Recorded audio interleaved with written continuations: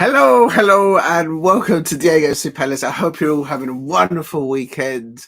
Still a lot of football to be done, but oh my days, today it is the live watch-along between Sheffield United and Sunderland, of course, is at Wembley, where Crystal Palace have made it our second home. But what an amazing atmosphere between the Sunderland fans and the Sheffield United fans.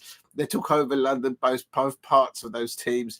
They turn out in their numbers, both the Sheffield United fans and the Sunderland fans, when they go to Wembley. What an amazing atmosphere it is at Wembley right now. It's still 0-0. Please keep hitting the likes and subscribe at Diego C. Palace if you are new.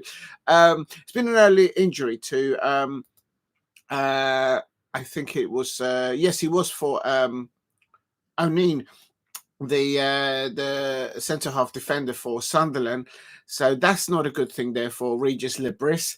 He's had to bring on Mefham on his replacement within 10 minutes.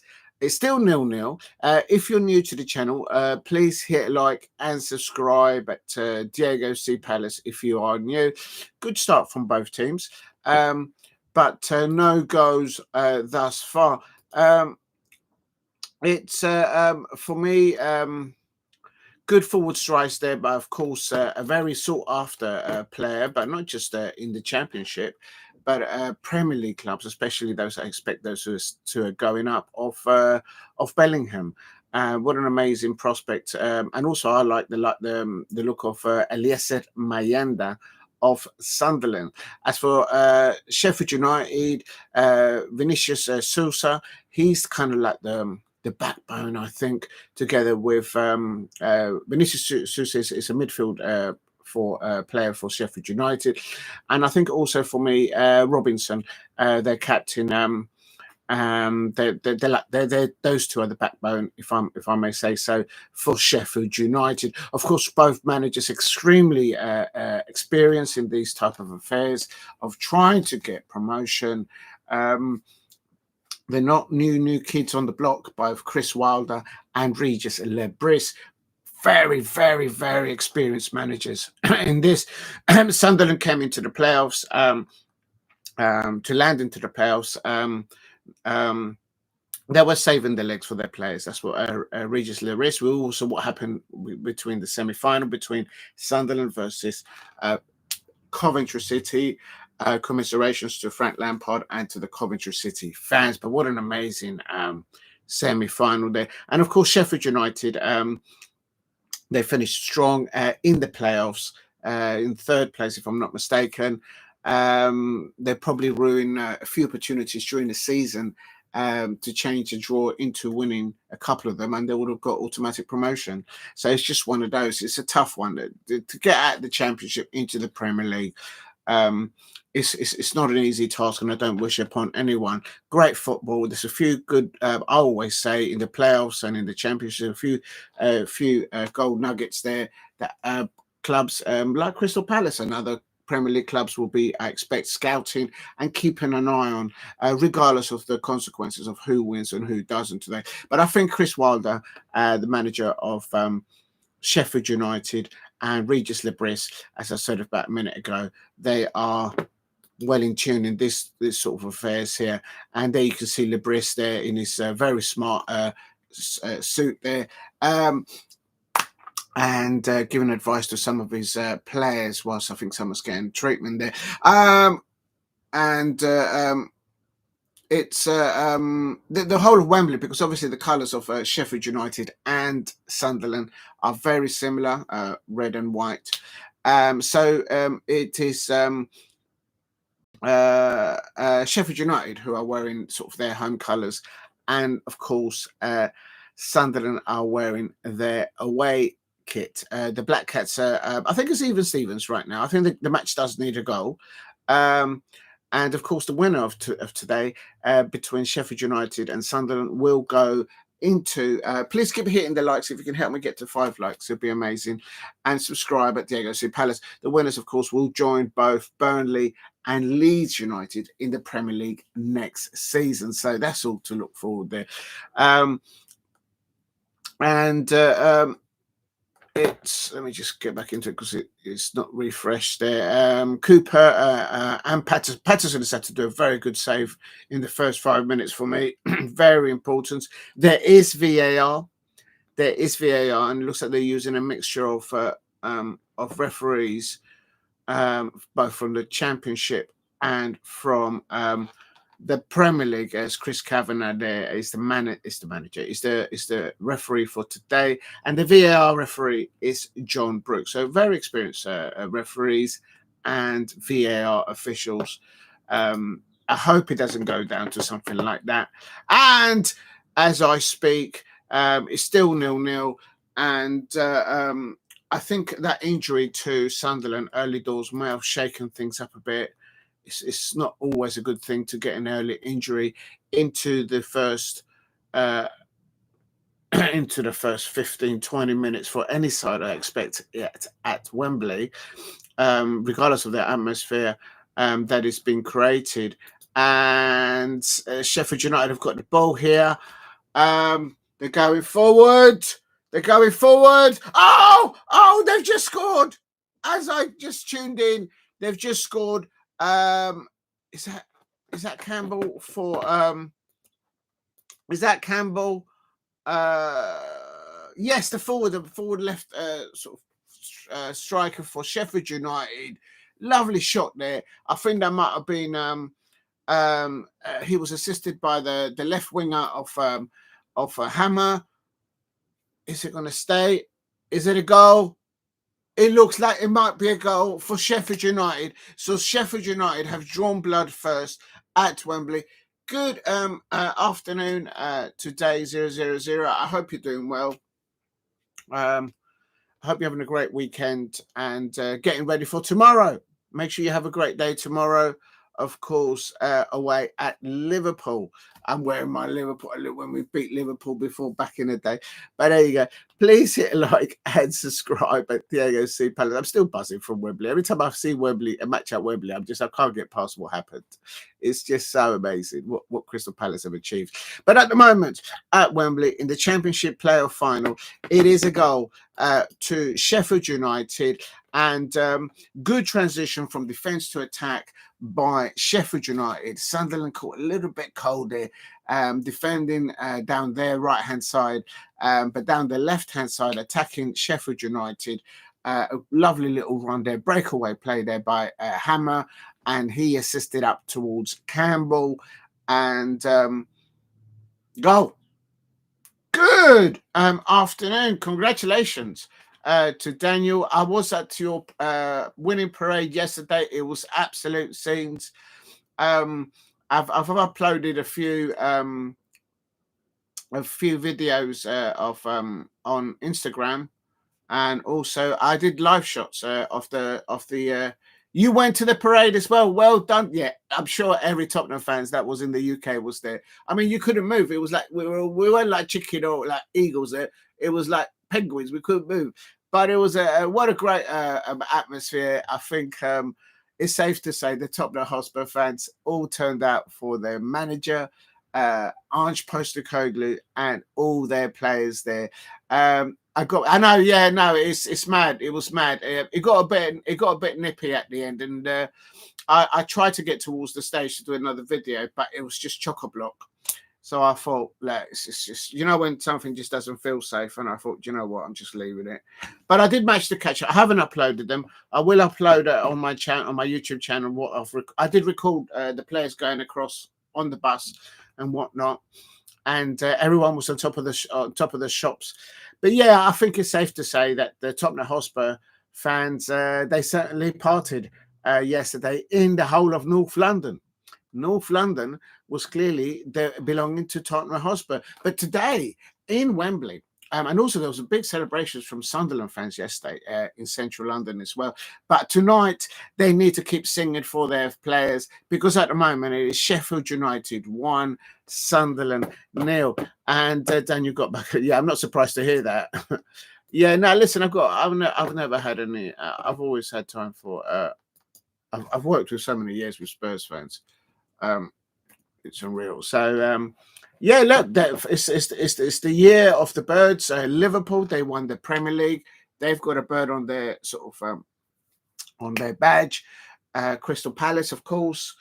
We have made Wembley our second home, with Oliver Glasner, my manager there, with players like Jefferson Lerma and Daniel Munoz. Jefferson Lerma, thank you for signing my shirt, and Daniel Munoz signing my Colombian shirt there as well. Absolutely chuffed with that. Absolutely chuffed with that. Absolutely love that. I can't stop showing now and talking about that. But thank you very much, Daniel Munoz and Jefferson Lerma. If you're new to the channel, please subscribe. But there you go. See, Palace, Sheffield United 1, Sunderland 0, and oh, Elias Mayenda nearly. Elias Mayenda. Oh, it's just gone. He goes through between two defenders there, and it goes over. It goes over the crossbar. So straight after, well, a few minutes after Sheffield United scoring, Elias Mayenda literally walking through the Sheffield United. I think Sheffield United will concede goals. I'm a neutral, and I've seen enough, little enough Championship football of Sheffield United, and they have ups and dips in their matches. And I have to say, it is absolutely, there's going to be more goals here, whether it's Sheffield United or Sunderland, but I think Sheffield United will concede. So don't be surprised if this goes to penalties, and I'm not even exaggerating. But it is what it is. Daniel 90, hope you're doing well. And it says, I went back to the parade. I went to the parade. I got back at 11 o'clock. Yeah, I'm not surprised. It was mad. It was scenes. I managed to walk from, after the parade, I walked from there. I walked down to Seven Sisters. And I was going to get into the tube, but then I saw a bus going down towards, I think it's the 76. So going into the city of London. So I just got into the bus, and then I got another one after that goes over the bridge. And so I didn't use the tube going back. I used the bus. I just saw it and I thought, right, just jump on it. I got back at 11 o'clock. Einstein, they said, yeah, I think they are. I think he got £2 million there for winning the cup. My understanding from Daniel Levy, I think there is there's a clear understanding, twofold at your Tottenham Hotspur, that nearly there by Sunderland again. There's a clear understanding at Tottenham Hotspur that they want to keep Ange Postecoglou, and it looks like Ange Postecoglou, from the mannerism of what he's saying to the media and what he said yesterday in that stage outside the Tottenham Hotspur Stadium, that he clearly has a bit of a hunger to get into the third season and prove a point. Prove a point. Cuff his ears to all those doubters out there. If you know, you know. And Daniel 90, the Europa League champions, he was celebrating with all the Tottenham Hotspur fans out there yesterday, and he's probably still bouncing in North London. There was not an Arsenal fan to be seen. The Arsenal fans have gone into hiding, into their burrows, in the marshes, and it's 5 years, no trophies. It's about trophies. It's about trophies. And at Crystal Palace, we do trophies, and the Tottenham Hotspur fans also do trophies. And I'll tell you something, within 4 weeks, Tottenham Hotspur could have a second European trophy if they beat either Inter Milan or PSG. Imagine that. Imagine the scenes. You wait 14 years or 41 years, and then two buses come along at the same time. Arsenal fans, how are you going to survive the pre-season, the next season, knowing that across the marshes, the Tottenham Hotspur fans, they actually own the whole of North London because they've got silverware. It's about trophies. Big up to Daniel 90, the Europa League champion. I just living the shameless, these Tottenham Hotspur fans, unbelievable. But here in Sheffield United, a nice opportunity there for Sunderland there on 33 minutes, but nothing doing there. They need to step up. They need to control that midfield area, Sunderland, a bit more, and just break down the play of Sheffield United. The game has opened up a little bit now that Sheffield United have gone ahead. Early doors, Sunderland suffered an early injury, so that couldn't have helped, I expect, to their plan. And then Daniel 90 says, says that statement from Ange, I always win a trophy in my second. He got laughed, and he said that a year ago, one of the greatest statements ever football. He got it right. He got it right. He got it right. Oh, I told you there was going to be more goals. I told you. I told you. I told you. Like I said at Wembley, I told you. I told you there was going to be more goals. And I'm saying that was right. But Sheffield United has just hammered another hammering blow. It's still early doors in the match, I have to say. It's only 30 minutes into the match on there and thereabouts. But Sheffield United have just scored a second, and it looks like they've got one hand on the cup. Sheffield United, I told you that there is great energy and experience from both of these managers. But at the moment, it has to be said, the Sheffield United team, both established players and young players, playing for Chris Wilder, they've settled into the match early doors, and they're taking it. They're taking it to the Sunderland fans and to the Sunderland players, and they are leading. They are leading. Excuse me. There was too much smoke. There were so many flares yesterday on that parade. It was scenes. 34 minutes. 34 minutes. It was a 34-minute goal. Hold on, people. I'm just going to type this up.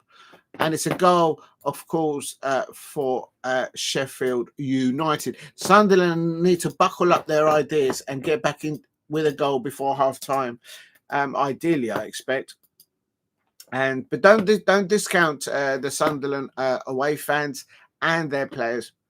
We may see another one. Please help me get to 5 likes. Big up to Daniel. I'll just read it again. It says, Daniel 90, the Europa League champions of North London, the Tottenham Hotspur fans, says Daniel 90. Arsenal fans, listen up, because this is what Ange Postecoglou said. Daniel 90 says, that statement from Ange, I always win a trophy in my second season. He got laughed at. All the Arsenal fans were laughing at him. All the Arsenal fans were laughing at him. And laughed at, and when he said that a year ago, it's one of the greatest ever statements ever in football. He's got it right. He's got it absolutely right. I mean, given that, if you would have told any Tottenham Hotspur fan, given the injuries that they have incurred this season, that at the end of the season they will not only win the Europa League final, but the way they've done it, a lot. I don't think you would have found many that thought, I'm not sure about this. And Ange Postecoglou stood by his guns, and he delivered on what he said. He says what's on the tin there. So it's it's another goal there.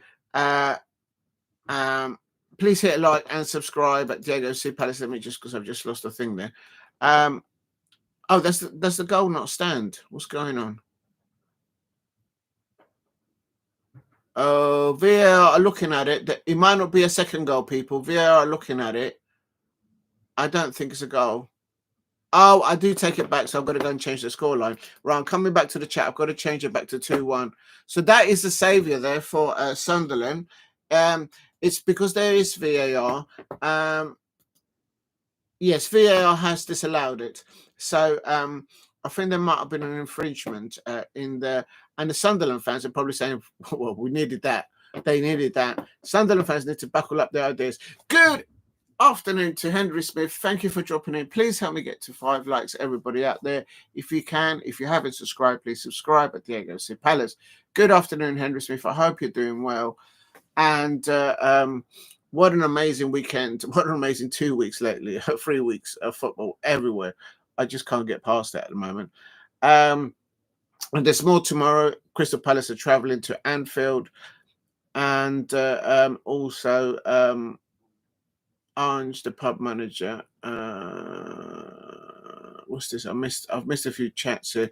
Oh, YouTube census. Good afternoon. I hope you're doing well. It says, so it's the last game of the Premier League tomorrow. Will you be in fancy dress? No, I won't be. No, I have no idea what I'm going to. I don't know what I'm going to do in the next hour, let alone tomorrow. But no, I'll be wearing my Crystal Palace shirt, just to out of respect of the effort of the Oliver Glasner, all the Crystal Palace players there. But VAR and the Sheffield United fans are not happy with the VAR decision there, and understandably, because they feel that they should have had a second goal there around 35-36 minutes.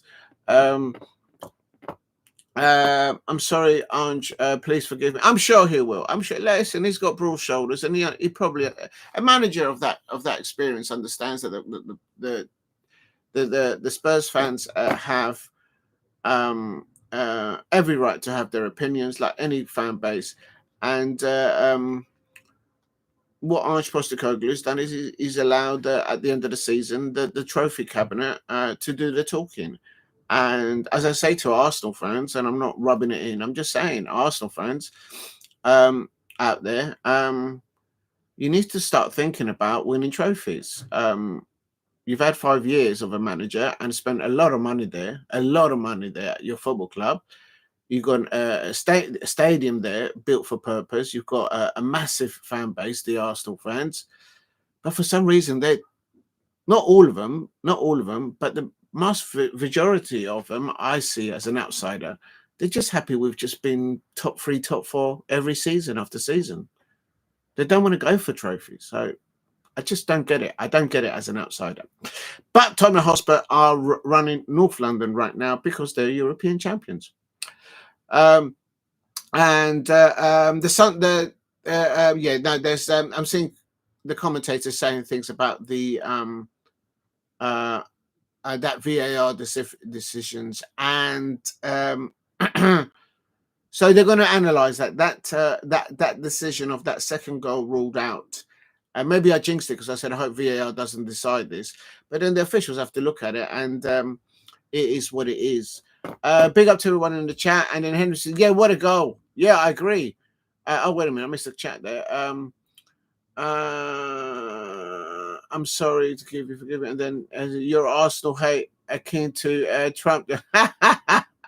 No, I wouldn't say I've got hate against Arsenal fans. I'm just pointing out facts. They knocked us out of the League Cup with an offside goal. They clearly feel that they are better than Crystal Palace. And a lot of the Arsenal fans out there probably still think that they've had a better season than us at Crystal Palace. But they haven't. We've won a trophy. Tottenham has won a trophy. And so I'm just handing back the receipts, but it's nothing to do with hate. I do think that they have got a massive fan base. They've got a purpose-built stadium there. But at the moment, for years and years and years, all they will ever want to do is just finish top 3, top 4. No one remembers that. No one remembers that. Sheffield United. So I wouldn't say, but big up to you, YouTube census. Orange, the pub manager, said, "What? I will." Said, "Will you one legendary pub manager? Now let's go and shrimp on the barbie." Exactly. I'm sure that the Tottenham Hotspur fans, even if it's raining today, because it has been raining, they've been out in their gardens doing the barbecue and enjoying it. And Henry says, yes, it was a goal. I think that was a brilliant goal, acrobatic goal, but it was ruled out because there was an infringement there. VAR looked at it and they said no second goal there. For me, the first half has belonged to Sheffield United. Sunderland are there as a team at the Wembley pitch, but they're literally like they're still sitting in the changing room. So they need to start to turn out. Yes, Henry Smith. Yes, VAR got involved, and yes, it's no goal. Thank you for letting me know. It's only 1-0. Yes, I have changed it. 21 league defeats, 1 game to go, Spursies. Listen, when you've got silverware, it goes out the window what the next thing is. What will be interesting to see is how the Tottenham Hotspur fans now respond to their next transfer window. And will Daniel Levy be able to facilitate buying smartly, not buying big, and then ending up getting like literally rubbish players, but buying smartly and enhancing the squadding depth and the starting lineup for his manager, has delivered a trophy for the Tottenham Hotspur fans. So it'll be interesting to see how and what Tottenham Hotspur do in the transfer window. And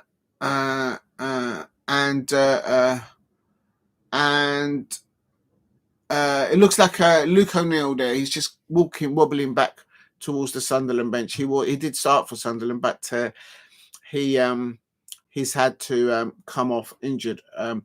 Wearing your Crystal Palace dress? Oh yes, we'll be wearing a fancy dress. Big up to YouTube censors. Listen, I tell you something. We've got silverware. Even the Crystal Palace Ducks are celebrating with the FA Cup trophy that Oliver Glasner signed. I have no doubt that the Tottenham Hotspur fans are still celebrating. And we've got 8 minutes. 8 minutes. That's 5. 8 minutes of added time to be added there. I didn't charge the phone. Oh Lord. I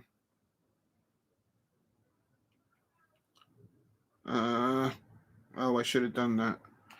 Please keep hitting the likes and subscribe at Diego C. Palace.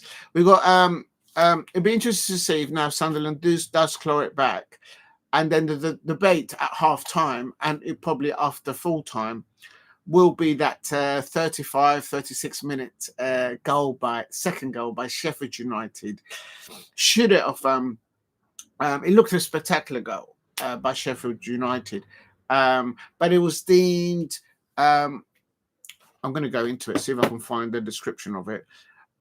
It was deemed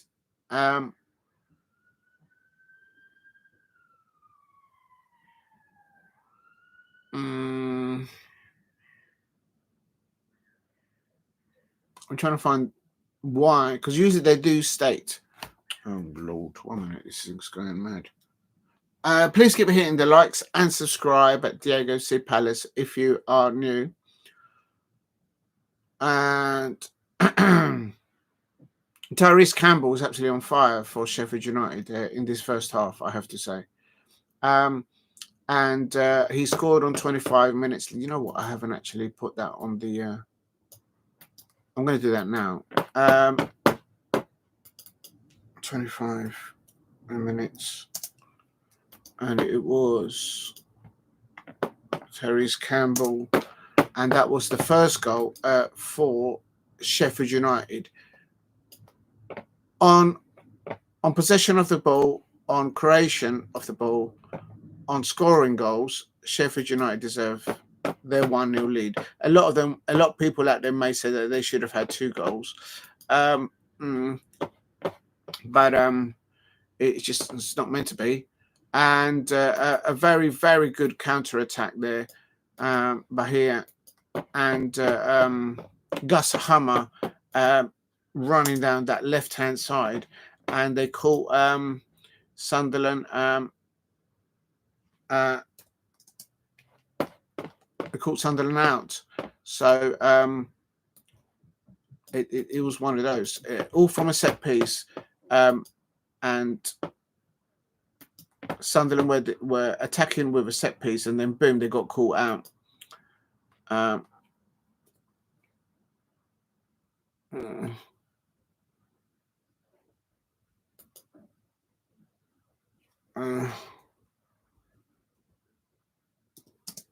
From one, but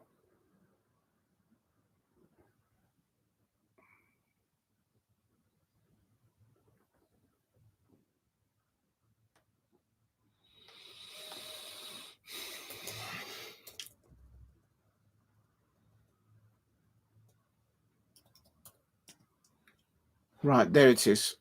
Right, I've done that. So I'm just going to put that there. Copy.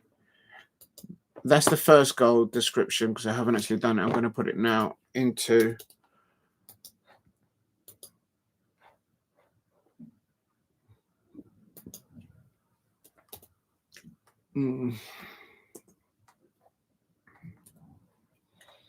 just going to put that in there. We're in injury time now. Oh, I've done that. Let's just get back to the match because I'm missing the match. 8 minutes of injury time to be played. How does that affect that? You should have had a second goal. How does that going to affect Ryan Brewster there is doing well. Crystal Palace was linked to Ryan Brewster. Quite a few Premier League clubs were linked to him, if I'm not mistaken, at the beginning of the season. And sometime last year as well, I have to say, Ryan Brewster. But he stayed at of course, Sheffield United. Corner here to Sunderland in the injury time. Injury at a time. Nothing comes of it. Good block there.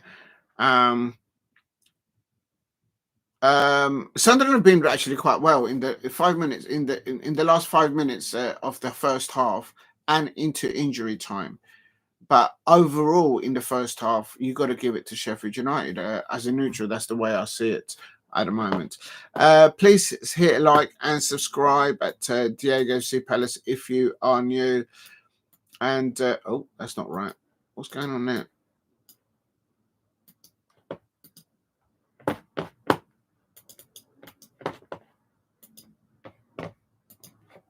Right, at half time, I need to start thinking about putting the lineups up.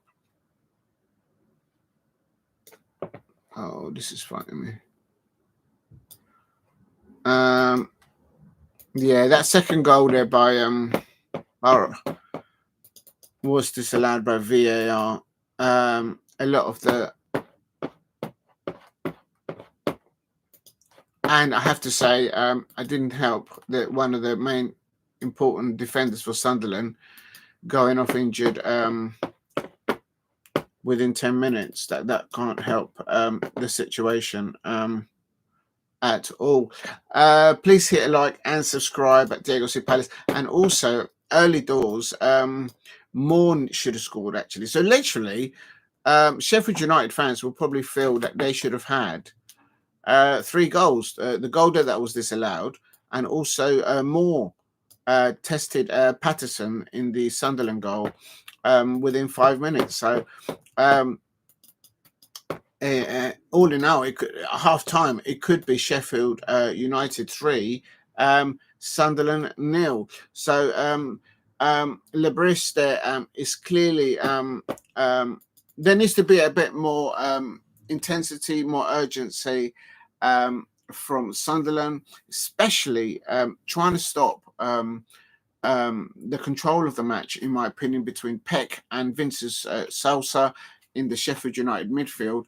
If you break that down, I think you're halfway there of then, if you can, then counter Sheffield United down the wings with Riggs, with possibly on the other side Mundle, and then whipping balls across in to the likes of Lefi or Eliezer Mayenda, then Sunderland might get something out of it. But at the moment, Sunderland are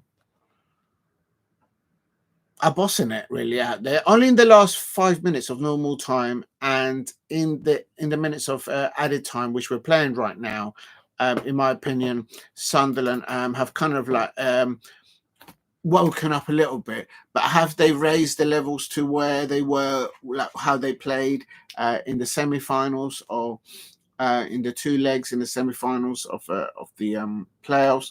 No, I don't think they have, and I think the Sunderland fans will probably say that as well. They need to. It is half time.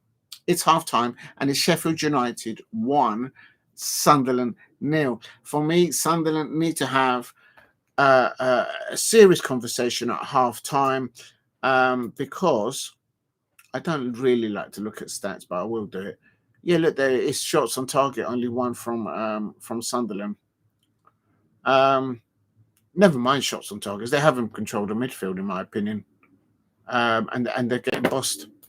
So Regis Libris is certainly going to have words with his team, perhaps remind them how they got there, and that they still are in this match. A good manager, good coach won't shout and argue like Mikel Arteta. We've all seen those pictures of Mikel Arteta on a halftime team talk. I think it was on Prime TV years ago when he did it, and he was shouting at the players, demeaning them, shouting in their faces, pretending to be Pep Guardiola. And I reckon managers don't need to do that. These are all professional football players. They just need to remind them, look, you're here in this championship playoff final for a reason. You've earned to be here, and there is more for you to produce out there. And these are professionals, so perhaps maybe that should be what Regis Libris should be encouraging the players to maybe do a bit more off the ball intensity, close down the work that they do off the ball. They need to be more clinical. They need to be more on Sheffield United. And when they get a set piece like a corner or a free kick, make Cooper, the Sheffield United goalkeeper, make a save. They're not doing that at the moment. And there is mistakes in Cooper. I think Patterson is actually a better goalkeeper than Cooper. That's just the way I see it. I've seen matches between Sheffield United this season that I've covered.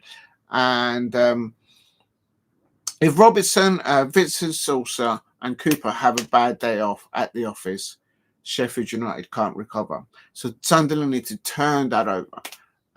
So they need to work a bit harder there. Good evening, good afternoon, I should say, to all football. I hope you're doing well. I see you uploaded some new stuff as well. I've got to upload my stuff, let alone checking everybody else's. Big up to all football. I hope you're doing well. Thank you very much for tuning in. And I hope you're getting ready for tomorrow for Liverpool. And Monday, the parade is going ahead for Crystal Palace. But it's going to be a shorter one, just down the White Horse Road into the Crystal Palace Stadium. So I'm looking forward to that. And then there's going to be some after tea and beers inside the stadium by the sounds of it. If you're new to the channel, please subscribe. Yeah, I agree. All football, brilliant new football there, and Henry Smith there. I agree. I haven't had a chance to check out I've got to upload my own stuff, checking everybody else's, but I have to have a look. But I did see that you uploaded something. Big up to you. Please hit a like and subscribe. If you can help me get to 5 likes, that would be amazing. And if you could help me get to 2,000 subscribers, please subscribe at Diego C. Palace if you are new. Half time, it is Sheffield United 1 and Sunderland, I think, a bit lucky because of that VAR decision that's gone for them. And right, let me just put this in here. Yeah, definitely. Big up to all football there with the videos there.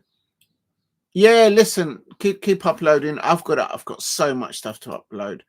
I might have to stop doing lives and then just concentrate on uploading stuff because I've got a backlog of it, like literally of the whole season. But no, it's just about balancing and finding the time to do this stuff. Please keep hitting the likes and subscribe at Diego C. Palace if you are new. And first off, I think Sheffield United could have been 3-0 up. Moore had an early opportunity in the first 5 or 6 minutes.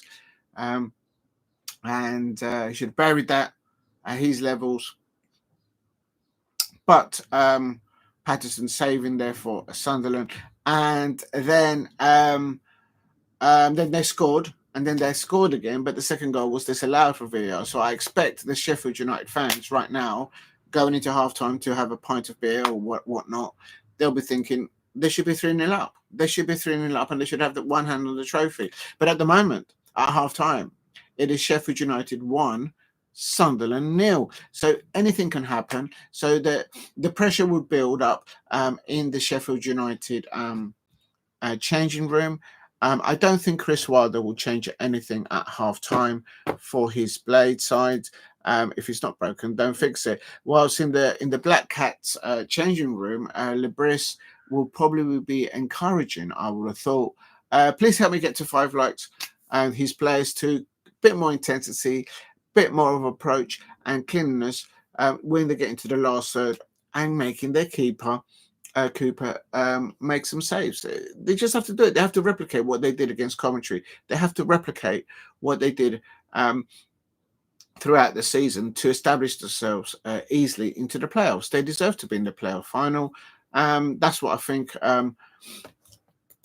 That's what I think Regis Lebris will probably be doing with his players right now. I'm just going to take a drink. Big up to everyone. Please hit a like and subscribe at Diego C. Palace.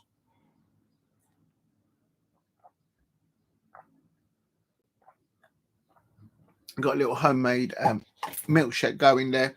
If you know, you know. Right, let me just move this out of the way.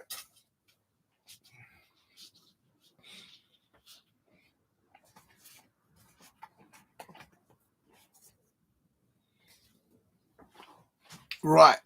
Right, let's have a look. Let's have a look. What else do I need to do? Oh, the lineups. I need to do the lineups. Please keep hitting the likes and subscribe to Diego C. Palace. How do I do this? How do I go back to normal? Oh, there it is.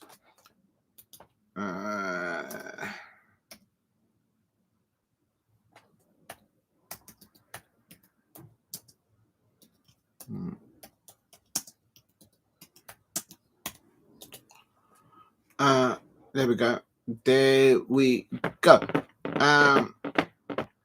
Let's go into this one, see if this one works.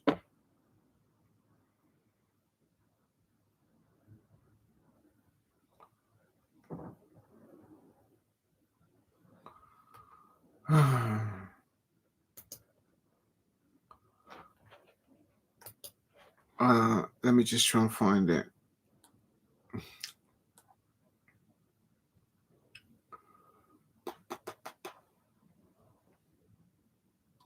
Yeah, that was on 35 minutes. The VAR checking that there's a second goal, and then it wasn't allowed.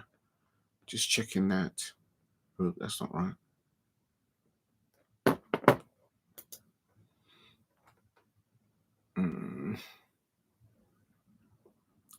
Yeah, no, it wasn't allowed. Just showing a replay of it. I've seen them given.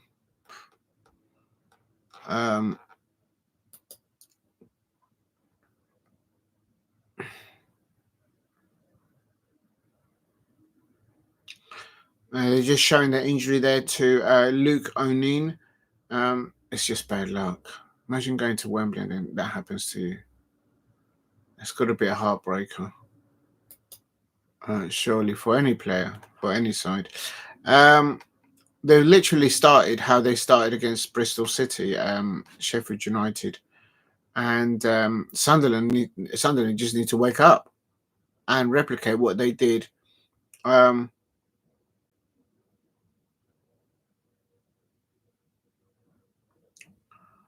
Right, here we go. I've got the lineups.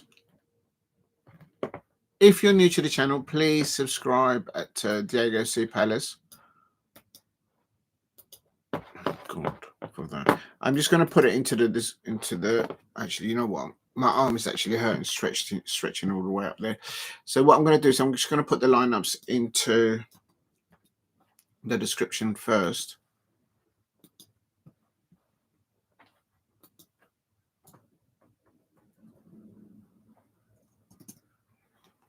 Sheffield United.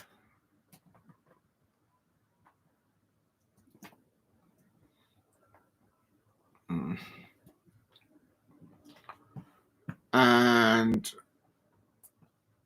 then we got put versus Sunderland.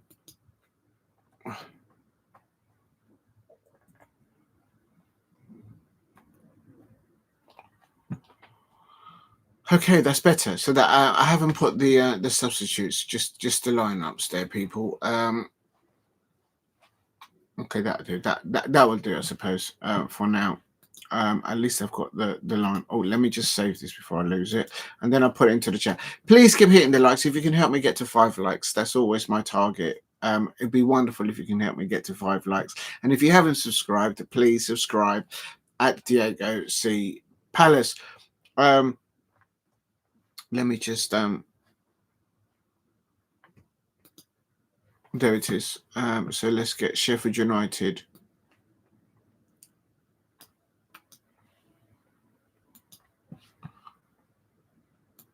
Cancel.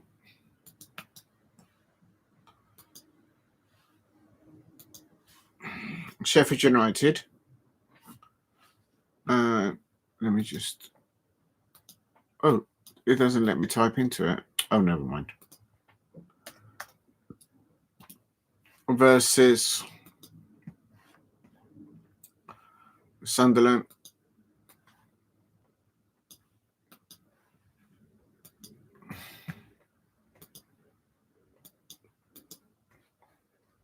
Well, right, there we go. Okay, so it's done. Right, this one I can now delete because I've already got the lineups. Good, I've deleted that. Oh.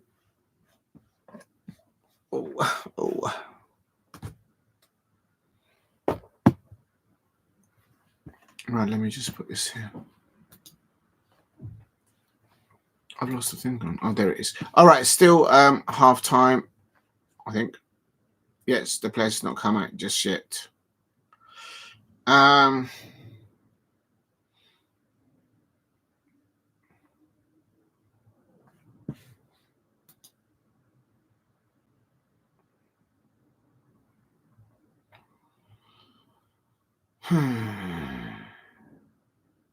Okay, I've done that. Right, let me just get into it. I need to charge this phone because the phone's going to literally die.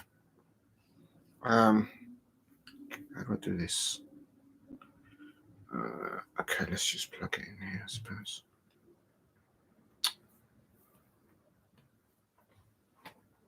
Oh. Do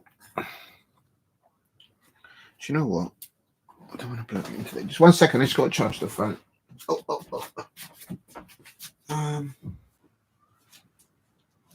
Oh, there it is.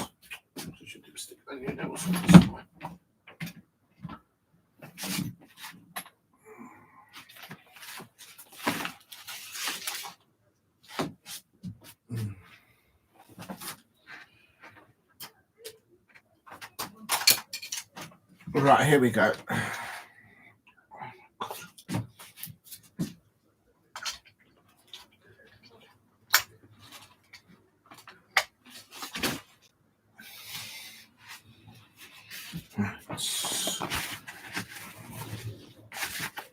These seats keep on coming apart, and I tend to be falling down.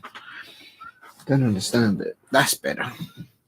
Just got to charge the phone because the poor thing is it's not gonna last.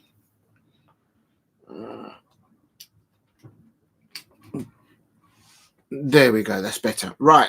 Second half is about to kick off. Hope the sound is okay. If you can help me get to 5 likes, that would be amazing.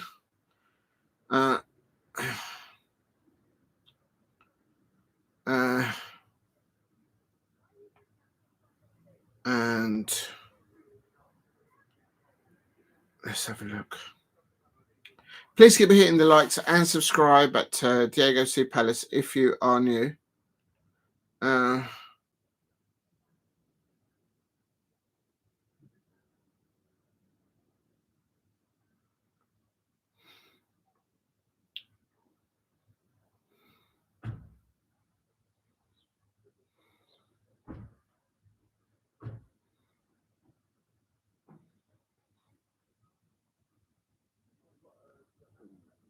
Right, let's just have a look. I can't get this to work. The second half is about to start. Come on. There we are. I wonder because I've just charged it. I don't know if that's the problem.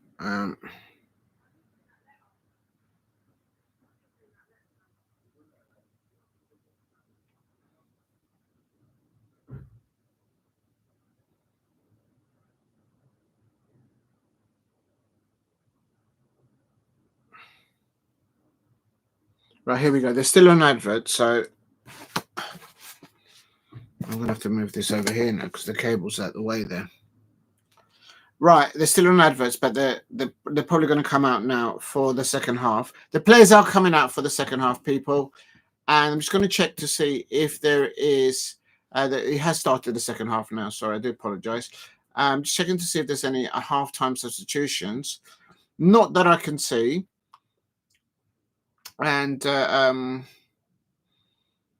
whole stadium is literally red and white because obviously the colours of both Sunderland and Sheffield United are the same.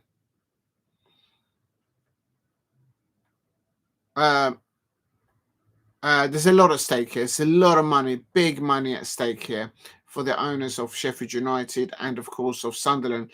Second half gets on the way, and I'm just checking the lineups to see if there's anyone who is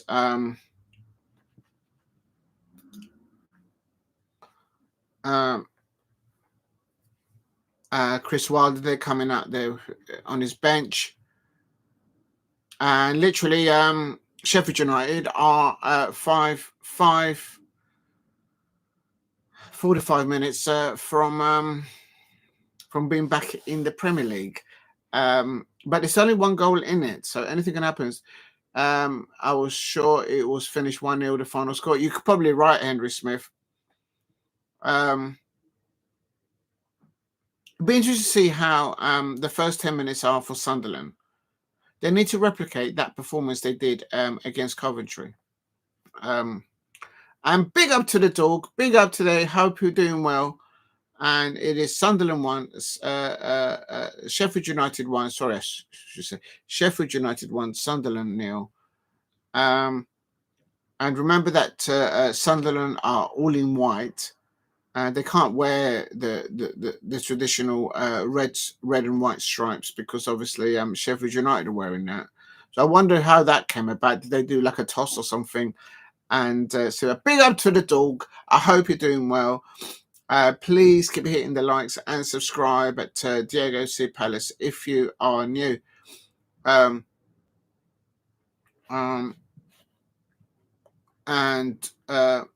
me just see. Where is I can't get this to work. I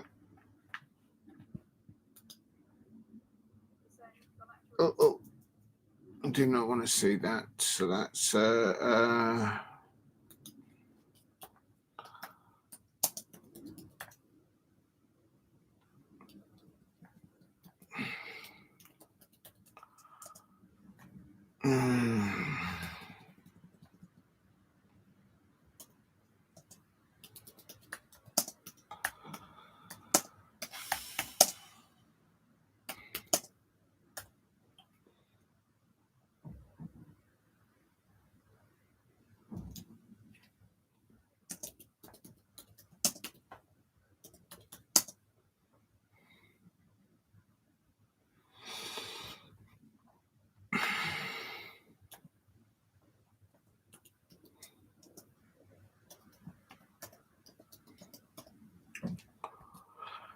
if you're new to the channel, please subscribe at Diego C. Palace. If you can help me get to 2,000 subscribers, that will be amazing. And also, if you can help me get to 5 likes, I've got to 5 likes. Thank you very much. Help me get to 10 likes. That will be amazing there.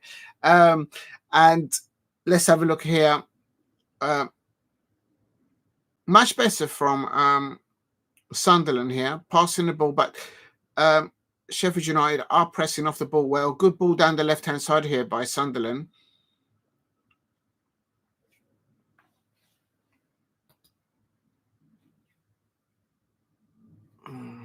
Why is everything happening now? I'm going to increase the brightness on here because I can't see this. Like, literally, I can't see the match. That's better. That's a lot better.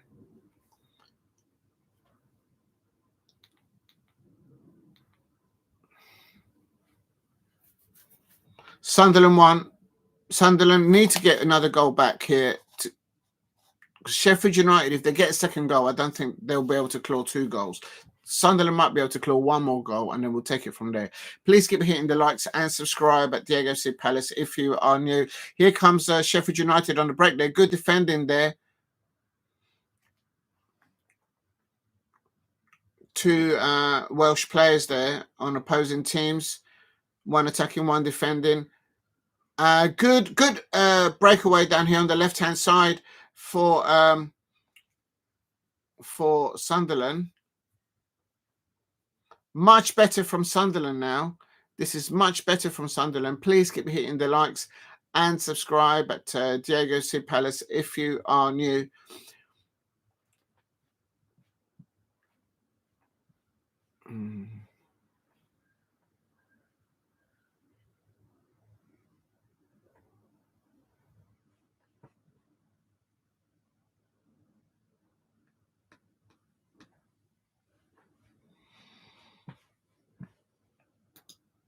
Oh man, I can't get this to work. There, that's better. Sorry, people, just fighting with the thing. Back on, just coming up to 15 minutes, but you lot might be a little bit ahead. I just had to refresh the whole damn thing. Don't know what's going on here. This is much better from Sunderland. They're doing a bit more pressure. This is what I said about half time. The Brits must have told his players a bit more intensity, approach attacking the.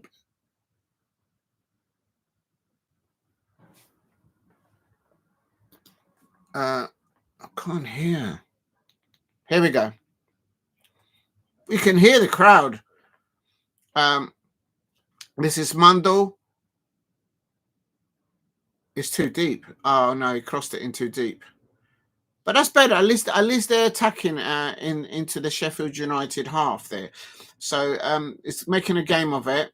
They just haven't hit the stride. Sunderland players on the pitch today. For whatever reason, I don't know. Gary, what do you think with Franca next year? Send him on loan. I think before they send anyone on loan, they need to figure out who's coming in. And are they Premier League ready?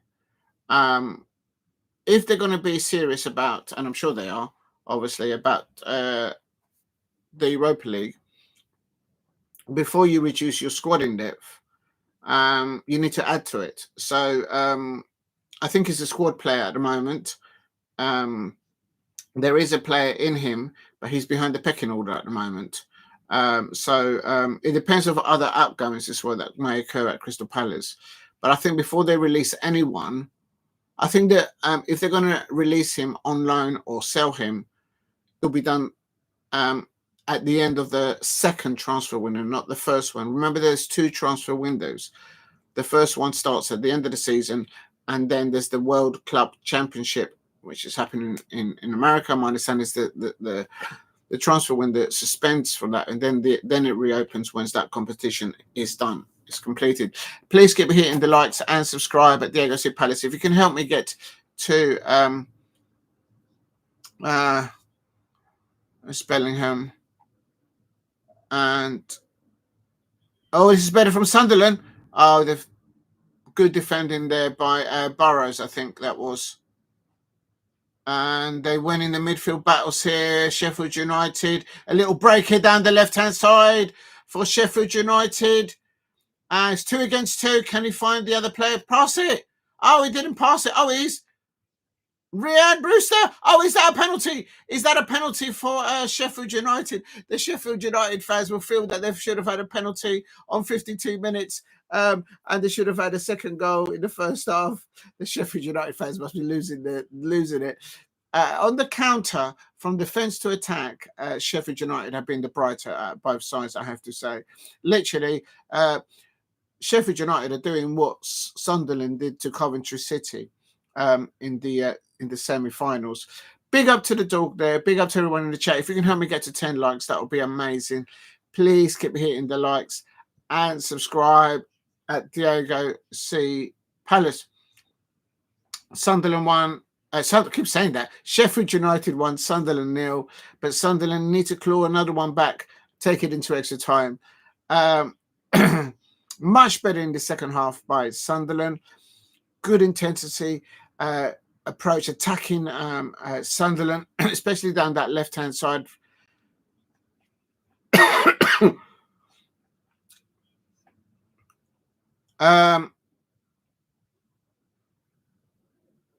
But Sheffield United are being very well. Now Sunderland down that right-hand side. Good ball whipped into the penalty area, but no one attacking the ball there for Sunderland.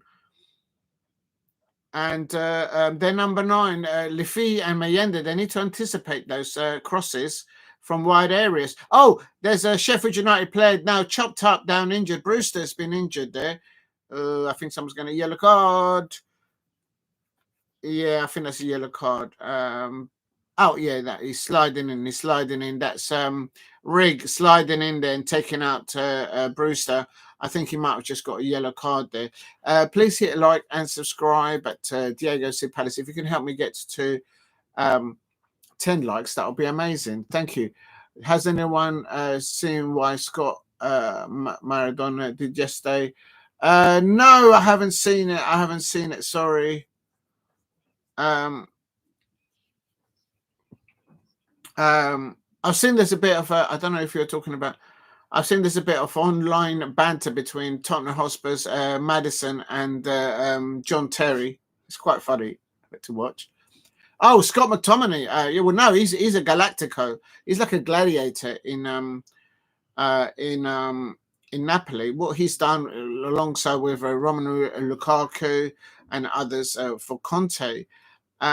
What Conte did is he got rid of Osimhen, he got rid of Kvaratskhelia to PSG. I can't pronounce that name, and he's brought in players like Scott McTominay and players that are physically strong in their ability and allow them to express themselves at Napoli. And literally, they will build a statue of Scott McTominay at Napoli. He's become literally the gladiator. We've all seen the film Gladiator. He's like the Spartacus. Scott McTominay is like literally Spartacus of Italian football right now. And what a celebration. Diego, what's the graphic language chopped up? Chopped up is a South London talk. If you don't know, you don't know, lad. Please keep hitting the likes and subscribe at Diego C. Palace if you are new. I'm going to make something to munch here a little bit. And there's a ball over the top now for Sheffield United. And good defending there by Sunderland there. I think that might have been Cirkin that defended there. And please keep hitting the likes. It's opening up this match. So it is opening up so much. Great start by Sunderland. Sunderland attacking on the right-hand side here. Lefay. And for Sunderland, it's a bit deep there, Lefay. And the ball's gone out wide and they've given the ball away there. Sunderland, some missed passes there by Neil, the midfielder. And there's the anxious. You can see the faces of the anxious Sunderland fans at Wembley. You could feel the atmosphere. You could see how tense both Sheffield United fans and Sunderland. Substitution incoming here now for I think that's Roberts coming on for Rigg. He's on a yellow card, if I'm not mistaken. Rigg's got a yellow card a minute ago. I'm sure he did, unless he got just a telling off because he chopped. Please keep hitting the likes and subscribe to Diego C. Palace if you're new. And Robert's there. Just gonna make myself a little. I've got some piccalilli here going on the go here. If you know, you know. Please hit a like and subscribe at Diego C. Palace if you are new. And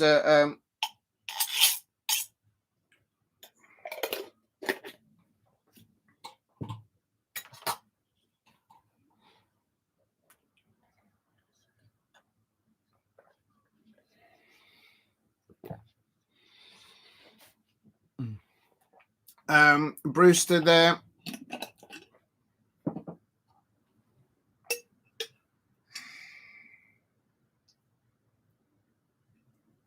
Oh, this might make a bit of a mess. Sheffield United 1, Sunderland 0. I think there's going to be another goal in this second half. Either way, I don't know who's going to get it.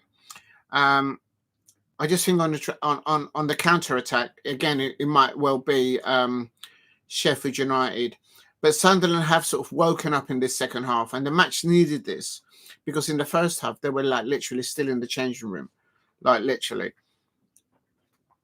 For me, Sunderland, Lefy, he's too deep. He's playing too deep, and that's just leaving isolation there. Listen, Mayenda up top. And if there are crosses that are coming in, either they've been overcrossed or if any quality does come in for Sunderland, there's no one there to attack the ball for them. But maybe that is a plan by Regis Libris to play Lefy a little bit deeper to trap back and help Ballard. Good headed there by Ballard there, the Sunderland centre half. Please hit like and subscribe at Diego C. Palace. We're on coming up to the hour mark here. We are on the hour mark now. And it is Sheffield United 1, Sunderland 0. Big money at stake here. Big money at stake here for the owners of Sheffield United, for the owners of Sunderland as well. And here, Peck. Oh, he goes into the penalty area. Campbell. Oh, good. Oh, dear. I tell you what. Ballard there. Very good defending there. Good driving the ball forward by Peck of Sheffield United. There is Campbell, the goal scorer there, taking breath. Sheffield United, it looks like they're going to bring 2 substitutions on. So we'll see how that goes on there from there. Please keep hitting the likes and subscribe at Diego C. Palace if you are new.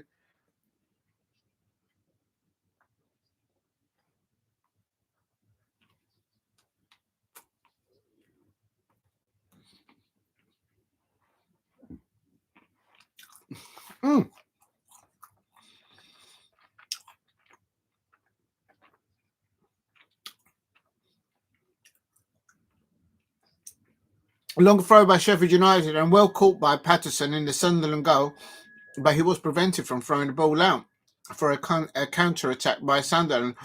But the referee didn't see that it was a problem. Good build-up play here by Sunderland. There could be a goal coming in here, and there's just not enough quality in the last third for Sunderland, and Sunderland unable to penetrate and actually give any food for thought to Sheffield United. Chris Wilder is not going to wait for Sunderland to throw the dice. Chris Wilder looks like he's going to do a double substitution here.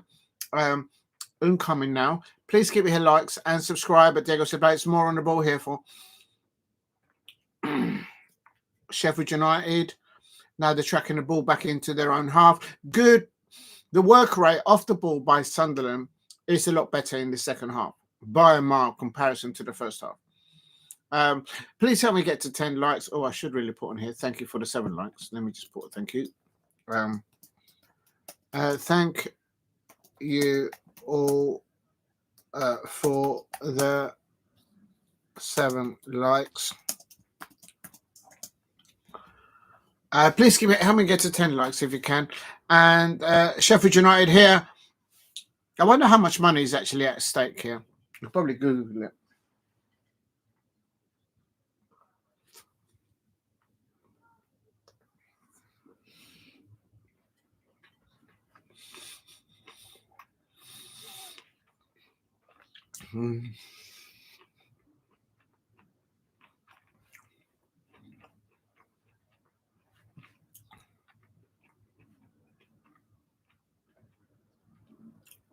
Oh, we're giving the ball away there. Sunderland get the ball in the midfield, but they lose it. And Bellingham just can't get a foothold into this match. There's literally a spectator there in the midfield. The way Sheffield United are moving the ball literally 1 or 2 touches they're literally isolating both Neil and Bellingham in the midfield pivot there for yeah, they can't get they can't get themselves on the go there. Double substitution taking place now here for Sheffield United. Brewster, he's coming off, and Brooks is coming on for him.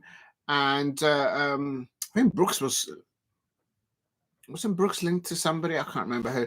And O'Hare is coming on for the goal scorer, Chinese Campbell.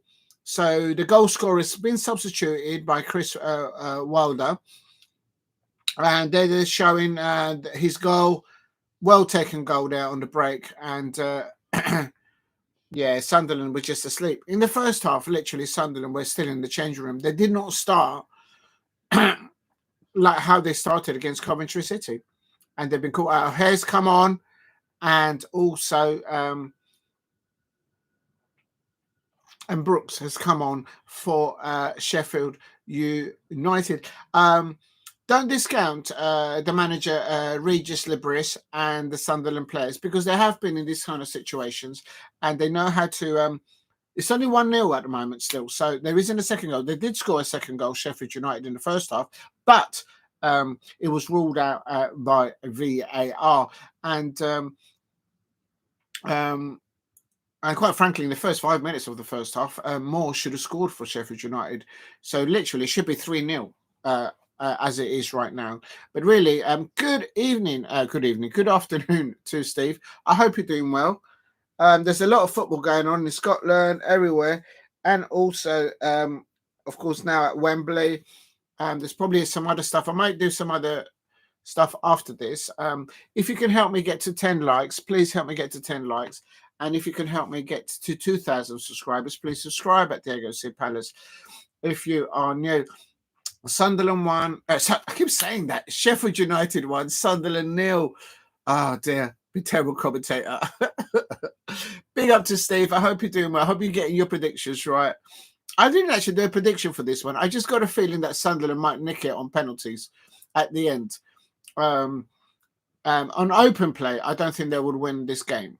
So if they can just get a second half, then perhaps so. And there's something going on here. The referee's having a word. Please hit a like and subscribe at Diego C. Palace. There's a lot of pushing and shuffling. Big up to Steve says, Steve RS says 1-0 to Celtic and Carrot lose 2-1. Oh, unlucky for your team losing. Dominated the game, but could not score. And a goal came from a goalkeeping mistake. So a goalkeeper made a mistake. Astana losing 2-1. So both of the best teams there in that division, by the sounds of it, losing. Home to Zenit Astana. And there is please keep hitting the likes and subscribe at Diego C. Palace if you are new. If you can help me get to 10 likes, that would be amazing. Much better from Sunderland here in the second half, but not enough cleanness, effectiveness in their attacking last third against Sheffield United, as I see it, by Sunderland. But they have started with more intensity, better work rate off the ball. And somebody's getting a yellow card here. The referee is Chris Kavanagh, and there is VAR. The Sheffield United fans will probably, yeah, that's a yellow card there for Mundle. That's a yellow card all day long. And Napoli will win the. Yes, I saw that, Steve. We were talking about that earlier on. What an amazing performance by Scott McTominay. The way he has evolved. In Serie A, he's literally the Spartacus. Scott McTominay is the Spartacus of Italian Serie A football, and he's unlocked Napoli to a Serie A championships. Brilliant. Bellingham is only able to pass the ball sideways or backwards because of the press by Sheffield United. In his counter midfield pivot, and Libris looking, Regis Libris looks a little bit frustrated. It's Vinnie Jones. Vinnie Jones is in the house. Vinnie Jones in his sort of purple suit there. Vinnie Jones is in the building, and anyone who remembers villagers, almost could be a mistake, and Astana hit the post. Oh my days. So a lot of mistakes going on there.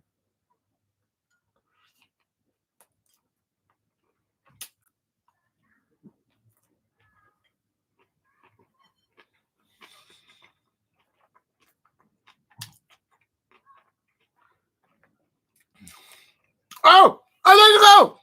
Oh my days.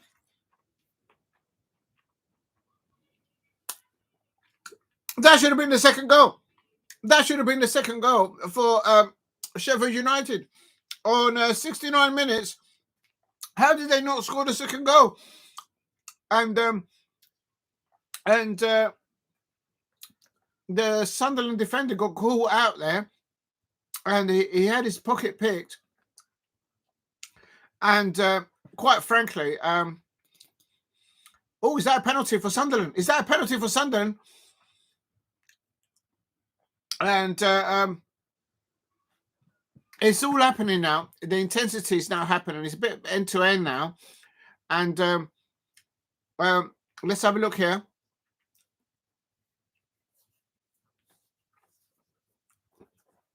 He lets the ball bounce here, the lad. Who is it? I wish they'd show us him. Oh, let's have a look. No, you don't let it bounce. You got to deal with the ball, lad. He managed to clear that way. All right, I can see who it is. It's it was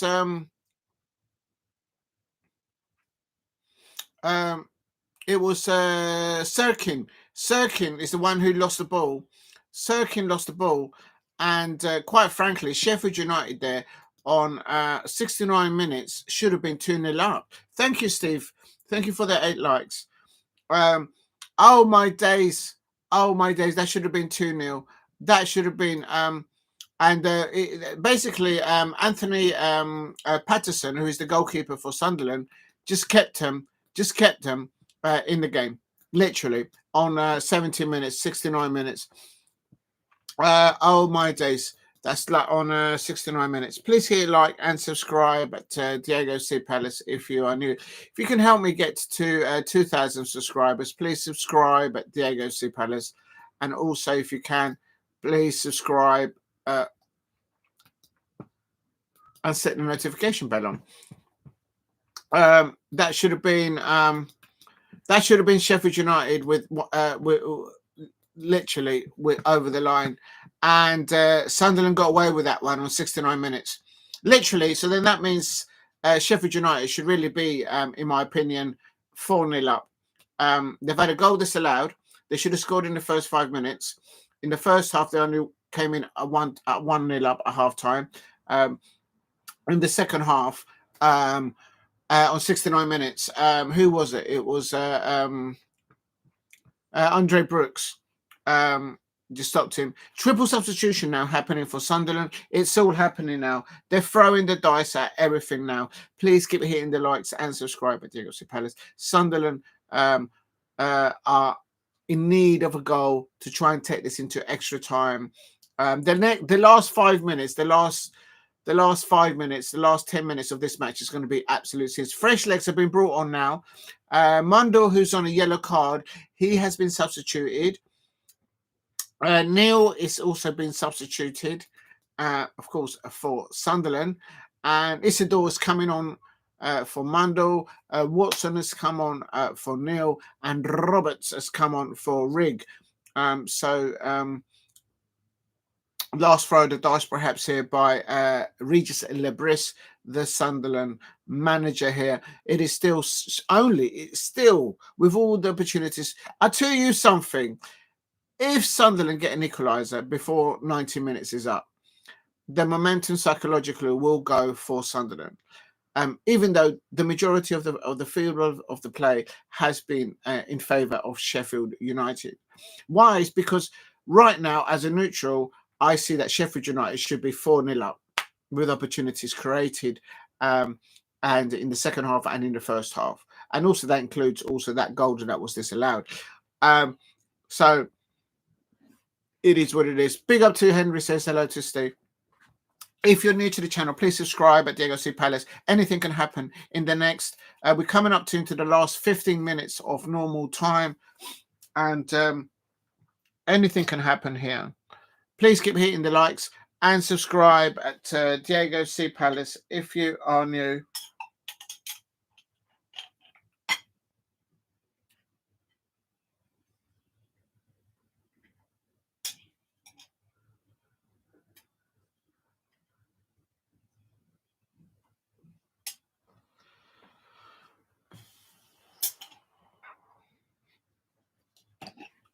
And oh my days, Sheffield United nearly had another opportunity there in the Sunderland penalty area.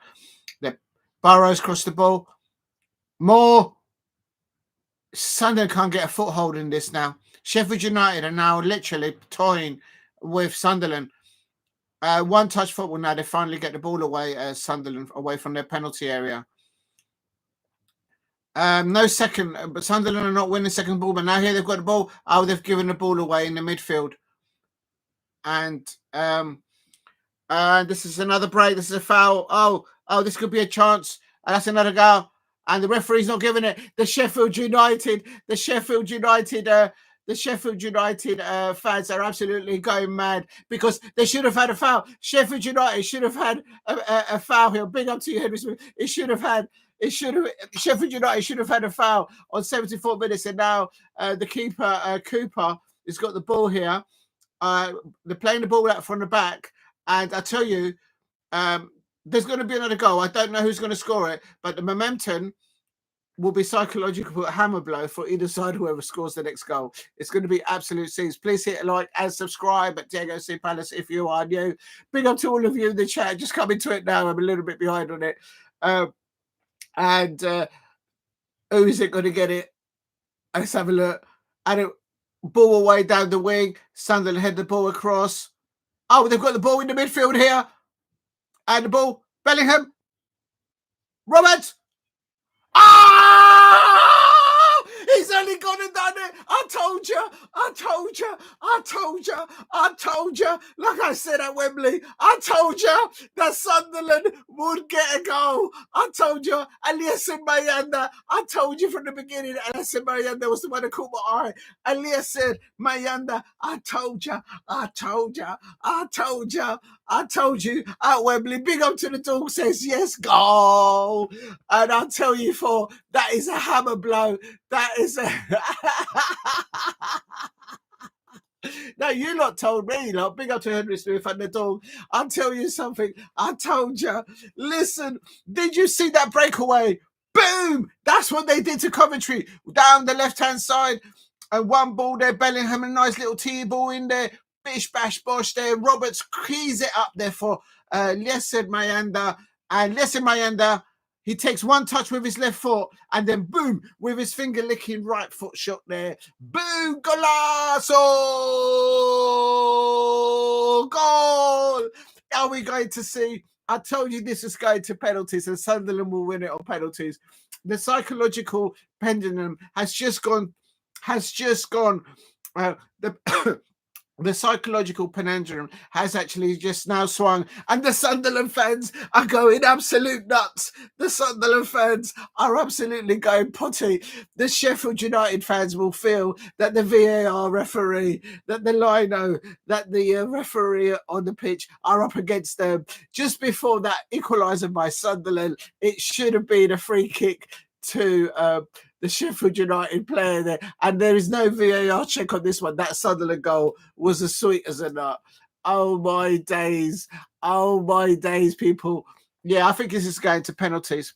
That second goal, and remember that they've all done their substitutions. Chris Wilder has taken off his goal scorer off, and so this is a monumental swing to this match. Please keep hitting the likes and subscribe at Diego C. Palace. I told you that if they can do a little breakaway there, no, I didn't say breakaway, but the Elias Mayenda is the one that caught my eye. And there you could see, you could hear the Sunderland fans there. We could probably see Alex Dixon, who's who's always in the chat.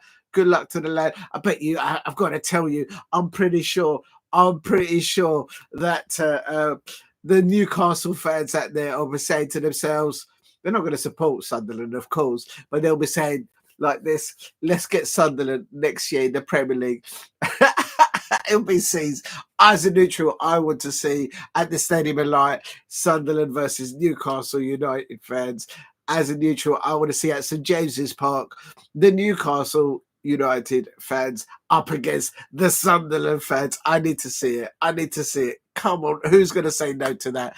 And I think, and the energy levels have gone up. I told you that in the last few minutes of this second half, it's all going to change. It is 1-1. Sheffield United 1, Sunderland 1. And I tell you something, before that equalizer by Sunderland, Sheffield United should have had 4 goals. They should have scored in the first 5 minutes. More should have buried that opportunity there. The Sheffield United fans are literally like this. They can't take the pain. It is painful. I tell you something. I told you that this is going to penalties. Henry Smith is absolutely right. It's absolutely right. It's going to penalties all day long. Absolutely. And what a great goal, breakaway goal there. 2 great away goals. Please help me get to 10 likes if you can in the chat. That would be amazing if you can.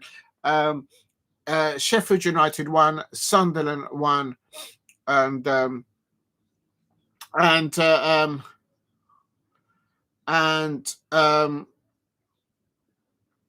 now it is Sunderland who have got the edge, and Bellingham, Wilson forward. Now Bellingham is passing forward, not backwards, and Sunderland have got the break. He's saying they should have got a foul there. Oh my days, is Sunderland going to nick it in the last few minutes of normal time? The absolute scenes, the cruelty of it, I suppose, if you're a Sheffield United fan. Oh my days, now Sunderland look like they're more likely to actually score the second goal. Oh my days, what turnaround. It's a bouncing ball here. What's going on here? Oh, the ball is too flat. I don't know what's happened here. The ball is the ball's gone flat. We've got a flat ball. The ball is gone flat, and so there's a bouncing ball. So for some reason,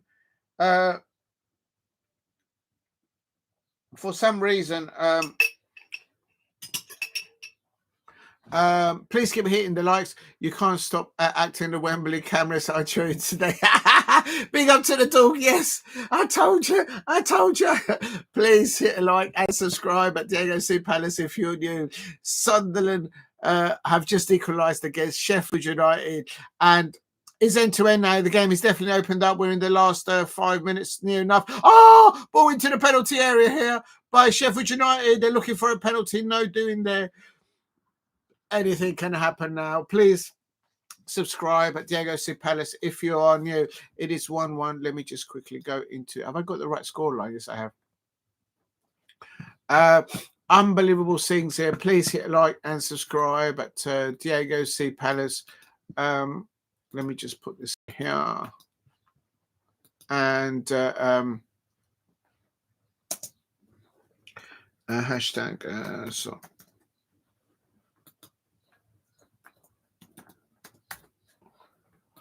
Oh, 1 minute. It's still 1-1.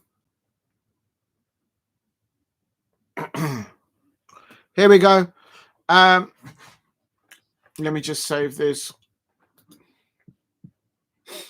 And anything can happen here. We're into the last 6 minutes of normal time, and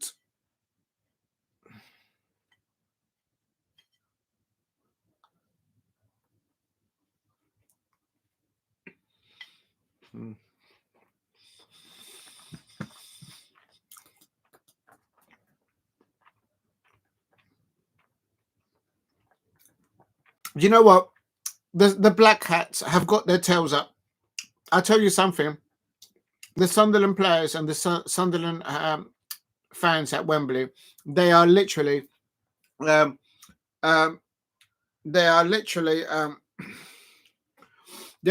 taking it now. 1 minute, just coming. I'm just gonna take that off now. I had to charge the phone a little bit because the poor thing was going to die. It's soda bread. It's not toast. Well, I suppose it is toast, but it's soda bread with a bit of piccalilli, if you know, you know, and also a bit of Branston. just to have something to nibble. If you're new to the channel, please subscribe at Diego C. Palace. If you are new, can't take my eye off this match. Literally, it's 1-1. I think it's going to go to penalties, but and I think Sunderland are going to nick it on penalties. But maybe I'm wrong. If you know, you know. Please keep hitting the likes and subscribe at Diego C. Palace. If you are new, I'm on coming up to about 85 minutes. You look probably a bit ahead of me. And this is much better. This is now Sunderland. Now Sunderland are actually starting to play football. They're winning all the fights. They're getting this a free kick now. This might be a yellow card now. Yes, it's a yellow card. And oh my days! Listen, I tell you something, Sheffield United fans, you lot have been. Listen, Sheffield United fans, you should have had a second goal. Massive, thank you very much, Sheffield United fans out there. I have to say, look, you should have scored in the first 5 minutes. More should have scored. The second thing I have to say, Sheffield United fans, in the first half, you should have been 2-0 up. In the 69 minutes, or that one-on-one, you should have scored that second goal. You should have had 3 goals there. And, of course, you've had that goal disallowed where it was a penalty. A massive thank you to Jardy, who's a Sheffield United fan there. And I'll tell you something. I've always said, do not underestimate these two managers. Of course, for Sunderland, you've got Regis Lebris and also Chris Wilder. Chris Wilder is well astute, very experienced in this type of affairs, in the playoffs, in the Championship and in the Premier League. So do not underestimate these two managers at hand today. Anything can happen. I think it might go to you're an Everton supporter. I'll tell you, big up to the Yardy. Thank you for the 20. That means a lot. Thank you very much. That means a lot. Look, I'll tell you something. It's absolute six. Anything can happen. Anything can happen. Big up to Steve, says 1-1. And how do I like it? I say thank you to it. Hold on, because I don't know how to do it. Let me just go into the channel because I don't know how to do it. Please hit a like. We're coming up to the 90-minute mark here. And thank you very much for the £20. That means a lot. I can't tell you how much that means, how things are right now. Let me just say, reply to the says, thank you very much.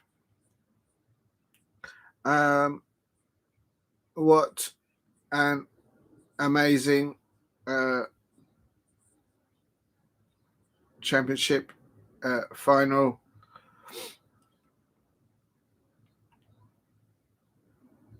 Thank you very much, Yardi. I really appreciate that. Please hit a like and subscribe at Diego. And you're saying, oh, you're an Everton supporter.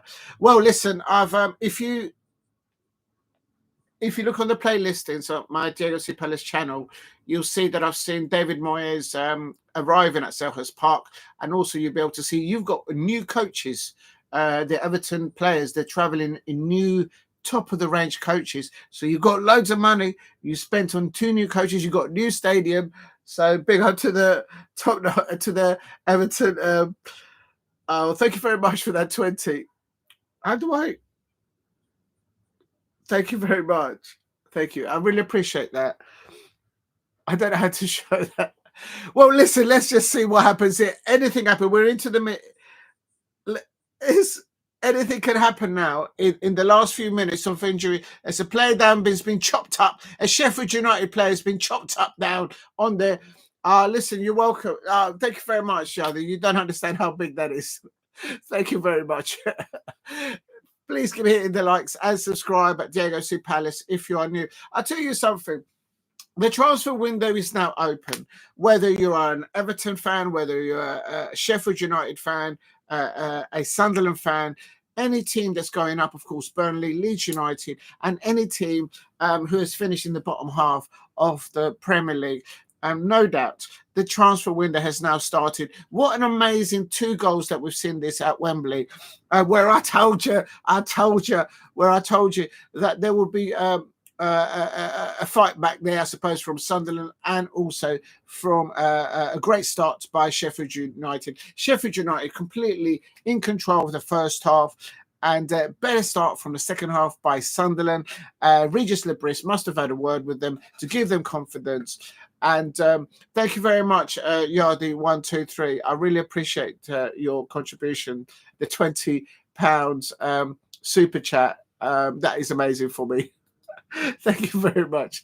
That means a lot. Thank you. What I was going to say is the great counter goals by both teams. There is a player down injured for Sheffield United. He's not on there. Oh, there's the isn't that Hendo? Liverpool, the ex-Liverpool goalkeeper, isn't it? Midfielder, sorry, Hendo, the midfielder that won the Champions League with Liverpool. I suppose he must have played for one of these two sides. Please keep hitting the likes and subscribe at Diego C. Palace if you are new. I'll tell you something. The transfer window, if Sunderland don't go through, I think some of their players could be going into the Premier League. And for Sunderland, I said at the beginning that the players, which I think are the backbones for Sunderland, is Bellingham, Mayenda, and Patterson. And a bit of Ballard as well there, but I'm adding that Ballard in there. But Bellingham and Mayenda. And in the first half, Bellingham was just passing the ball sideways and backwards. In this second half, he's literally been passing the ball forward, attack, and attack. And they've got themselves their equalizer. Roberts there on the counter play down the left-hand side of Sunderland. Robertson driving forward there, and not Robertson, Roberts. I do apologise. The substitute that came on for Rigg, and he keyed the ball nicely. Sweet little ball up to Eliezer Mayenda.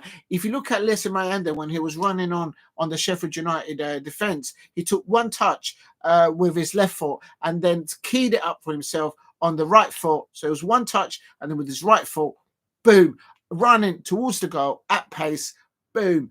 Bish, bash, bosh. And there was the equaliser for Sunderland. I think this is a psychological blow for the players. I've been in the playoffs, and it hits you when you concede a goal in the playoffs. And at the timing of it, the way it's happened, this is now a knockout blow psychologically and physically, in my opinion, to the Sheffield United players. But don't rule out Chris Wilder is a very experienced manager, like his Regis Libris, of course, the Sunderland manager. Now, another substitution going on here on the 90-minute mark. We are in injury time now. I'm trying to find out how many minutes of injury time. This is so going to penalties. Yardy123 says, you're welcome. Thank you very much. Believe me, I can't emphasize how big that super chat means to me, especially how the channel is right now. Thank you very much. Thank you. And definitely, you said you are an Everton supporter. Look at the playlisting on my channel, and I've recorded all your players from Everton. And if you're interested, of course, no doubt, on David Moyes, I've also recorded David Moyes when he was before the West Ham United manager. So if you go to the West Ham playlisting, you will see him there as well. But definitely, I've got loads of videos of the Everton players there arriving at Selhurst Park. Yes, thank you very much. So it is, yes, I'm a little bit behind here. And Chris Wilder, they're taking a little sip at his Lucozade bottle there. And it's just, the thing is, he's taken off Campbell, the goal scorer, and he needs a goal right now. So is that a mistake by Chris Wilder? There is another player now down for Sheffield United. I think he's not well, so they've got to look after his well-being. Please keep hitting the likes. 7 minutes. Thank you very much. So 7 minutes extra time there. How'd you do this? I can't remember how to do this. Please keep hitting the likes and subscribe at Diego C. Palace if you are new. There's a lot of money. Oh, there's the ex-Leeds owner there. What's his name?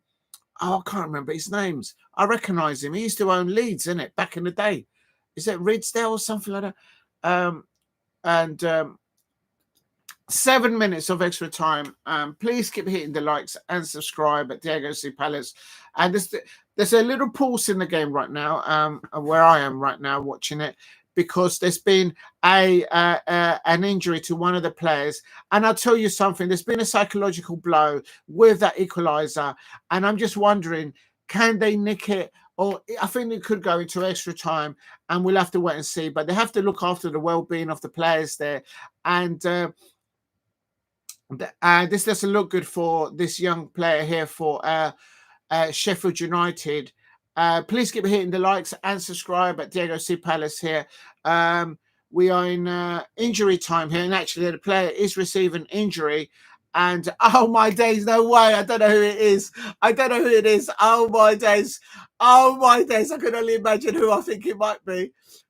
Oh, so he's not going to go to penalties then. Oh my days! I'm still the player, still injuring that. This youngster here is receiving treatment here, and they have to look after the well-being of the players. And no, no way! Oh my days! Oh my days! Alex Dixon, the Sunderland fan who's normally in the chat, he's going to be bouncing all over the shop. He's going to be bouncing. Hold on a minute. Let's do this right. Let's do this right. Let's do this right, ladies and gentlemen. Oh my days. Let's do this right. Let's do this right. Oh my days. I've still got my listen, the Sunderland fans will be celebrating. Oh no way. Is it Sunderland or is it Sheffield United? It's going to be absolute scenes.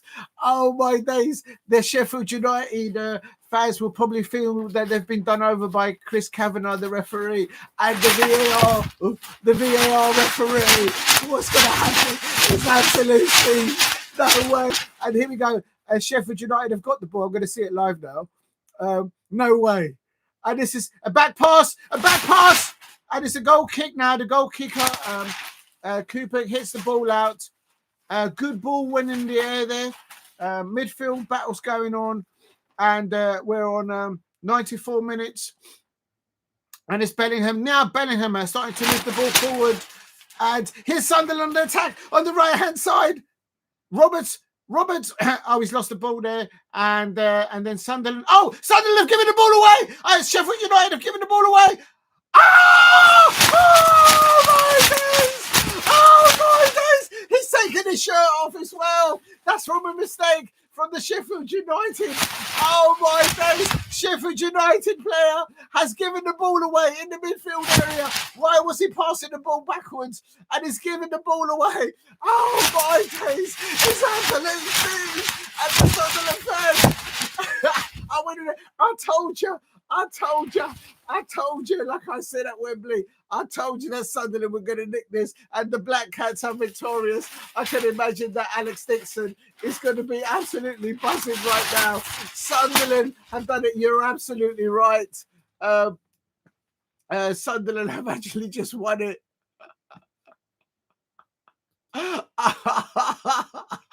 No way. Big up to John. It says definitely Sunderland. Oh yes, thank you for that. Let me just put the that's mad. That's absolutely mad there. And I told you it was a psychological win when they equalised, and they've actually just Sheffield United, and they finished second. They just finished out in the automatic promotion. And it's absolute scenes. And I'll tell you something, people out there. I'll tell you something. It was a psychological blow. The Sheffield United players, it was a bush bash bosh. It was a knockout blow. It was a combination. The Sheffield United players, after they let that equalizer go in, just keep hitting the likes and subscribe at Diego C. Palace if you are new. Unbelievable scenes there. I don't know what happened there, but I'll tell you something. It is absolute scenes there. Thank you very much for that. I'm in love with each other. Thank you very much, Yardi. You're very much welcome. And what an amazing turnaround of affairs there. Did I update it correctly? Is it 2-1? It is 2-1. So let me just put that in there. And what a goal. It's all over now. The dog says goal. Yardy says, Yard 1, 2, 3 says goal. And what a goal, all over now. Yes, it is. They think it's all over. It is now. I don't think Sheffield United, and they've taken their main striker off. I don't understand why Chris Wilder took his main striker off earlier on in Sunderland. Black Cats win it by whisker. Literally, I mean, Henry Smith, they've that is a penendulum, a turnaround of affairs. Because I tell you something, the Sunderland fans will be waving their red and white flags. There is a player down injured now. Cirkin has got a yellow card, and I'll tell you something. Did you see that? Did you see the breakaway? It was a mistake from the Sheffield United player. He passed it backwards, and it was Watson, T. Watson. Do you know what this? I remember before Coventry City when they won the FA Cup. It was Ben Watson, a Crystal Palace academy player. Watson is a very famous surname in the history of Wembley, of winning trophies. And no way, it's a goal. Yes. Thank you very much, Yardy. I'm glad that you're enjoying the channel, and everybody else out there. Please help me get to 10 likes. Thank you very much, Yardy, for that £20 super chat. I can't tell you how big that is for me, especially how the channel's trying to get over the line at the moment. Thank you very much. That means a lot. And I hope you enjoy the content. Remember, if you're an Everton fan, you've got content there for Everton, your players. I've got it. Just go to the playlist and go to the Everton at Selhurst Park. Big up to Steve, says Astania 2, Zenith 2, another goalkeeper mistake. What's going on with the goalkeepers over there, Steve? They all seem to be making mistakes. But here we're into injury time. As Yardy123 said, it's 7 minutes of minimal time. That is 7, not that. That's 8. 7 minutes. And I have to say, it is 7 minutes of minimal time. And we are literally on over 10 minutes. That's because of the injury. It's got to be because of their injuries. If you can help me get to 10 likes, that will be amazing as well tonight. Sheffield United 1 and Sunderland 2. Sheffield United were on top of this in the first half. They came out of the blocks. Moore should have scored within the first 5 or 6 minutes. They got their first goal. They got a second goal, but it was ruled out as VAR.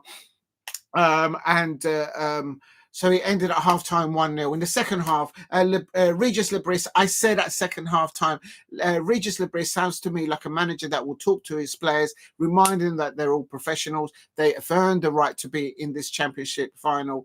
And I have to say, is this going to go for an equalizer? Is there going to be an equalizer, or is it all going to end like this?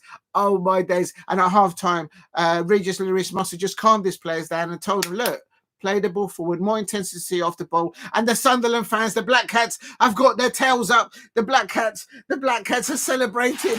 Is it full time now? I don't even know.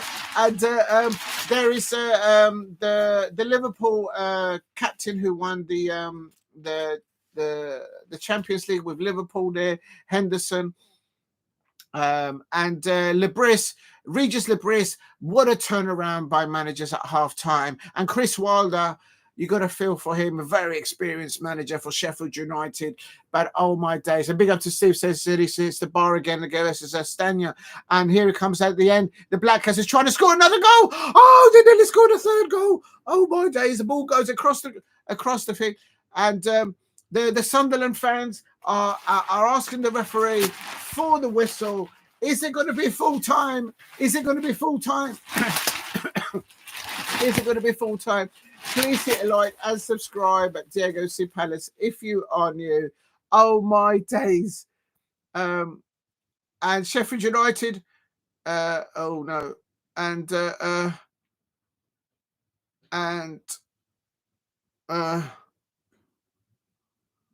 is it full time, or did they get another goal back?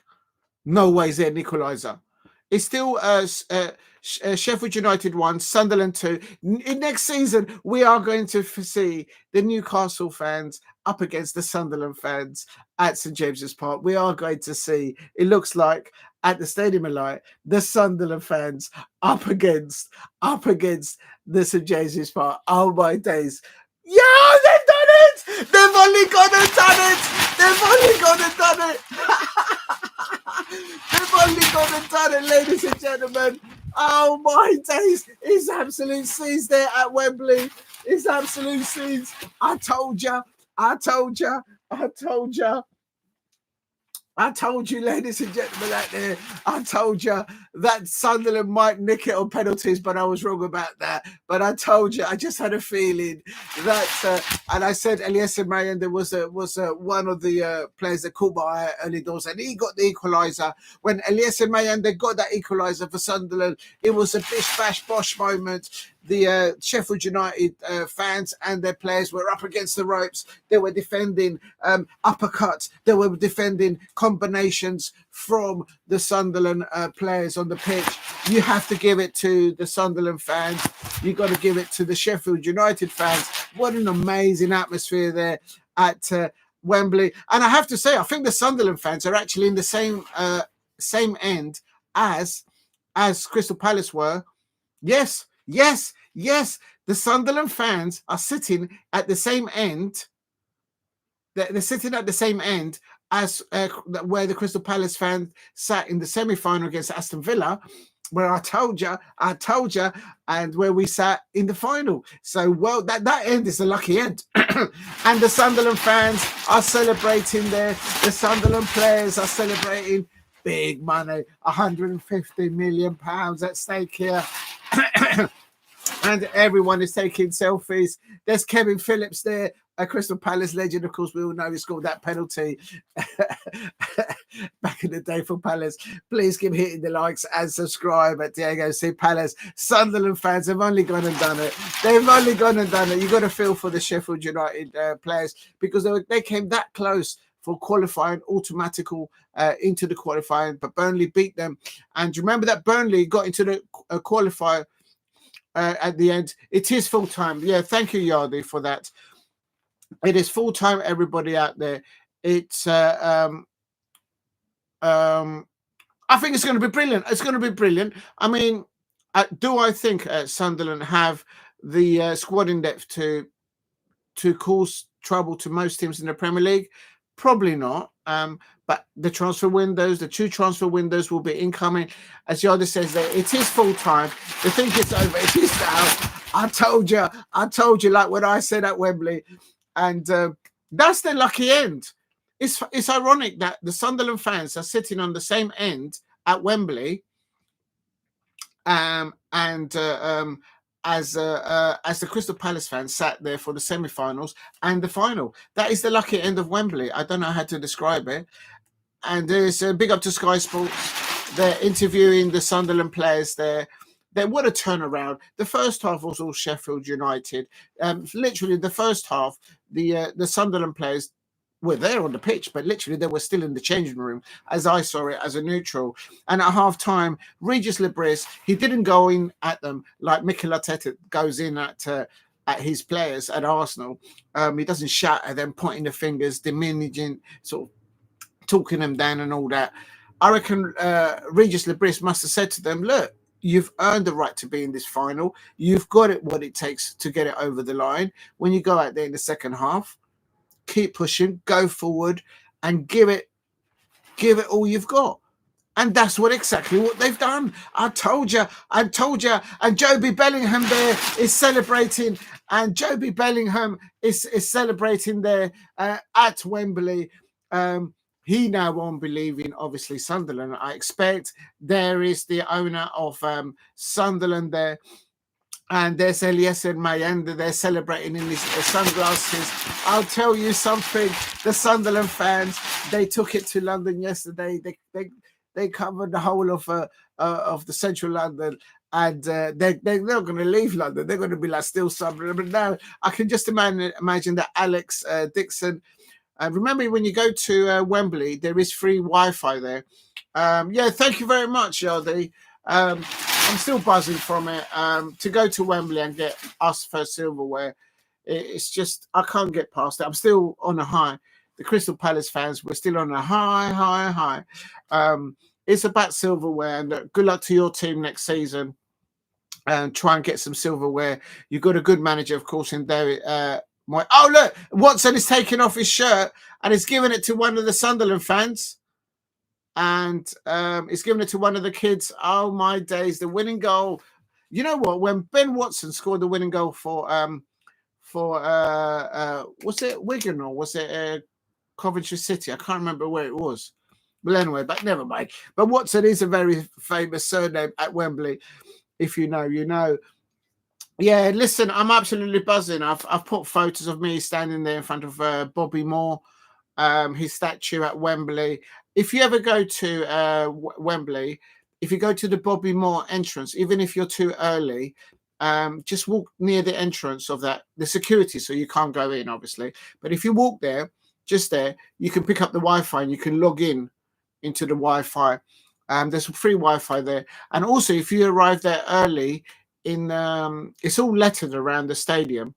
But if you're on the concourse outside before you let into the stadium, there is upstairs. There is a toilet that you can use. Just ask the stewards and they'll tell you where it is. Sky Sports, they're interviewing their injured player there. I think it's Robinson. No, not Robinson. O'Neill, because he came out injured, and you can see the Sunderland fans there. It's absolute scenes there. Please hit a like and subscribe at Diego C Palace if you are new. I was at the yeah, it's great. I mean, I would have loved it for Crystal Palace to win the FA Cup in the original. I was at the Twin Towers. I got my this scarf, and I've got loads of other English stuff there. I got it at the Twin Towers at Wembley before they knocked it down. But the Sunderland fans are waving their scarves. I'm going to try and see if I can see Alex Dixon, because he'll be there somewhere. And they're all celebrating. They're all jumping up and down. Oh, thank you very much for the 10 likes. This is absolute scenes. I'm going to wait until I hear the interview there from both managers. And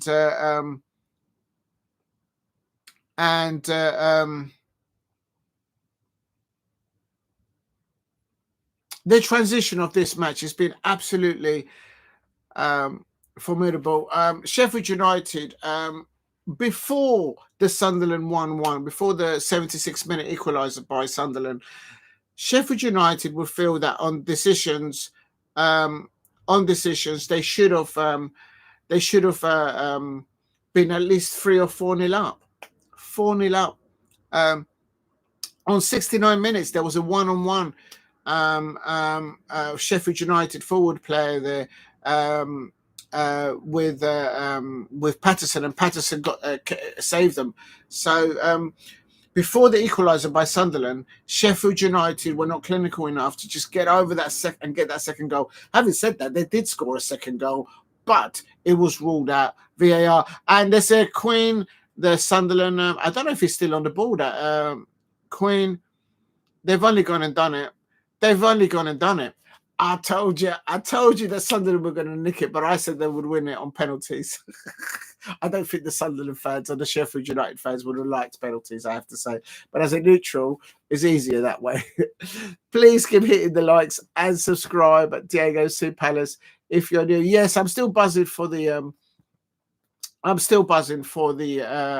FA Cup win. Listen, it's about silverware, so I'm just absolutely buzzing. Also, yes, there was a big up. Well, congratulations to the Tottenham Hotspur fans. They got silverware. I was recording their parade yesterday. There's Kevin Phillips there, and they're sitting next to Peter Reid there. And there's Kevin Phillips there applauding as Kevin Phillips and Peter Reid there. Absolute scenes there. Please keep hitting the likes and subscribe. The Sunderland players are now going up to lift up their trophy and their medals. It's absolute scenes there. They do have to go up the steps, but then they have to go behind the scenes and then go up another staircase and then go up into the upper tier. Please keep hitting the likes and subscribe at Diego C Palace if you are new. Oh my days. It's oh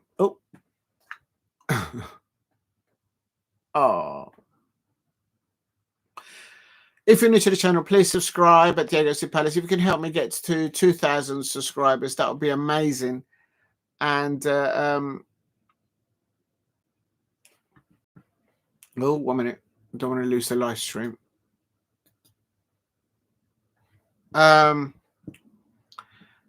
They're back. Sunderland are back into the big games. Got to catch you. Yeah, definitely. Thank you very much, Yardi. I really appreciate. Definitely. A massive thank you for that £20 super chat. It means a lot to the channel. I'll throw it all back into the channel. I can't explain to you how much that means. But thank you very much. I'm glad that you've enjoyed it. And I think I was already subscribed to you, or I've subscribed to you. But big up to you. Thank you very much, Yardi, and to everyone in the chat. I'm just waiting to see the celebrations here for the Sunderland players. They're just going to pick up their trophy and catch up their winning medals there. But Yardi123 says, congratulations on the FA Cup win. I'm absolutely buzzing with it because it's to go to Wembley and then say, I told you. And then the TV zoomed into me straight after Brieze's goal. It was absolute scenes. All the Crystal Palace fans, we were all going absolutely mental out there. And but yeah, thank you for the congrats, and definitely look forward to the duels between your football club and the Crystal Palace. It'll be interesting next year. Got to go catch you again. Yes, thank you very much, Yardi123, and thank you, Yardi there. Oh dear.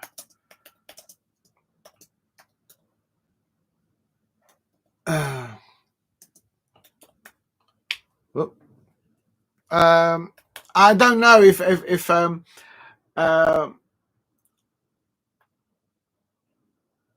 don't know if the Newcastle fans will be cheering on Sunderland fans. I don't think they do, because I don't think they could ever possibly bring themselves. And there it is, and then Libris, and there is. They lift the trophy.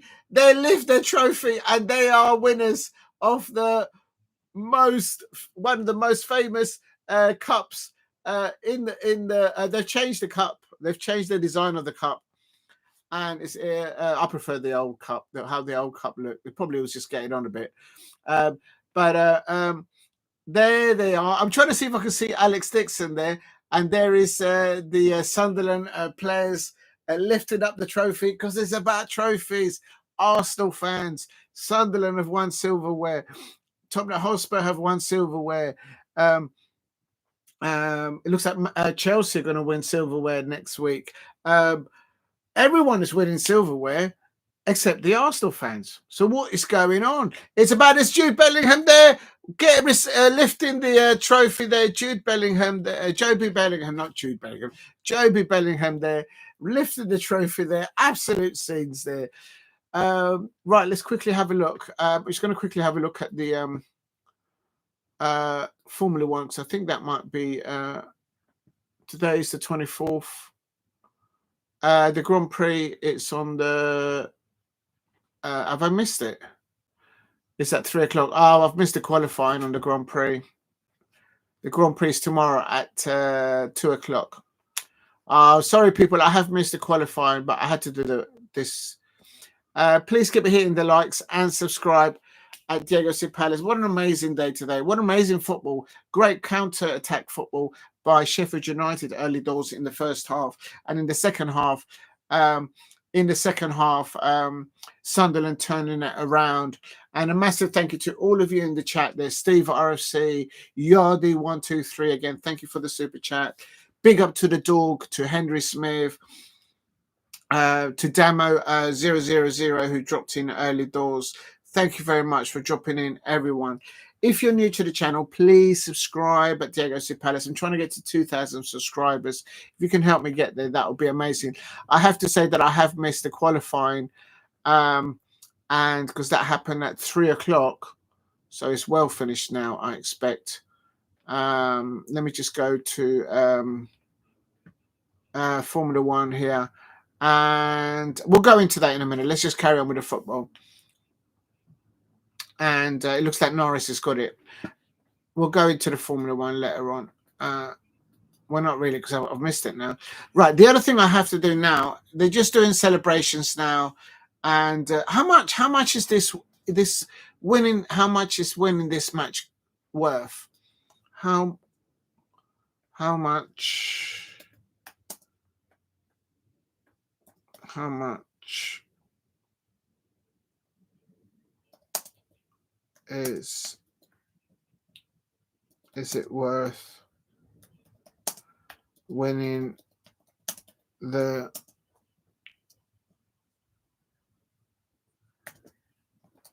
championship play off final? I remember before it used to be like a lot of money. This will transform the short-term and long-term financial strategy I expect at Sunderland. Right, how much is it worth winning final? Right, wow. It's not 100 million, it's 200 million. This is a 200 million pound game. Oh my God. Sunderland stand to make 220 million pounds at Wembley, and it's big money. This is a big money match. This is a big, and I kind of feel it for Chris Wilder. He's a very, very, very experienced manager for Sheffield United, but it's absolute.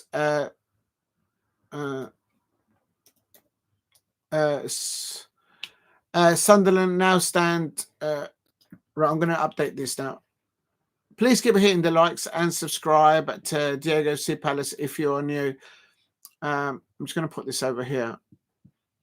And I haven't updated all the goals, so I need to go and find the information of all the goals and put it in there. And then I'm just going to hold on to the interviews by Sky Sports. Big up to Sky Sports.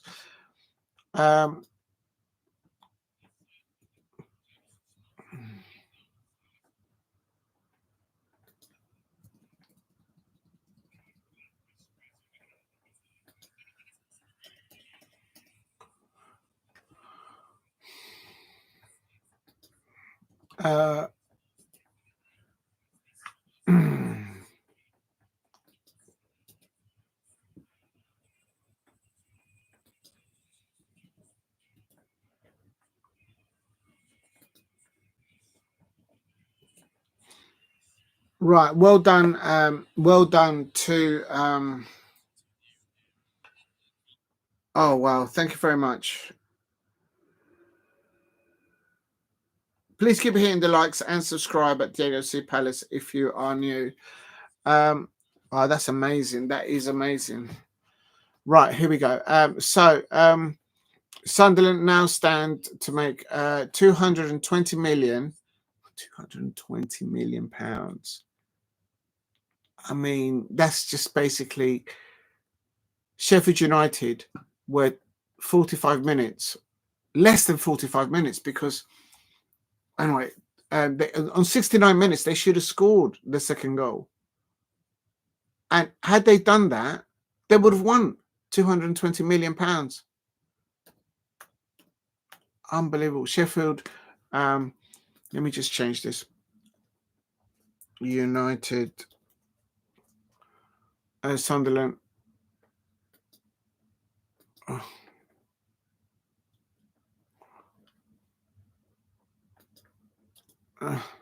Okay.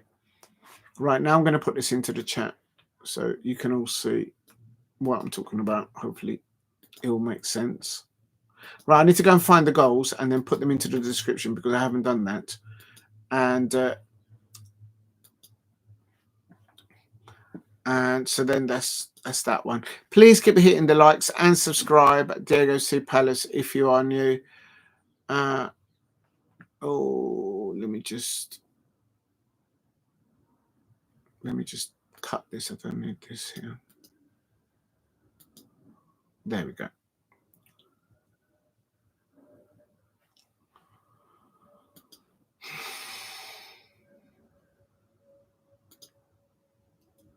their lineups: Sheffield United, Sunderland. Right, so I've done that, and then the other bit which I haven't done is, oh, let me just save that. Deal, broadcast deal.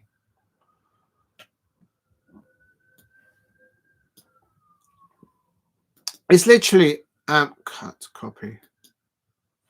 It's around 80, between 80 million and 85 million per team per Premier League season, and to be exact, there's around 83, 84 million.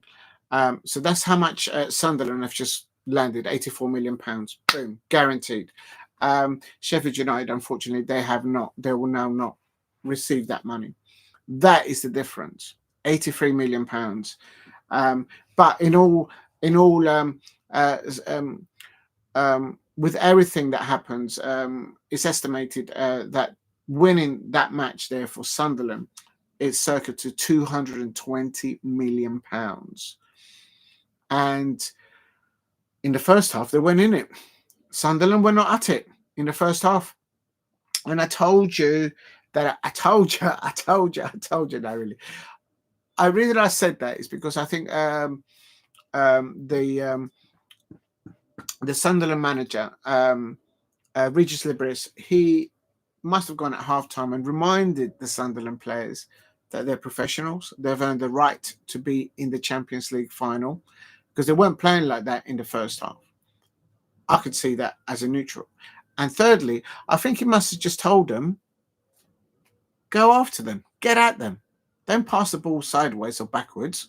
Pass forward, get into them. If you get pushed off the ball, push them back. That kind of thing. But not shouting in the way, for example, Mikel Arteta shouts at his players, because we all see the outcomes. They don't get anything.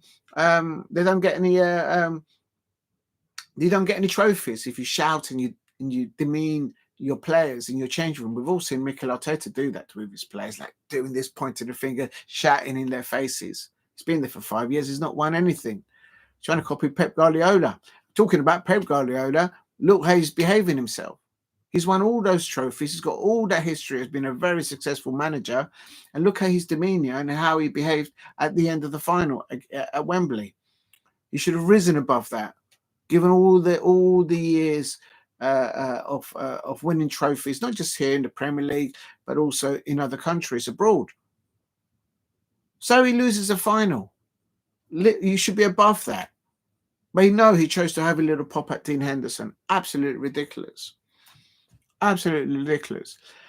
And YouTube says this, comes back in saying, what the Sunderland won? Yes, that's good.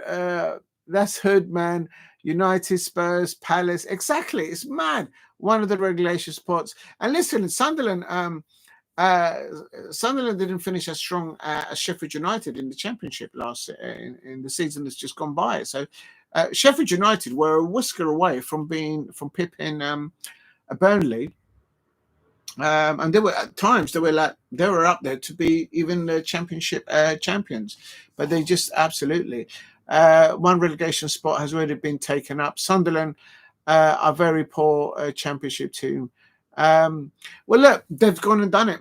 They've only gone and done it.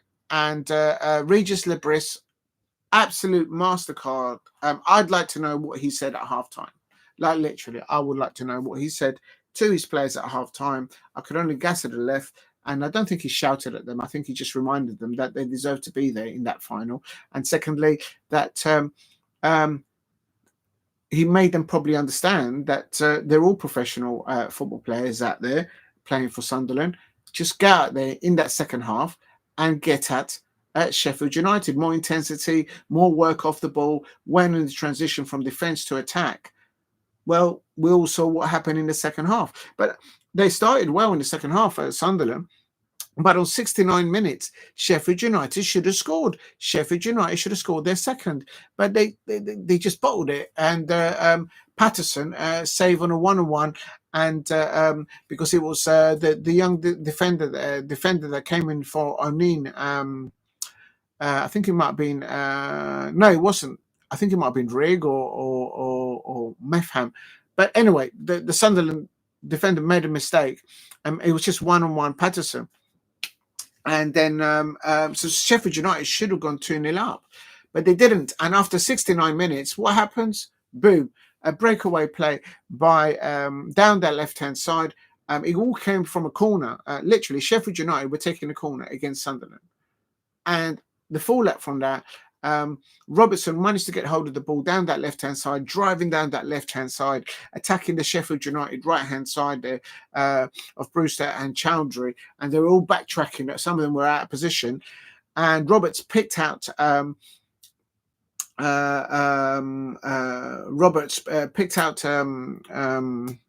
Eliezer Mayenda, and he took one touch with his left foot, keyed it up to the right-hand side, and on his right foot, he didn't take two touches. One touch was enough. Boom, he shot. And they were back in it. It was 1-1. And I said it then. I told you. I said it, and that was a conundrum, psychological blow. Sheffield United players, the Sheffield United fans were up against the ropes. They were receiving combinations. They were receiving Sao and combinations at them. It was just absolute scenes. Oh, right. Are they playing right now? Celtic. Let's have a look. Please hit a like and subscribe at Diego C. Palace if you are new. Oh, dear. Oh, yes. Oh, my God. You can actually watch it as well. Thank you for letting me know. Oh, yeah, they're on extra time now. Right, let's quickly change it to that. Please hit a like and subscribe at Diego C. Palace if you are new. Let me just get into the BBC iPlayer, I suppose, if it's there. Yes, the match is on. Thank you. It's on the BBC iPlayer. So let's just get into that. Scottish final. Oh, my days. Oh, my days is in extra time. Let's change the title. And oh, my God, it's Celtic. And literally, Celtic haven't really scored. It's actually been 2 own goals, one from Aberdeen and one. So they have scored, but in each other's nets. It is absolute scenes. Please hit a like and subscribe at Diego C. Palace if you are new. What an unbelievable final day. I'm going to change the heading now. Thank you very much, all censors. I'm just going to put the first.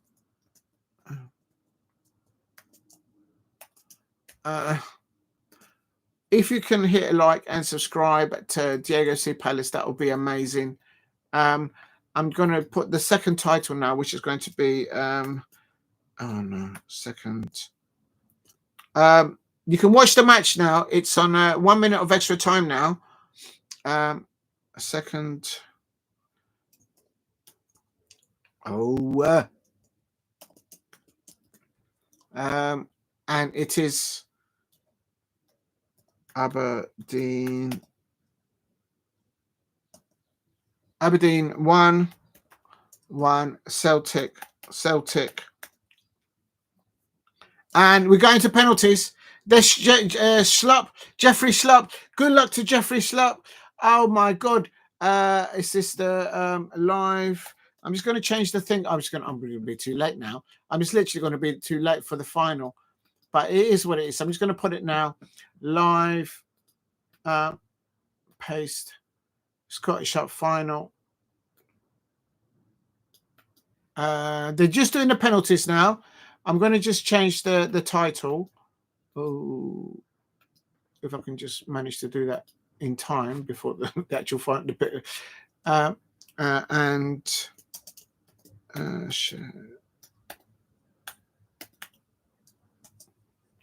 Oh, man.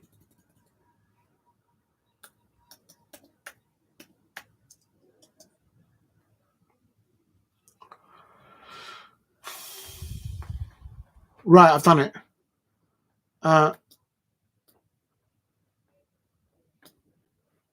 Come on. They're doing the penalties. Brendan Rodgers is giving out instructions there.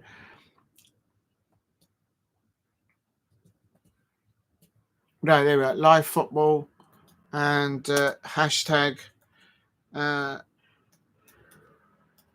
Scotland. Oh, it's too long. Oh, Lord. Never mind. All right, then it doesn't fit. All right, so it'll have to be that. So that is the new title. Yeah,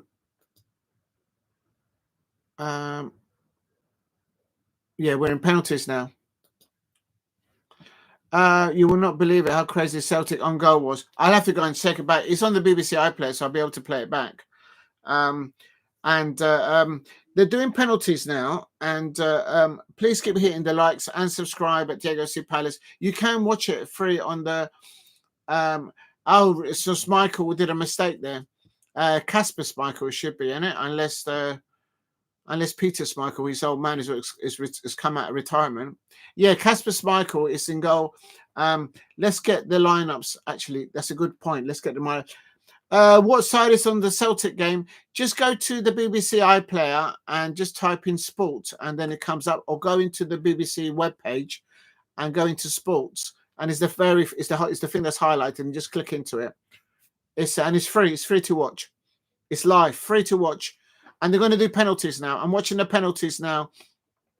I'm going to quickly try and get the lineups. Who's better at taking penalties? Is it Celtic or Aberdeen? Where's Steve when you can find him? And yes, it's there.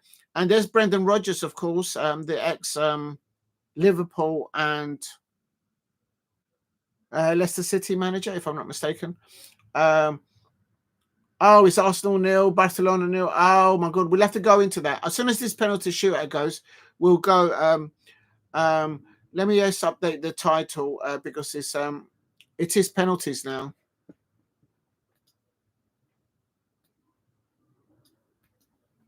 Apparently, in the history of the Scottish Cup final, it's only ever happened 3 times in the history, so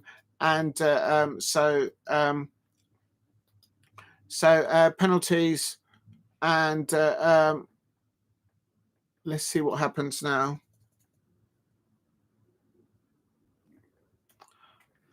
Sunderland.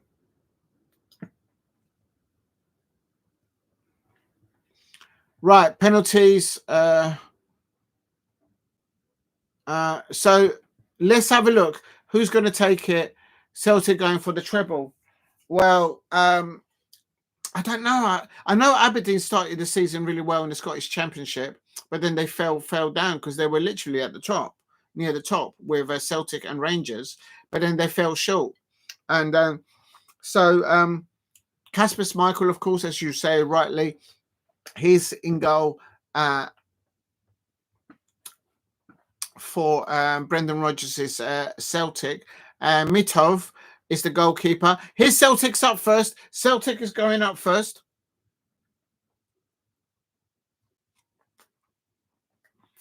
Oh!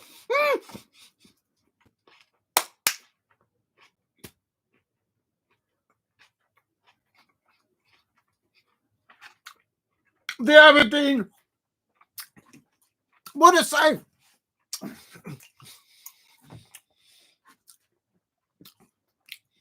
Aberdeen.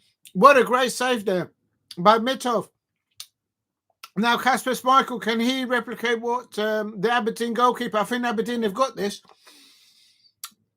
There's Casper Schmeichel. Big goalkeeper. Oh, he went the wrong way. It is 1-0. It is 1-0. It is 1-0. Oh, my days. It is 1-0. Oh, my days. He went the wrong way. He went the wrong way. So it's 1-0 to Aberdeen. Aberdeen are about to win. Perhaps. Well, we don't know. Still early doors, I suppose. If you're new to the channel, please subscribe at Diego C Palace if you are new. There's been no VAR in this competition. It's just the referee and the 2 linos. If you know, you know. And the Celtic captain misses. Absolute scenes. Oh, Celtic win. They do score the first penalty now. Celtic do score their first penalty, but it's in there. It is a big save. It is now 1-1 on penalties, but Aberdeen have the advantage, of course. If you know, you know. Please hit like and subscribe at Diego C. Palace if you are new. Peter Schmeichel there is having a little bit of mind games there with the referee. It is now 1-1 on penalties, but Aberdeen have got the advantage there. Can they get it over the line? Is it going to be up to scenes? And that's a great penalty there by two scored penalties by Aberdeen. So Aberdeen is now 2-0. Penalties is 2-0. Please hit like and subscribe at Diego C. Palace if you are new. I'm just going to type this into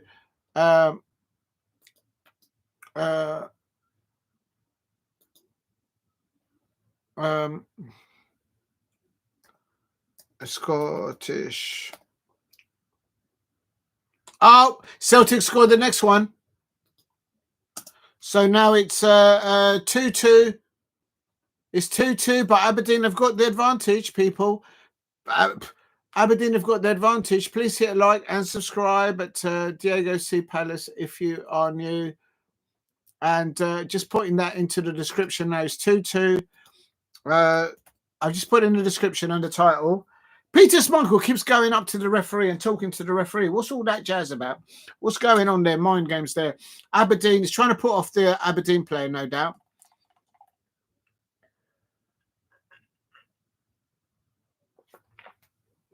Is it just me, but all the Aberdeen players are going to the left-hand side?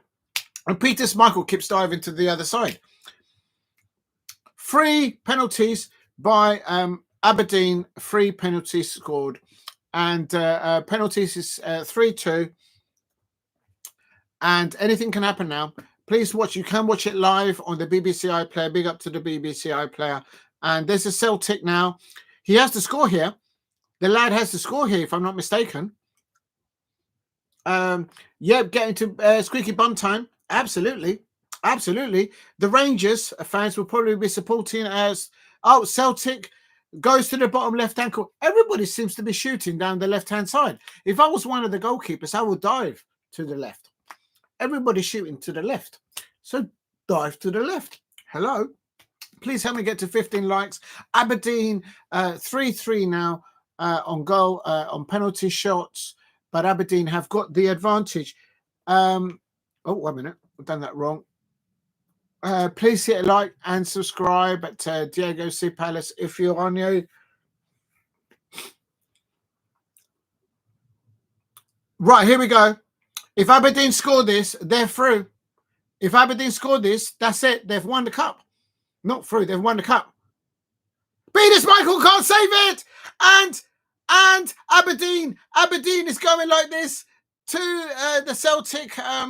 They've scored 4 penalties. Oh, yeah, not yet. All right. Calm down. Peter Schmeichel couldn't get to that. And the Aberdeen players going like this to the Celtic fans. He's doing an Ange Postecoglou. He's doing this. Please hit a like and subscribe at Diego C. Palace if you are new.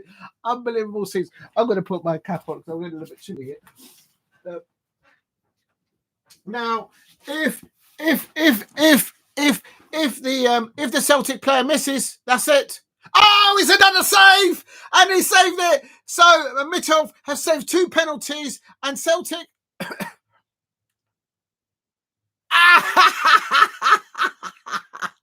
And Celtic fans are sucking on the lemon.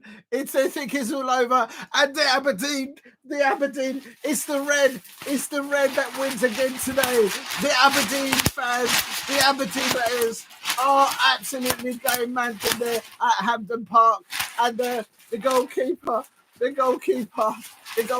for Aberdeen is absolute scenes. I expect the Rangers fans are probably celebrating with the Aberdeen fans, no doubt.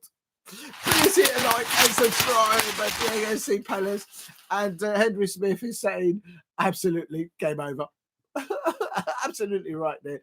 Please hit a like and subscribe at Diego C. Palace if you are new.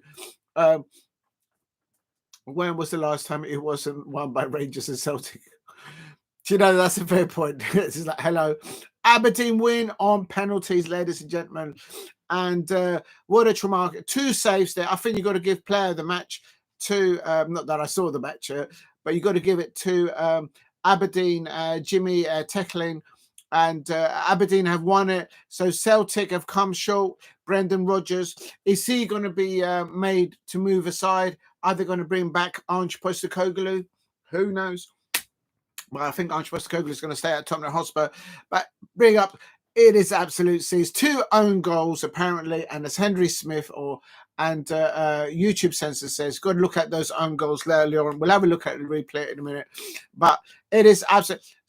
The treble from Celtic has gone away. They won the Scottish Premiership. They won the Scottish the other cup, but they failed to win the treble. So Aberdeen win on penalties. The Celtic players are unconsolable there. The penalty takers, 2 penalty takers not scoring for Celtic. You don't hear that very often. And Peter Schmeichel was no winning. Peter Schmeichel kept on diving to his right-hand side. All the goals from Aberdeen were scored on the left-hand side.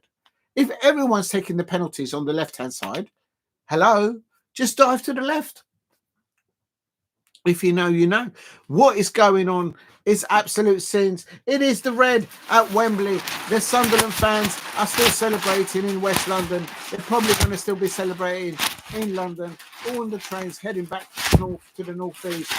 I expect the Newcastle United fans will be looking to have a duel with the Sunderland fans next season in the Premier League. But here at Hampton Park, it is the Aberdeen fans who are celebrating in glory of winning the cup against none other than Brendan Rodgers' Celtic. They have not been able to land the treble at Celtic. It's been absolute scene. It's Casper, not Peter. Oh yeah, it's the lad, isn't it? But you know what? Actually, I reckon if Manchester United had called back Peter Schmeichel, they wouldn't have made the mistakes in goalkeeping this season at Manchester United. I'm not even joking. I'm pretty sure that Peter Schmeichel could probably still do a better job than Onana. If you know, you know. Even Casper is a better goalkeeper than Onana. Please hit a like and subscribe at Diego C. Palace if you are new. Please help me get to 15 likes if you can in the chat. Big up to Henry Smith who said, Casper, not Peter. Yes, you're right. Let's get it right. Well, it's all in the family, isn't it? So, but yeah, you're right. Oh, my days. Please keep hitting the likes and subscribe at Diego C. Palace if you are new. I wasn't going to do today because I was like, I don't know what earlier on, but what an amazing day. There is Dimitar Mitov. Should Arsenal or Manchester United go for the Celtic goalkeeper?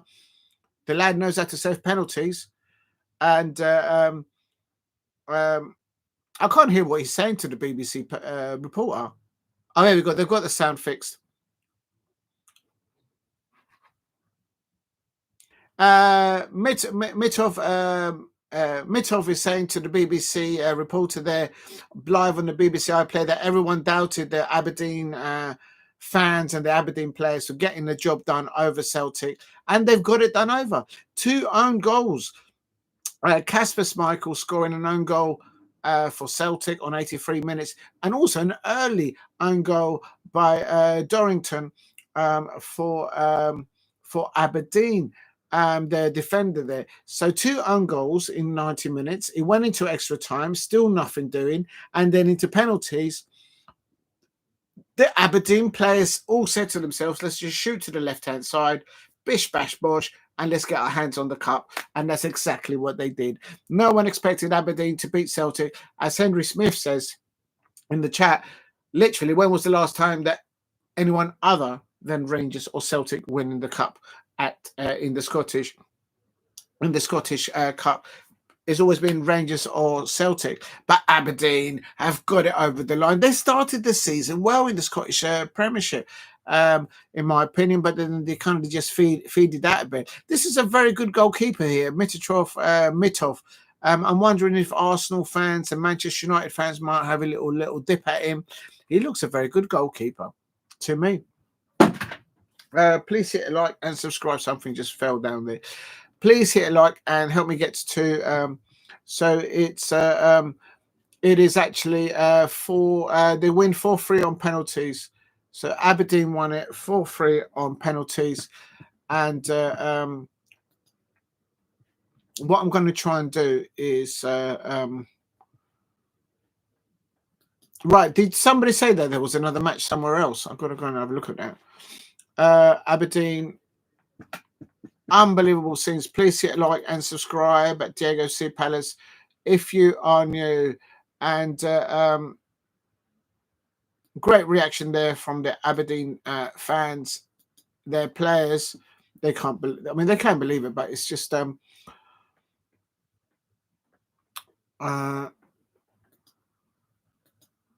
Celtic have not been able to do the treble now, and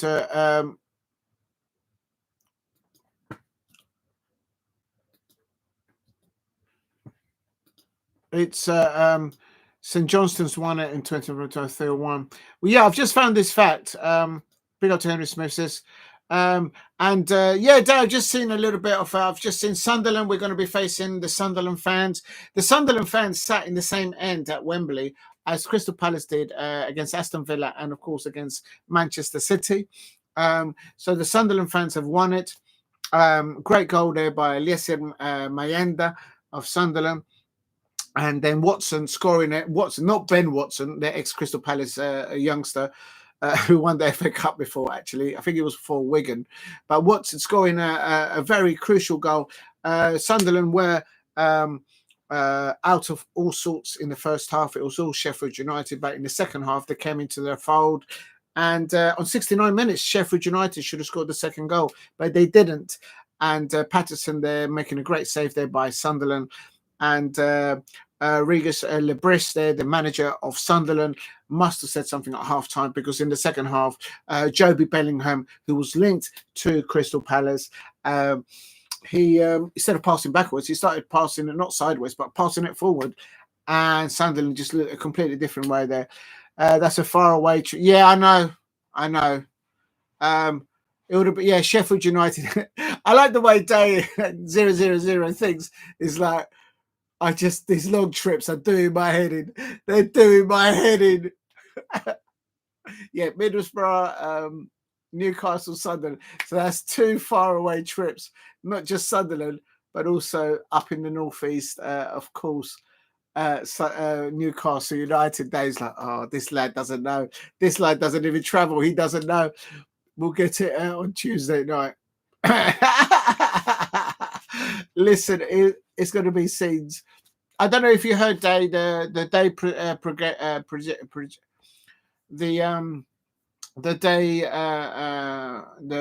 winning FA Cup celebration for Crystal Palace is going to be shorter. Cut the politics out of it. Where it was originally going to be at the Crystal Palace Park. That's in the Bromley borough. So they're going to do it in the Croydon borough, where Selhurst Park is part of. Make it simple. Simples. Please hit a like. In any case, they're going to finish it off in Selhurst Park, so it's going to be fun. Please hit a like and subscribe at Diego C. Palace if you are new. It is Aberdeen 1, Celtic 1. And what a great scenes there. Peter Schmeichel, they couldn't get a hand on it. He actually scored an own goal in the second half.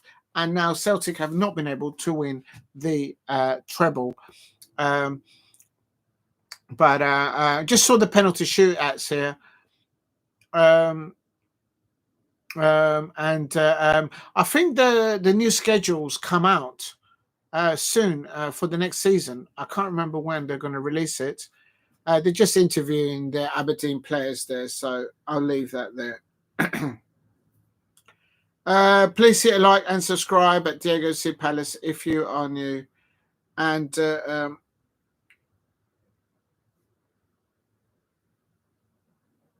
right, let's get into it. So well done, Aberdeen, against anyone's expectations. Even their goalkeeper Mitov, he was saying that no one expected them to win the actual cup final against Celtic. As Henry Smith and other people in the chat saying, it's always either Rangers or Celtic that win the Scottish Cup. But this time, Aberdeen took it to them. And no one really scored from open play. It was all both 2 own goals in normal time, 1 goal in each half, both own goals, and then nothing in extra time. It had to go to penalties, and it went to penalties, and Aberdeen got it over the line. So the Aberdeen fans there in celebration, in the awe of the moment, and they've done it over. And every time every time an Aberdeen player scored a goal in the penalty shootout, they were doing this, cuffing the ear towards the Celtic fans. It was hilarious.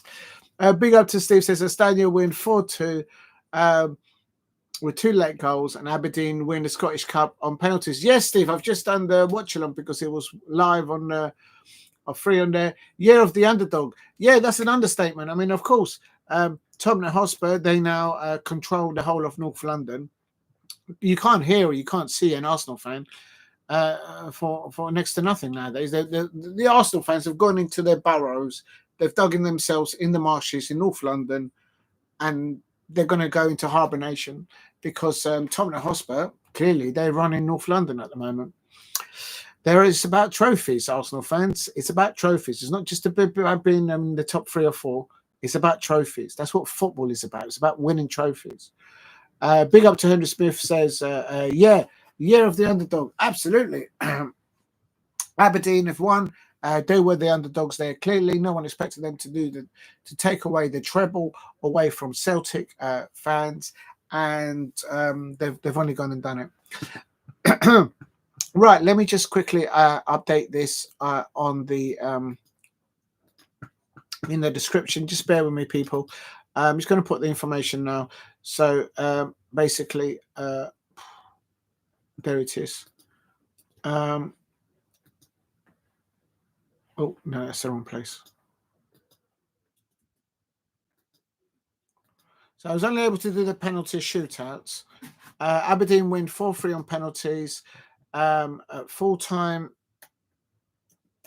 it was 1-1. At half time, it was 0-1. And also Hampton Park. The venue was Hampton Park. Oh no, extra time. After extra time,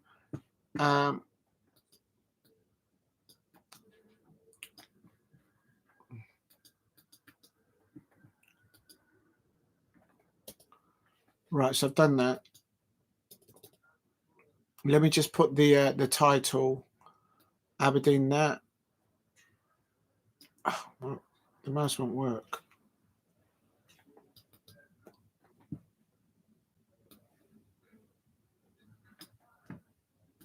Somebody said there was another match on right now. I'm going to go and have a look. But let me just type this up here. So at least later on, I'll put in the lineups paste. 4-3 Scottish final. And the venue was Hampton Park. Big up to the BBC iPlayer for showing it live.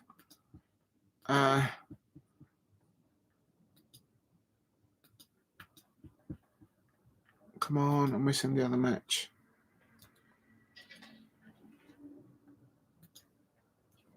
I missed the Monaco qualification because I was doing the watch along. I couldn't do both. It's just too much.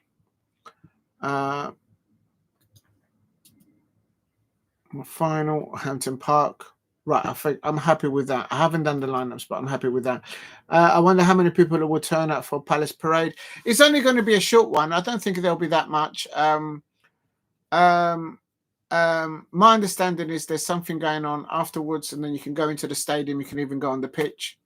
I haven't got a ticket. I left it too late. I might be able to get something on the day. I don't know.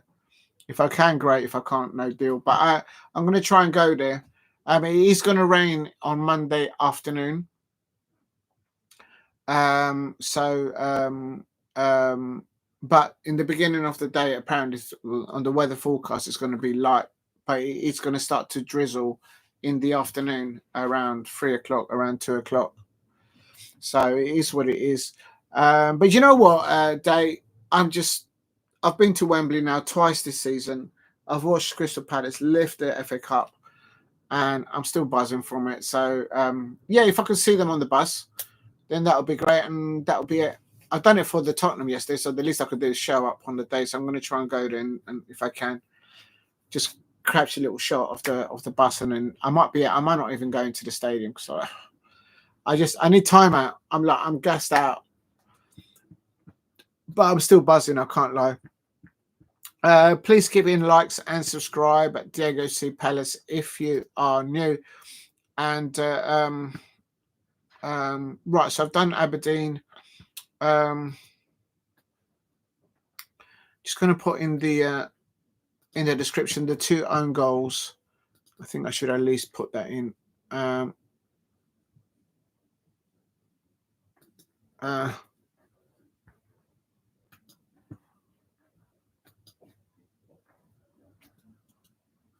It's Casper with an 83-minute own goal, and then the other one was for Celtic. I'll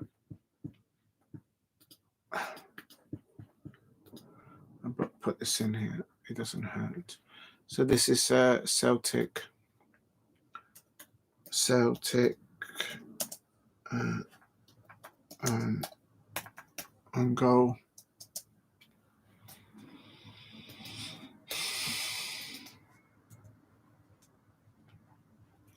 And Casper Schmeichel, Aberdeen.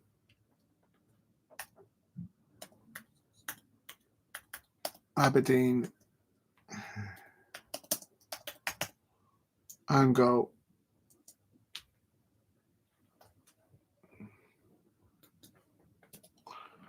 Aberdeen own goal, and it's Casper Schmeichel.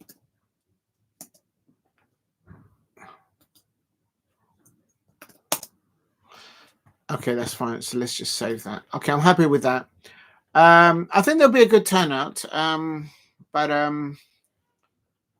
I don't think it's going to be as mad as we've done Wembley. We've done Wembley twice this year, and it depends. It depends because it's Monday. Oh, no, it's Bank Holiday Monday, isn't it? So it depends. I think a lot of people might have made plans for the Bank Holiday Monday, but if I can, I'm just going to go and just record the coach, and I think that's me done. Well, I ain't got a ticket to go in anyway into the stadium, so it is what it is. Please keep hitting the likes and subscribe to Diego C Palace if you are new. It is Peter Schmeichel.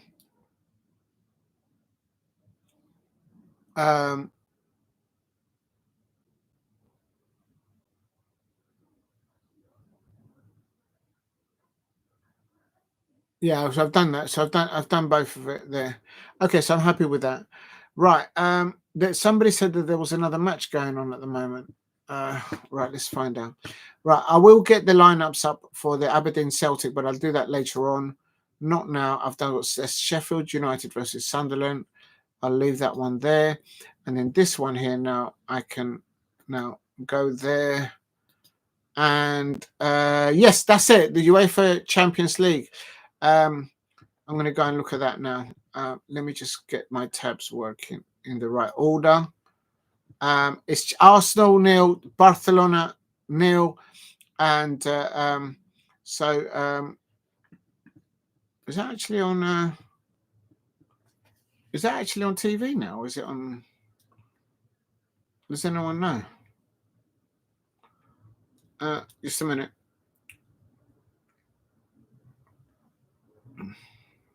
Is it on ITV? I'll find out. All right, I'm going to switch over to if I can find it. No, it's not. Okay, so that was a waste of time.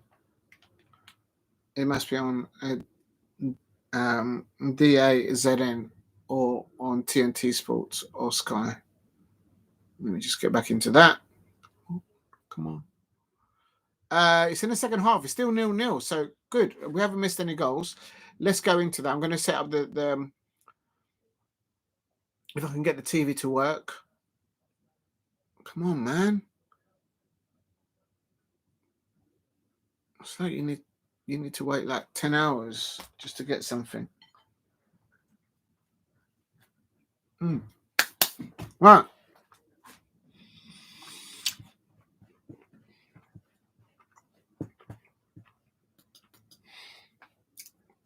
Right. Congratulations, Sunderland fans. You've won the championship. You won apparently £220 million. Congratulations to the Aberdeen fans. They've beaten Celtic, stopped them from getting the treble in the Scottish competitions up there. Aberdeen winning on penalties, 4-3 or 4-2, something like that. But well done, the Aberdeen players there, and the Aberdeen fans, and the Sunderland fans there. Arsenal, next up now. Next up is Arsenal. Where are they playing? Estadio Jose Alvarez. So it sounds like they're playing in Spain. Arsenal 0-0 against Barcelona. Barcelona. Oh man, this thing. Barcelona.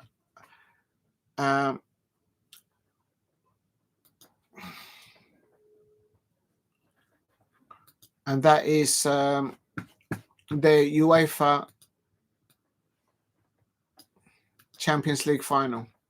Definitely, let's get into that. Big up to Steve says Real Madrid have won 2-0, but we all know that Barcelona have won the La Liga there.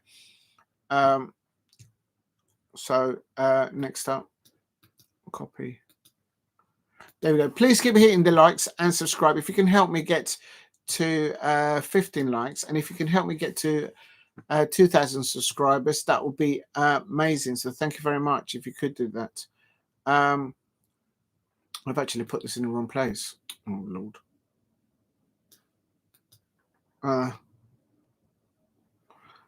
Second, right, the third one I'm going to do is I'm going to toilet as well. Right, the third one. Oh, next up is Arsenal 0 Barcelona. I've got to put live here. That always helps. Live UEFA Women's Champions League final.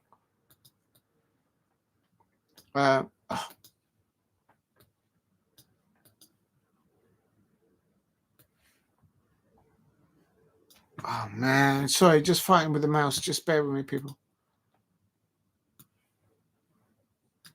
Please keep hitting the likes and subscribe at Diego C. Palace.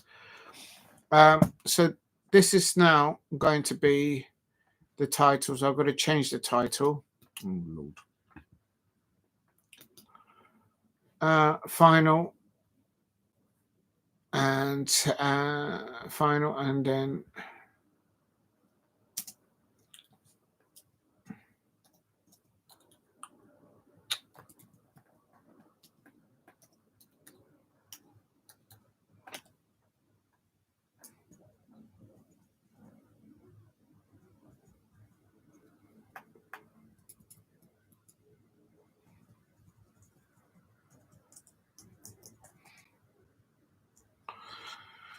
no, I'm going to have to delete all the other stuff then. Right, just bear with me. So Arsenal nil, still 0-0. Okay, here we go. Aberdeen final. Let's remove the Aberdeen final. And so 0-0 and Champions League. And Scottish Cup. And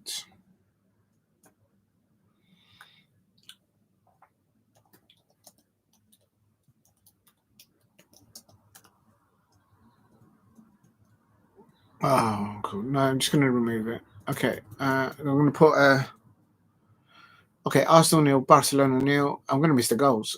Live UEFA Women's Champions League final. It is the final, isn't it?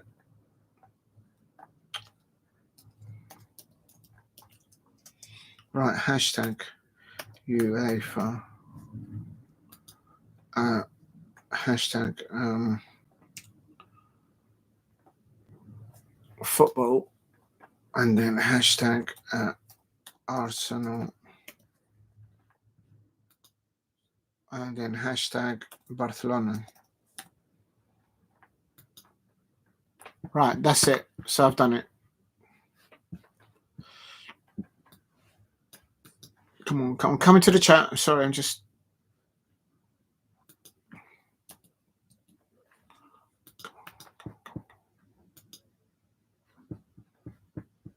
Right, that'll do. Okay, big up to good evening, good afternoon, I should say. Oh, it is good evening. To Amobi Akapomi says, congratulations to Sunderland. Yes, absolutely. Well done to the Sunderland fans. They must be still rocking. I mean, they took it to London yesterday. They had Tottenham fans were running North London, and Central London was run by Sunderland fans, literally. It was absolute scenes. Right, let's get into it. Let's find the match itself. I'm going to have to change the thumbnail now, literally. If you haven't subscribed, please subscribe at Diego C. Palace. Please subscribe at Diego C. Palace. Help me get to 2,000 subscribers. And if you can help me get to 15 likes. Thank you for the 11 likes, everybody out there. Right, I'm just going to bring up the match. I can find it. Oh, Lord. Big up to you, Steve.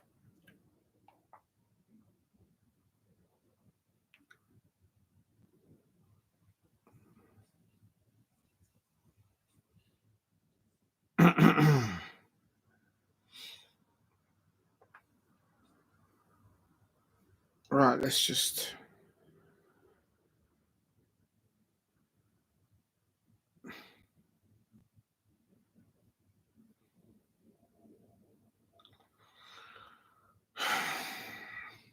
It's not letting me come in now.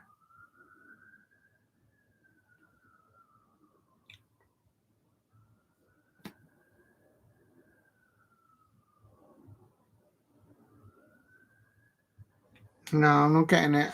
Just 1 minute.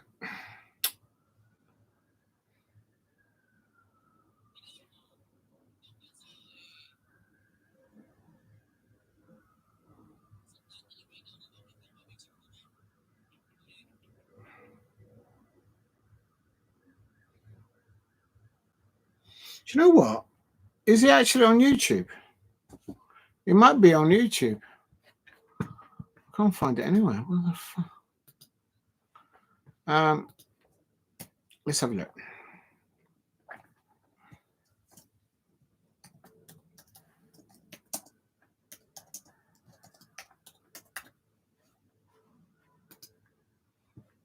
Oh, please be on it.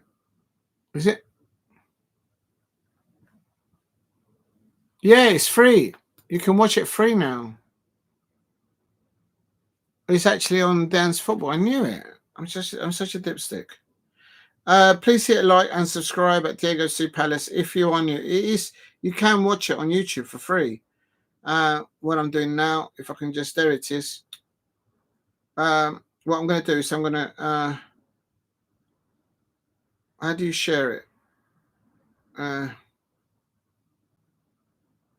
Copy link and then put it into the chat. How do I go to my chat now? Jeez.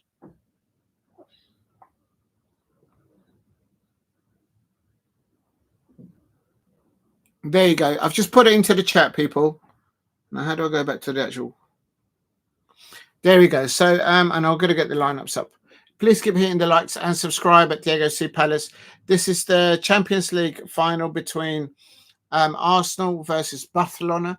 And I've just put the link into the chat. Link above. Link above. You can watch it. You can watch it free on DAZN women's football. Oh, here we go. Oh, nearly women's a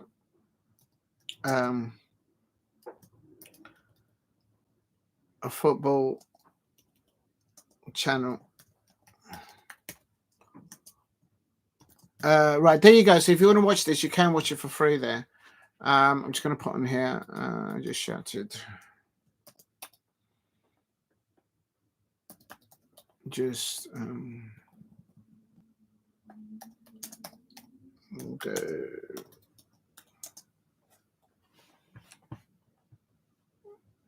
Just gave your DAZN.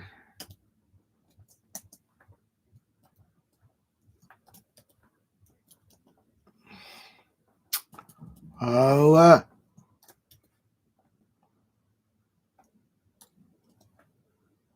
women's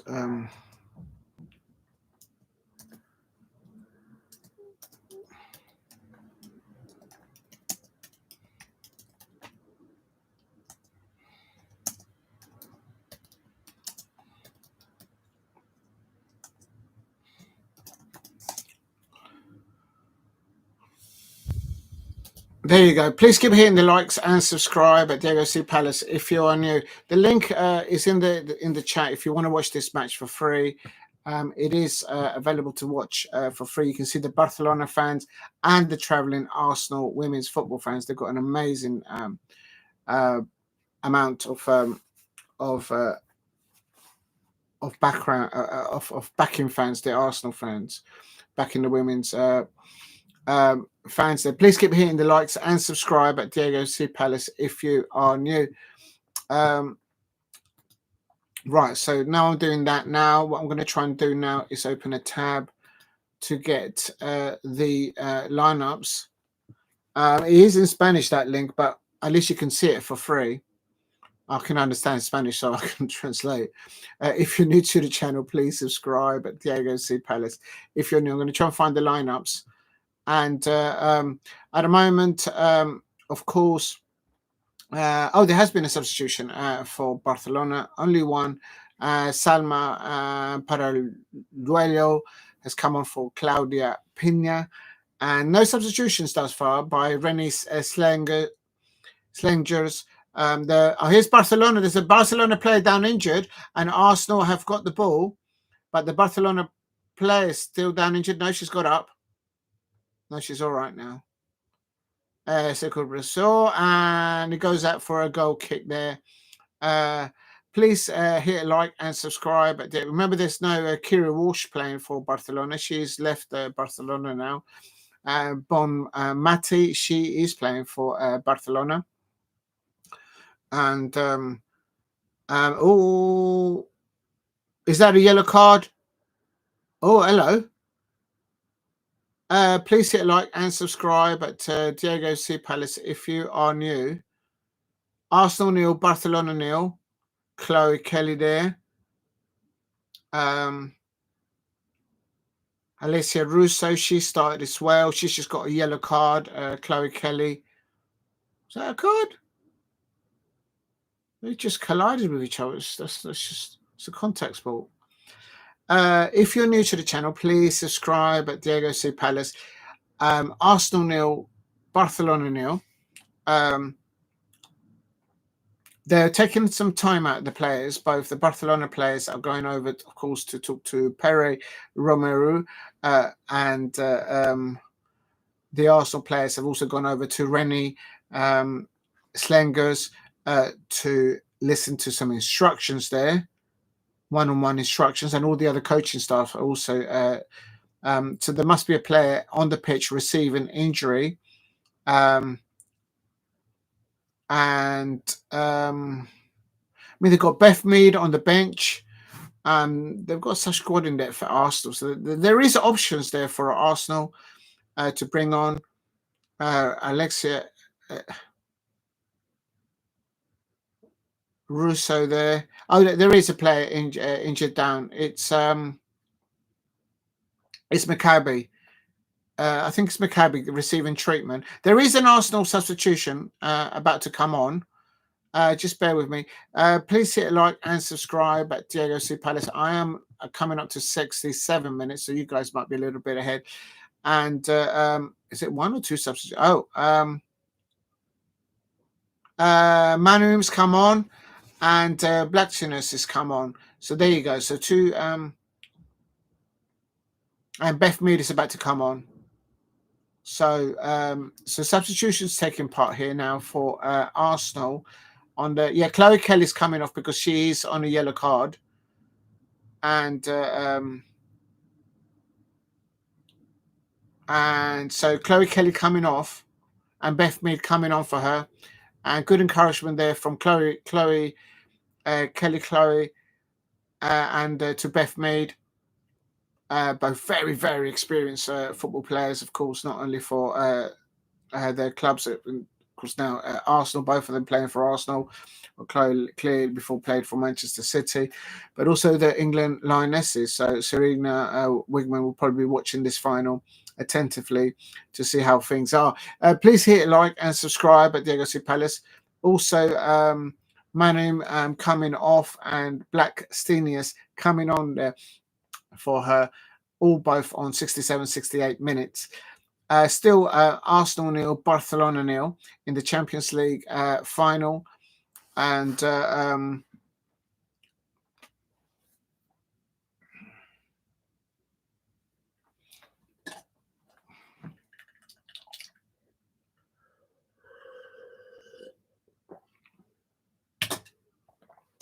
just to confirm, there is VAR in this match as Barcelona are pressing on the outside of the Arsenal penalty area. Oh my God, how did they not score? Oh my days, how did Barcelona not score there? They pinged the ball out to the left-hand side of the penalty area of Arsenal. The Arsenal left right back was cooked. And how did they not score? How is Barcelona not scoring a goal there? And literally on 69 minutes, Barcelona should have gone ahead 1-0. Like literally. If you're new to the channel, please subscribe at Diego C. Palace. Thank you for the new subscribers today. If you haven't subscribed, please subscribe. I'm trying to get to 2,000 subscribers. And thank you very much, all the subscribers this week and last week especially. And thank you very much for the super chat that I received earlier on today. So a gentleman called Yardi123. Thank you very much for dropping that super chat earlier on. That all helps the channel. Believe me, it helps you. It helps me so much. It's an understatement. So thank you very much, everybody there. Also, the contributions, all the chats and everything, all the likes, that all helps. So thank you very much. That also is very, very important, very helpful. Please keep hitting the likes and subscribe at Diego C. Palace if you are new. Just trying to find the lineup so I can put them into the chat. I have found them. And here is Barcelona. Barcelona literally got Arsenal pinned back into their own area. They need to get hold of the ball, Arsenal, and play the ball out.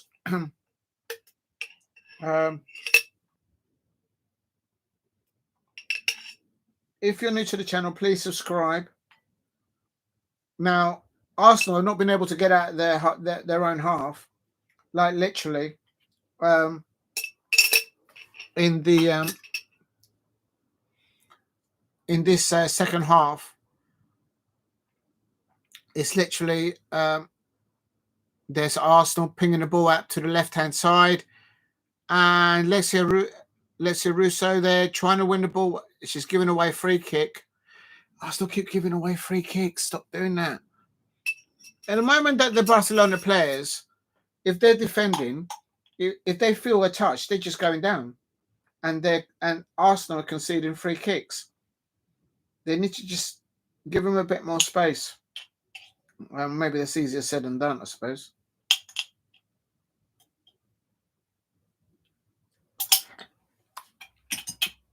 Remember that you can watch this match free. It's on the Oh, here's Arsenal on the attack. Alessia Russo, go on. Cut in with your left. Cut in, shoot. Oh, she didn't score. Oh, Alexia Russo didn't score. Oh my God, on 71 minutes, she literally chopped up the Barcelona midfield and their defenders, and she went on one with the goalkeeper, and it's opening up this game now really a lot. And Alexia Russo should have scored there on 71 minutes, 72 minutes, but before that, Barcelona could have scored as well. It's really opening up. Please hit a like and subscribe at Diego C. Palace. Oh my God, and Barcelona nearly scoring there. PCR. Oh my God, anyone's about to score here. That's Alexia Russo taking the ball off the Barcelona right back, and she won the ball. She just that's good goalkeeping. That's not a foul. Oh, she hit it towards the goalkeeper. That's why. But that's a good opportunity. It's a header now from Barcelona, but it just goes over the bar. Please hit a like and subscribe at Diego C. Palace if you are new. Oh, this is not working. Just going to put the lineups into the description first, I suppose. And here we go.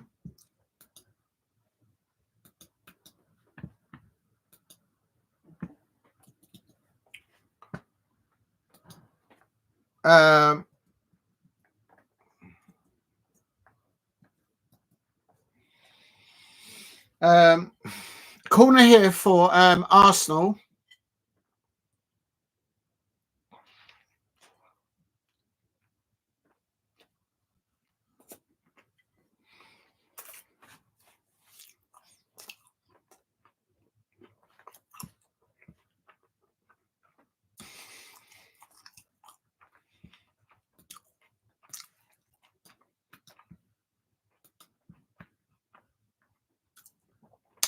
Good corner here from Arsenal on 73 minutes.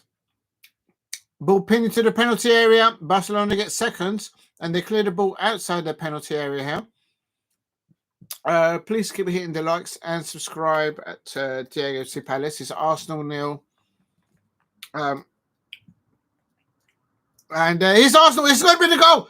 That's the goal! And Arsenal has scored! Well done, the Arsenal players, and they take the lead. I told you that they will score. I told you. Arsenal have scored. Well done, the Arsenal women players there. They can't do. Barcelona are not the same side without what a goal. They win a corner. The Barcelona do clear their lines, but then it gets pinned back, goes out wide, and Barcelona are vulnerable defensive. Look at this.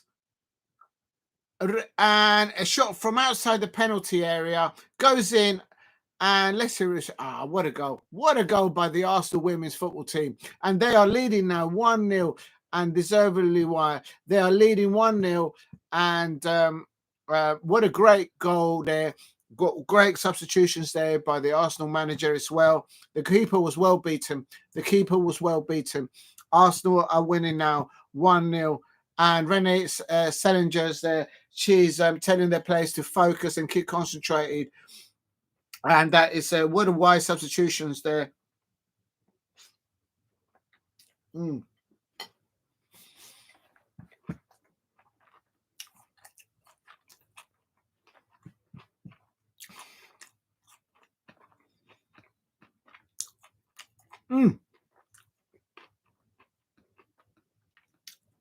Now Arsenal having to defend now, and it was the beginning of the second half. The bit that I saw, it was mostly all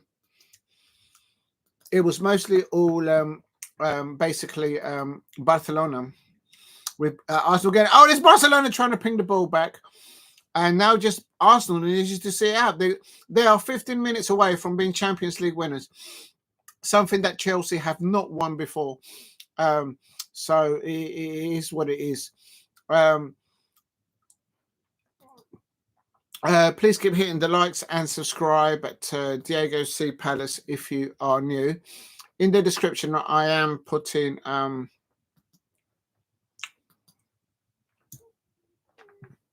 and corner now for Barcelona. So it's now the chance of Arsenal to defend the set piece here. And it goes to the back post. It's not. That's an Arsenal goal kick. And please hit a like and subscribe at Diego C Palace if you are new.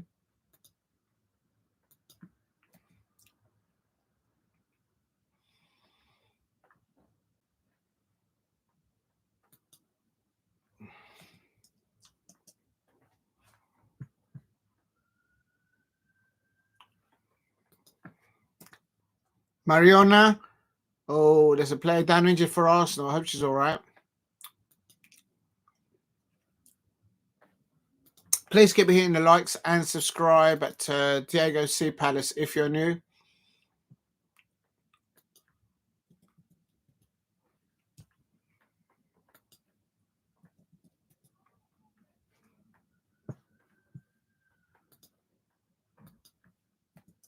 Right, there you go. Right, so just put that in there.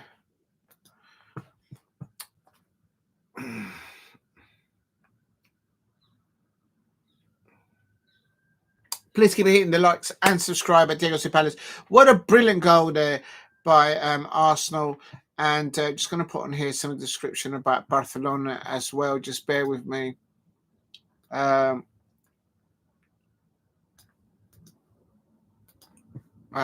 Just bear with me.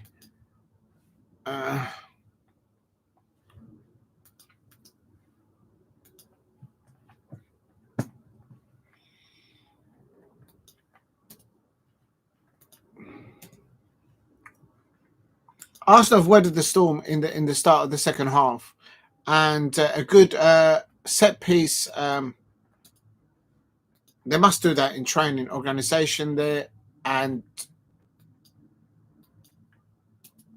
Barcelona did clear the ball away from their penalty area, but Arsenal through wall there, starting line up.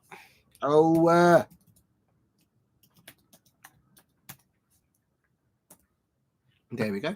Please hit a like and subscribe at Diego C Palace. It is Arsenal 1, Barcelona 0. Arsenal well deserving their lead, weathering the storm at the beginning of the second half in particular. And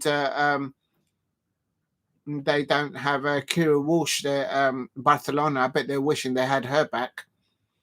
Arsenal are now literally 10 minutes away from being Champions League winners. Less than 10 minutes, I should say. And something that's eluded. This trophy has been not been able to be won by the Chelsea Football Club.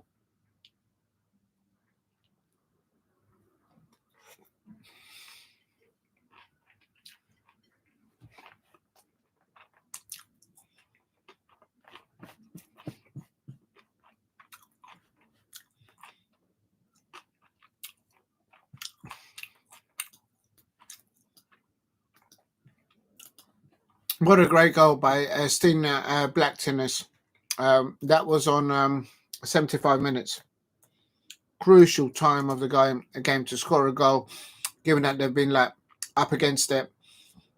Barcelona pinging Arsenal into their own half. Beth Mead and the introduction of Beth Mead and Stina Blacktinus.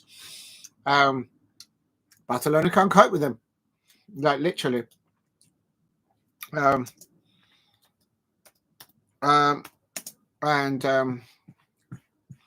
It is Arsenal 1, Barcelona 0.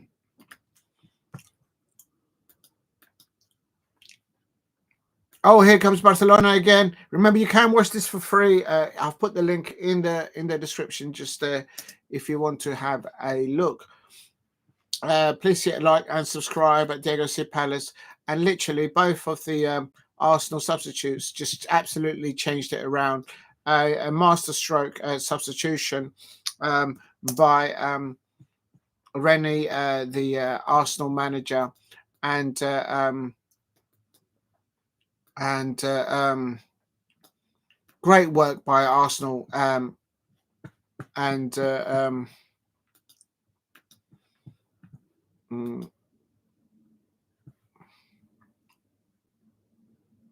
Oh no, this doesn't fit anyway.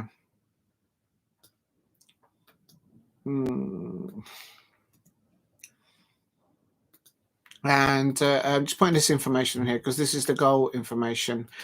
Please hit a like and subscribe at Diego C. Palace if you are new. And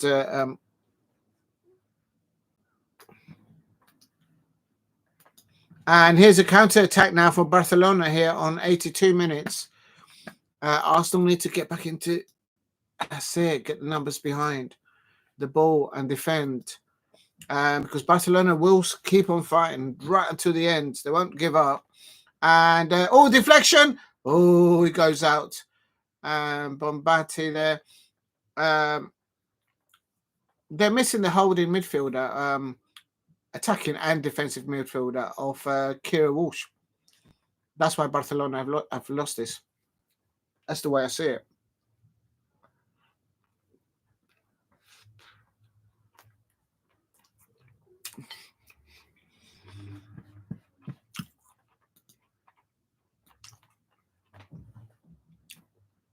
Please keep hitting the likes.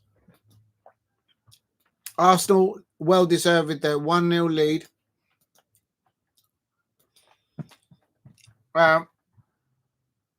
And good defending by Arsenal, and they cleared the ball away, but they've given away to Barcelona on the outside of their area. Why are they defending so deep? Arsenal, pull out, push out. Push out, that's it. Get onto the edge of the penalty area. Ball whipped into the back post, and the Arsenal goalkeeper, well saved there. Please hit a like and subscribe at Diego C. Palace if you are new. Arsenal very well deserved of their lead, and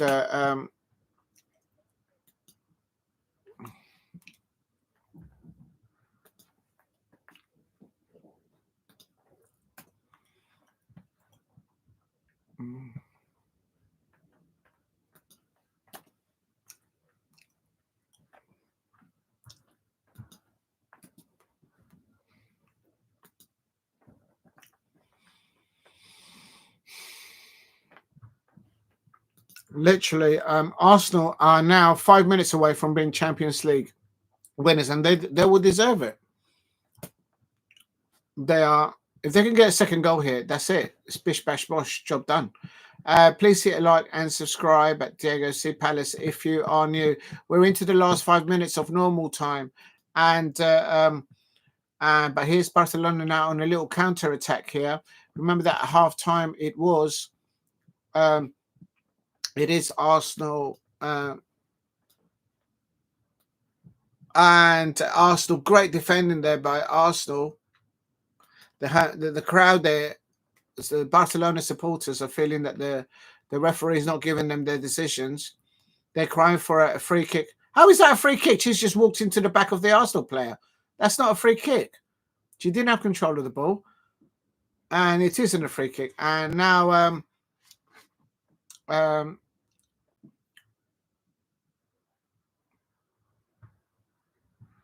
please hit a like and subscribe at Diego C. Palace. In the description, I am adding information for the 3 matches that I'm covering. First of all, was the Championship final. And it's 1-0 to Arsenal. Well deserved. And Ford is coming on and hurting. A very experienced player there coming on for Arsenal. So good squad in depth there by Arsenal, trying to shore up the last 4 or 5 minutes. How much stoppage time, I wonder. I didn't watch enough of the second half or the first half to get a feel for it. There was, I did notice a couple of times I was saying that the players were over to the technical area talking to their managers. So I would say at least 5 or 6 minutes. At least 5 or 6 minutes. Injury time. Henry says, "The carrier. I need to put the kettle on."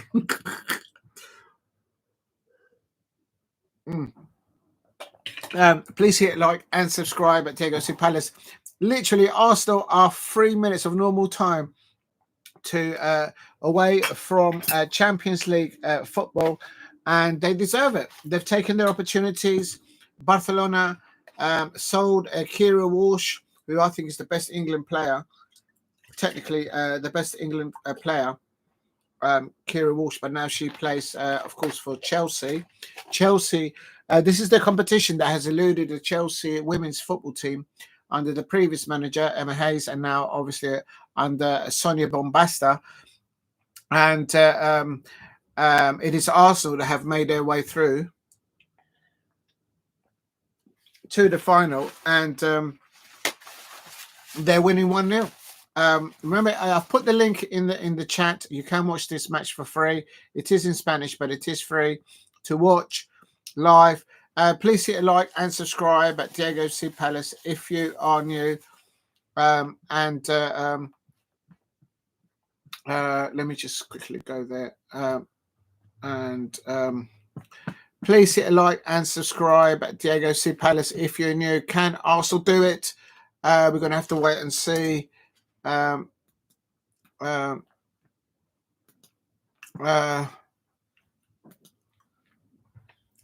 it is Arsenal.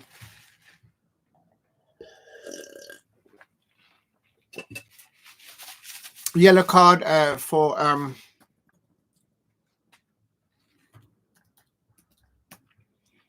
Arsenal 1, Barcelona.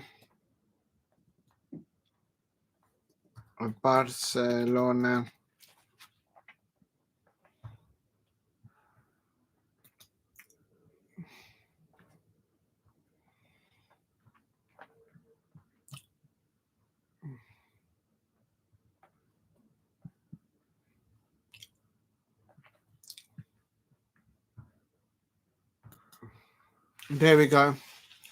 Please hit like and subscribe at Diego C Palace. We're literally into the last few minutes, but there's an injured player down for Arsenal. I think Arsenal well deserved it. Their 1-0 lead. They've weathered the storm at the beginning of the second half, in particular, and following a set piece, a corner for Arsenal. Even though Barcelona cleared their lines, clever work done by the two substitutes of Beth made. Is she all right? It's a facial injury, a head injury, so they've got to be careful. I think she's all right. Yeah, I think she can carry on. I think they can carry on. Please hit a like and subscribe at Diego C Palace if you are new.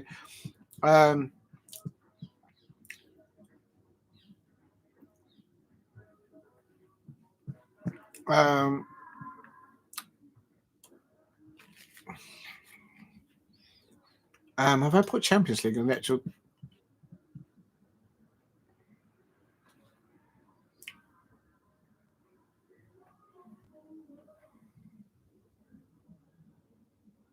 Right, here goes the ball. Oh, it's Arsenal. Got it. Oh, why can she not score? Oh, nearly. Arsenal could have got the second goal there. Oh, my days. That could have been the end of that. That could have been the end of that. She nearly got it. Yeah. I wonder that is what the wife is.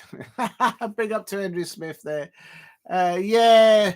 Horrible tackle there. Please hit a like and subscribe. It's Barcelona now on the attack, and Arsenal clearing their lines, and that's it. And it's another tackle there on the Arsenal player, and Beth Mead is absolutely in the wars. The Barcelona fans are not happy, and the referee's just given a yellow card to somebody maybe on the technical area.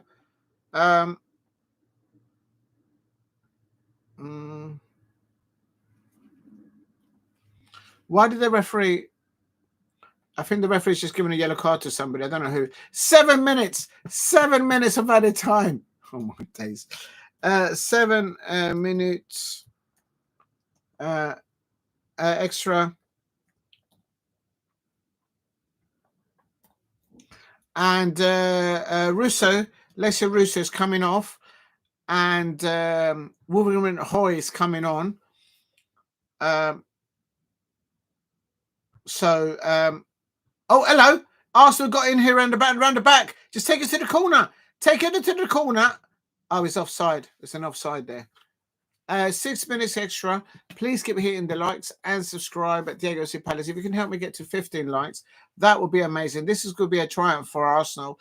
Arsenal, I'm not sure. Have Arsenal actually won the Champions League before? I think they have. I know Chelsea haven't. Let's just find out. Have Arsenal women won? Have the Arsenal women's team won the Champions League?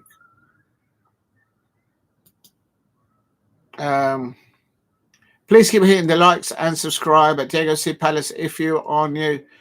And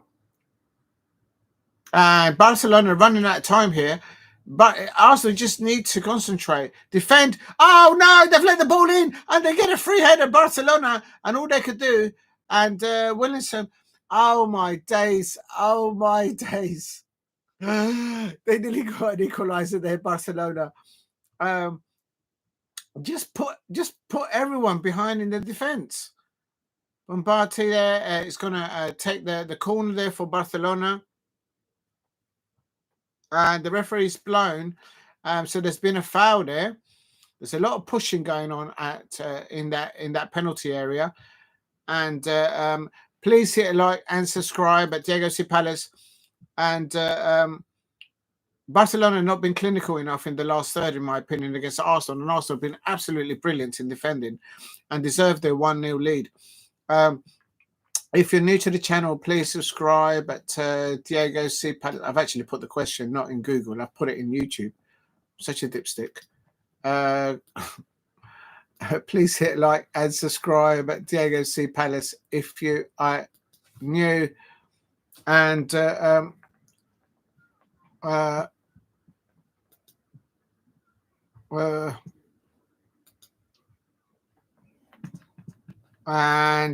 good defending now by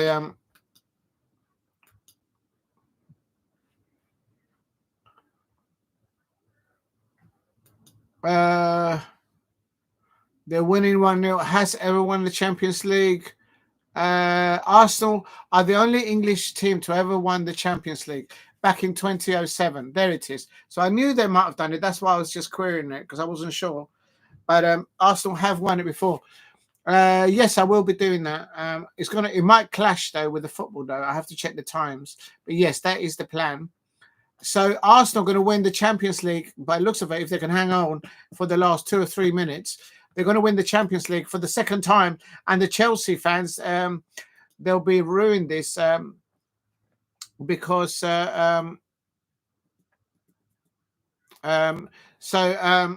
literally they're about to win it for a second time.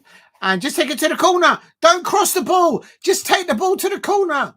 Take the ball to the corner. That's a foul. That's a foul on the Arsenal player. And Barcelona is saying, no, that's not a foul.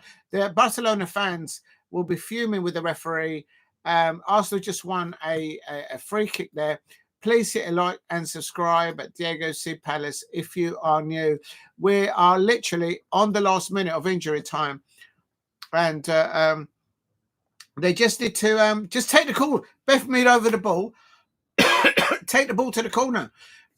Take the ball to the corner and just waste the time. There's 7 minutes of added time. They've got a free kick here, Arsenal. I just take it back to the corner. Take it back to the goal kick. Take it to the corner. Take the ball to the corner and keep it there, Beth Mead. Now, Beth Mead is taking the ball into the corner. That's exactly what I said. And wind the clock down. Exactly, Henry Smith. And she's lost the ball, but at least the ball's down there. And it looks like they've got a goal kick. So we have done the 7 minutes. We have done the 7 minutes of added time. And referee, what are you waiting for? Blow up for the full time. There should be no, oh, that's a foul. No, it's not a foul. And Barcelona and Arsenal defending really well. There's been no final third, last killer ball by Barcelona. And that's because they don't have Kira Walsh. They got rid of Kira Walsh and they haven't replaced her. It's as simple as that. Kira Walsh is an outcry that she was never nominated for a Ballon d'Or last year or the year before. Absolutely shocking the way they treated her there. And Arsenal get a free kick there. And the Barcelona fans, and I think they've done it, but Barcelona have just conceded another foul. And the Barcelona fans in the stadium are going absolute nuts. And the Arsenal players, they're all about to celebrate. The Arsenal players are about to celebrate their second ever Champions League win. And perhaps not perhaps, actually, the men's side should take a note. This is going to be the second Champions League win for the Arsenal women's team in the UEFA Champions League. They won it back in, I put it on there in 2007. I knew somebody had won it before. I wasn't sure who though, but I knew it wasn't Chelsea because Chelsea hasn't won this competition. They've gone very close before. And there it is. Is that full time? No, it's not full time. It's a free kick. It's a free kick to the Barcelona. Oh my days. Can Arsenal hold on into the last few minutes? This is the last minute. Like literally, it should be the last 30 seconds. It's 7 minutes of added time. They've played 8 minutes. What is the referee? And the referee has blown full time. It's full time. It's full time. They think it's all over. It is now.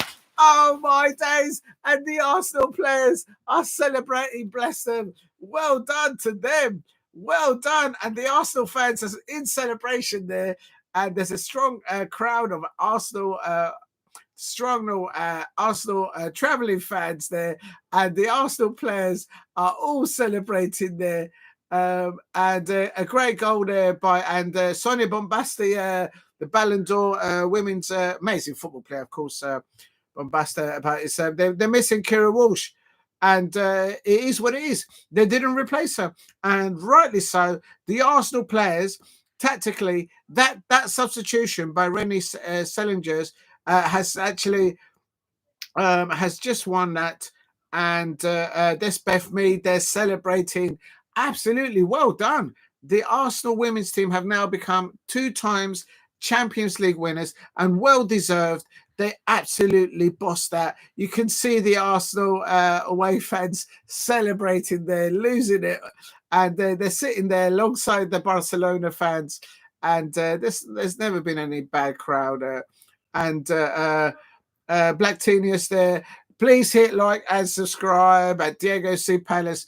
If you are new, the Barcelona players are unconsolable right now. But well done. Well done. And they are typing in Arsenal in the Champions League trophy. And I have to say, they've won it on merit. They've not won the WSL, but by God, they've won the Champions League, and well deservedly wise. And there's Beth Mead there getting a hug there from all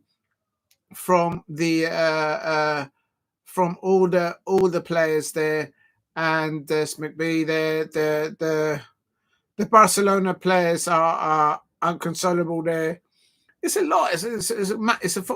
Football is about emotions, but the Arsenal players absolutely.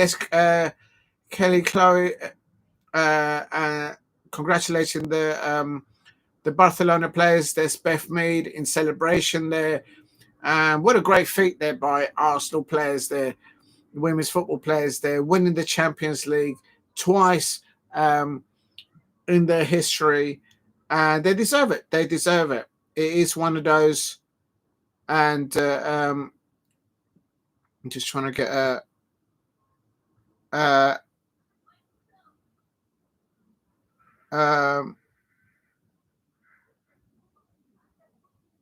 great respect between both sets of players. It's a great achievement. They've won it. They've only gone and done it. And I suppose the Chelsea fans will be thinking, how is Chelsea been so dominant in the WSL this season, and they've not even got to the Champions League final? And there is Arsenal. They've got Champions League football next season, but they've won the Champions League twice in their career now. So it is Please hit a like and subscribe. At Diego says, Arsenal win the biggest prize of after all. Listen, they've won, and what a great goal there. They weathered the storm there, and a brilliant goal there by Black Estinius, who came on as a substitute, also with Beth Mead, and they absolutely transformed it. Absolutely bossed it there. If you're new to the channel, please subscribe at Diego C. Palace. What a great goal there, to win that. If you can help me get to 15 likes, that will be amazing. In the description, I have put YouTube census Arsenal win the biggest prize after all. Listen, it's a great win by them all. Stinia Black Tinners is the match winner. Arsenal win the Champions League. It's about trophies, and they've now won it 2 times in their career. And very well done to them indeed. They've won 1-0 on the night. They've weathered the storm of offensively of what Barcelona could throw at them. Not enough clean ruthlessness by the Barcelona attacking last third in their play, and not enough quality to get a goal past the Arsenal net, into the Arsenal net. And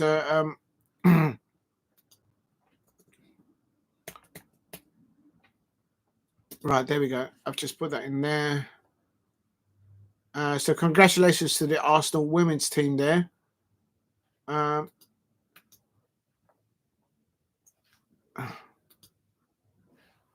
Arsenal win the Champions League for the 2nd time in their history. And if I'm not mistaken, they are the only football club to ever have won the Champions League, and it was back in 2007. I just double checked because I was sure. I know Chelsea have been trying so hard in the last decade to get to that goal, but they've not been able to do it. And it is a great achievement there. I tell you what, they didn't win the WSL, and they've only gone and done it. That is how you do it. Yeah, they've just confirmed it the 2nd time that they've won it in their history. Please hit a like and subscribe at Diego C. Palace. Great achievement there by the Arsenal women's team. And that's a gutsy win there. Champions League 2025, and they've already engraved the name of Arsenal into the cup.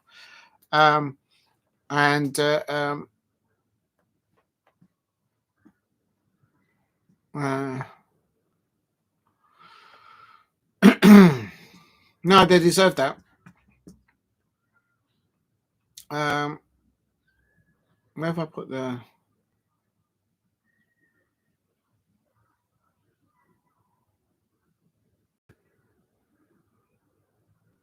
I haven't put the goal in the actual description. Right, I'm going to find the goal into the description. But yeah, now yeah, so they've taken the crown of Barcelona, and the way I think of it is that in the WSL, Chelsea have been the best team, and they must be thinking to themselves. So the Chelsea women's football fans, especially, they were thinking, how is Arsenal getting to the final and then doing a number on literally on the holders, Barcelona. And so Sonia Bombasta, the Chelsea manager, will be looking at that and be thinking, they are capable of doing it, and I think they are capable of winning the Champions League, Chelsea, but they need to get it right. I don't know if it's maybe it's a well, they can't complain that they haven't got a squad in depth, because like the squad in depth that Chelsea have, they should be at least reaching the final of the Champions League, but they haven't. So questions need to be answered there on that count. On their season, of course, they've been very successful, and so Barcelona were not able to win the Champions League 3 years on the bounce. Arsenal have stopped them, and there's great celebrations there by and they're singing the song of "Freed from Desire," and Barcelona are actually have been beaten.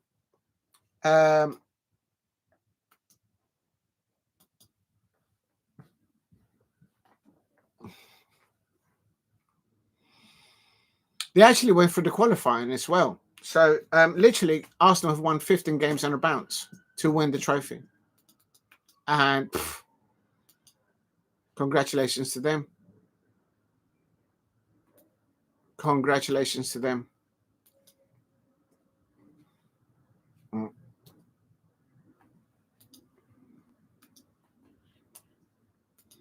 Right, here we go. The Arsenal manager, René Slagingers, is just dancing with all the Arsenal players there on the pitch, and they all dancing to "Freedom from Desire." This is an absolute wicked tune there, and Barcelona have been beaten, and they've gone through 14, 15 matches to get to the end of that, and well deserved, very well deserved there. Please hit a like and subscribe at Diego C. Palace if you are new. The Arsenal win the Champions League 2025, and they deserve it. There's other teams, Manchester City as well, Manchester United women's football team, Liverpool women's team. They'll be looking at this and they'll be saying, because they've played against Arsenal, so they're saying to themselves probably there's more that they can work on to try and get into a Champions League competition, to get into the Champions League final and get it over the line. The only women's football club in women's football in England to win this competition have been Arsenal, and today they've won it for the second time. So there's other football clubs there that clearly have the squad in depth and have the desire and the potential to get to the Champions League final and take it up against sides like Barcelona, Leonese, Real Madrid. Although Real Madrid, they haven't got the squad in depth, in my opinion. But it's really the I said it before, the top 4 teams with no particular order in European football, women's football, is Barcelona, Leonese, Chelsea, and I also threw in there Arsenal. But I kind of always felt that Chelsea have just got a much better squad in depth. But even with that said, the Arsenal women's football team have gone in there. They've weathered the storm. In the first half, it was 0-0. In the second half, they weathered another storm. And then from a corner, from a set piece, Barcelona not clearing their lines properly. And both of the substitutes for René, she brought on Beth Mead and Stina Blacktonus. And what a well-taken goal by Stina Blacktonus. And not just that, if you look at before she received the ball, Stina Blacktonus, look at how Beth Mead positioned herself on a loose ball was being tried to be cleared by Barcelona following that corner kick. She fed the ball up to Stina Blacktonus, and boom, bish bash bosh, Arsenal land their second Champions League trophy.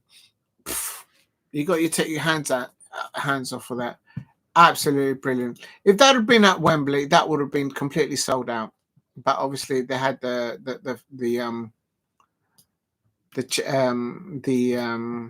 Wembley was hosting the Championship playoff final, which was won by Sunderland against Sheffield United. Excuse me, people. Please give in the likes and subscribe at Diego C. Palace if you are new. Barcelona, and let me just put this in here.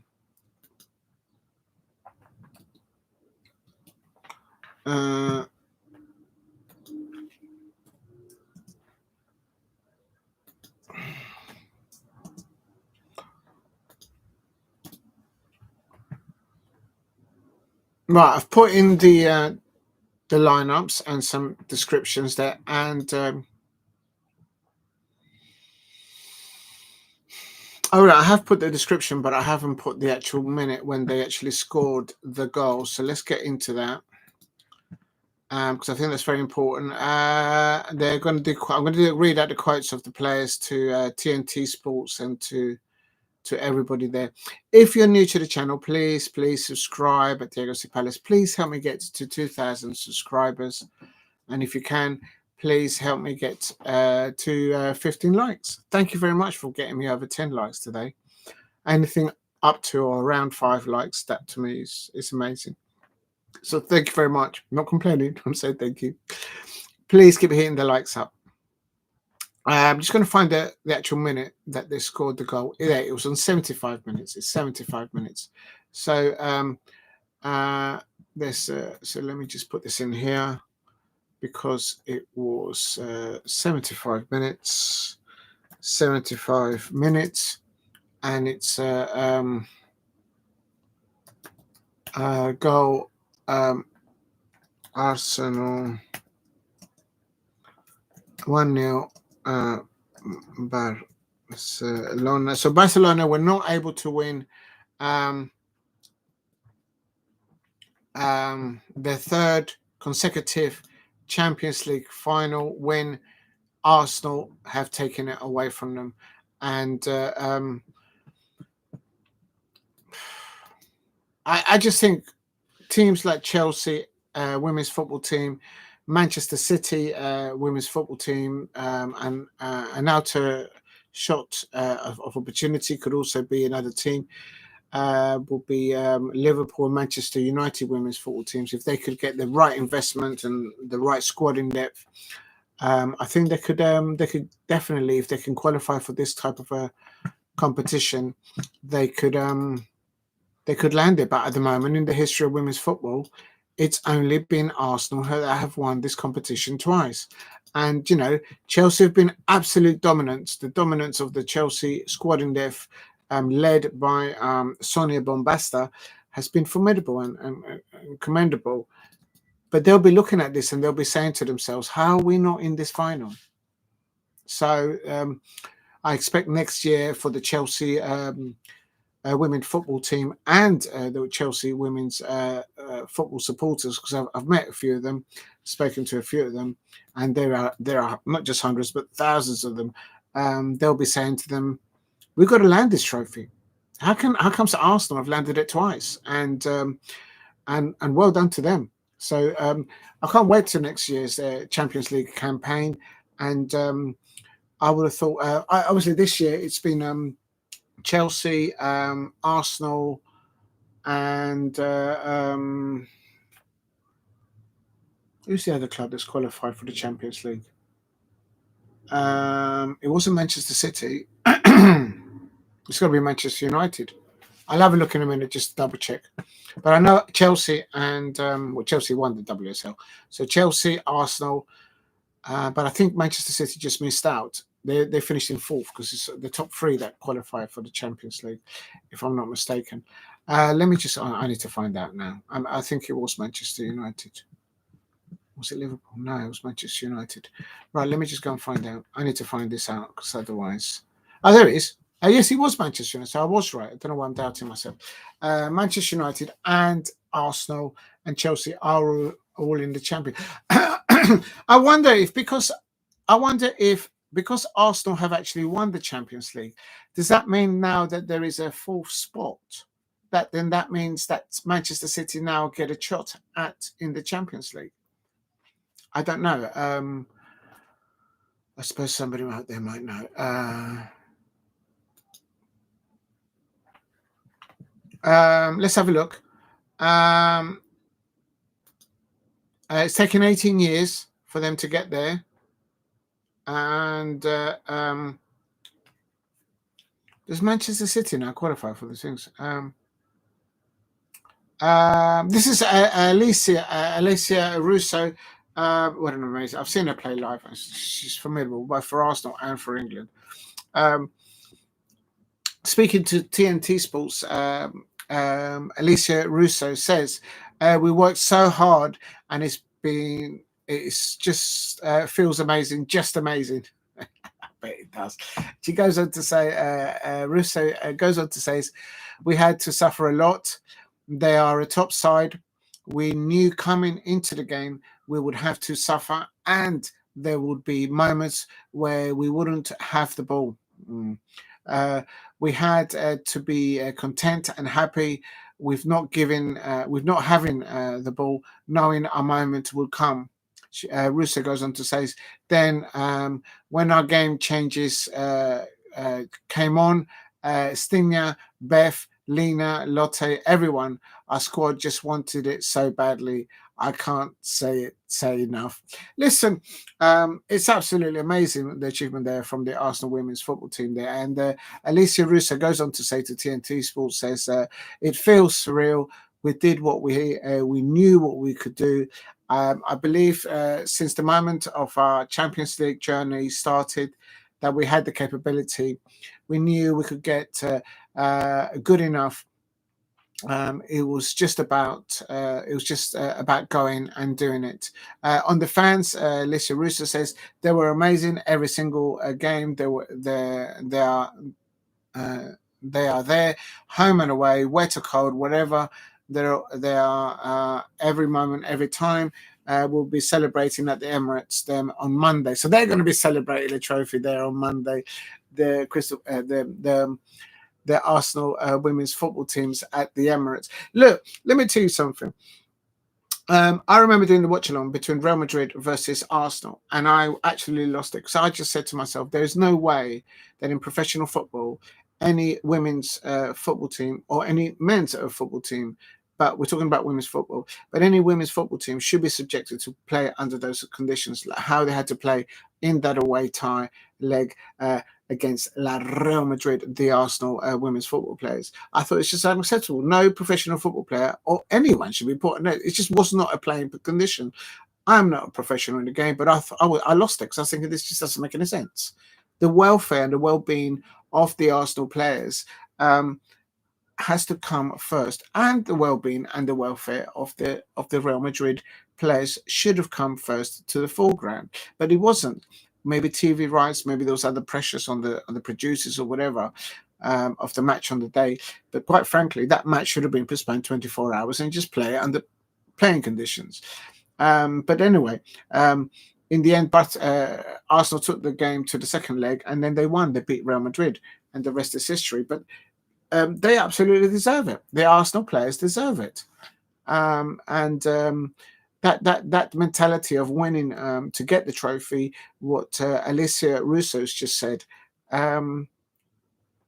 it's absolutely mirages and echoes the performances that what they've done in that second half, especially that I certainly paid attention to, in the sense that there was so much time at the beginning of that second half that Arsenal were just underneath the cosh. They were just getting basically pressed into their own penalty area, into their own half by the Barcelona players, but there was not enough clean ruthlessness in the last attacking third pass from Barcelona. Why?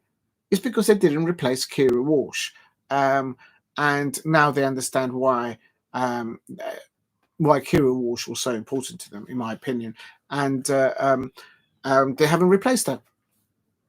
She knows Kira Walsh is the best technical England football player, in my opinion, right now.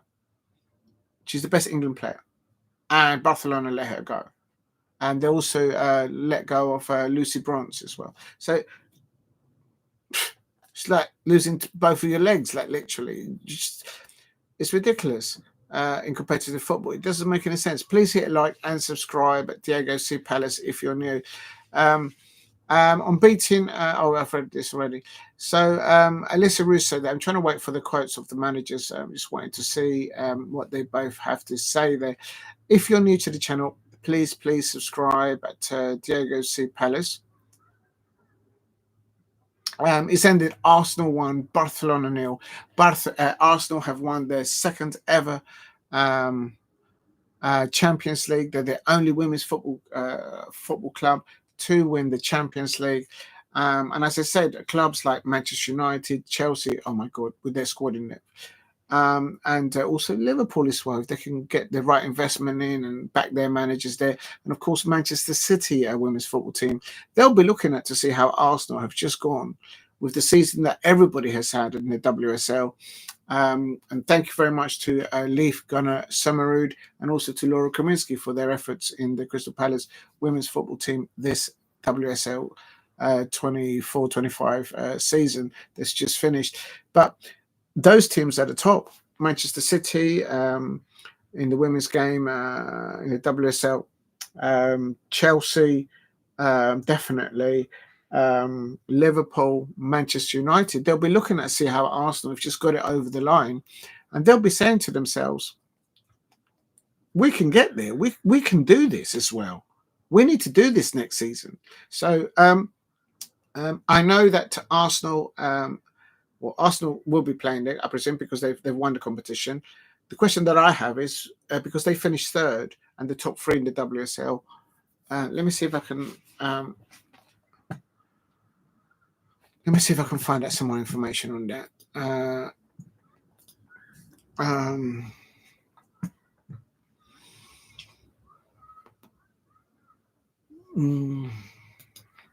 Let's just put does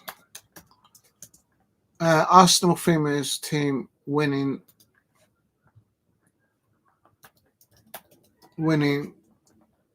the Champions League alters who qualifies.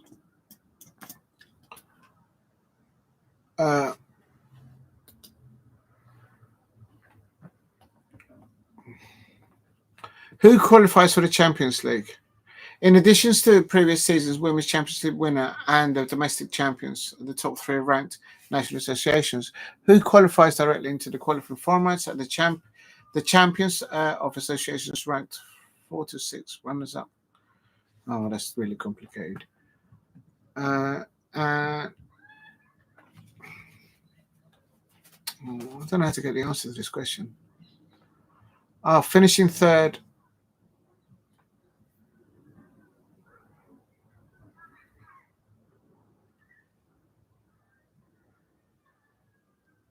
Oh, hello. This is it. 4 teams qualify from this qualification path will also join the league phase.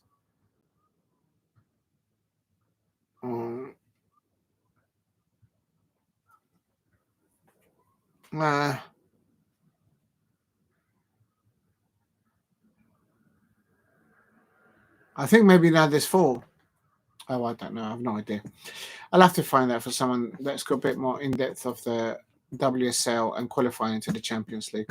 Next time I run into a Chelsea fan or an Arsenal women's football fan, I'll ask them because I just can't figure it out.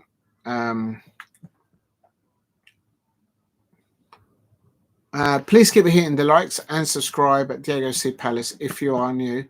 Right, let me just quickly. So I've done that. And now, last of all, 1 minute. Arsenal, Barcelona. And then I'll do the other match after this, which is, I can confirm, the UEFA Women's Champions League, Arsenal 1, Barcelona 0. I'm going to have to change the thumbnail. I'm going to have to put a player for Sunderland, Sheffield United in the men's, and then also put a player for Celtic losing to Aberdeen. Also, I'll have to change the thumbnail and then include one for Arsenal, Barcelona.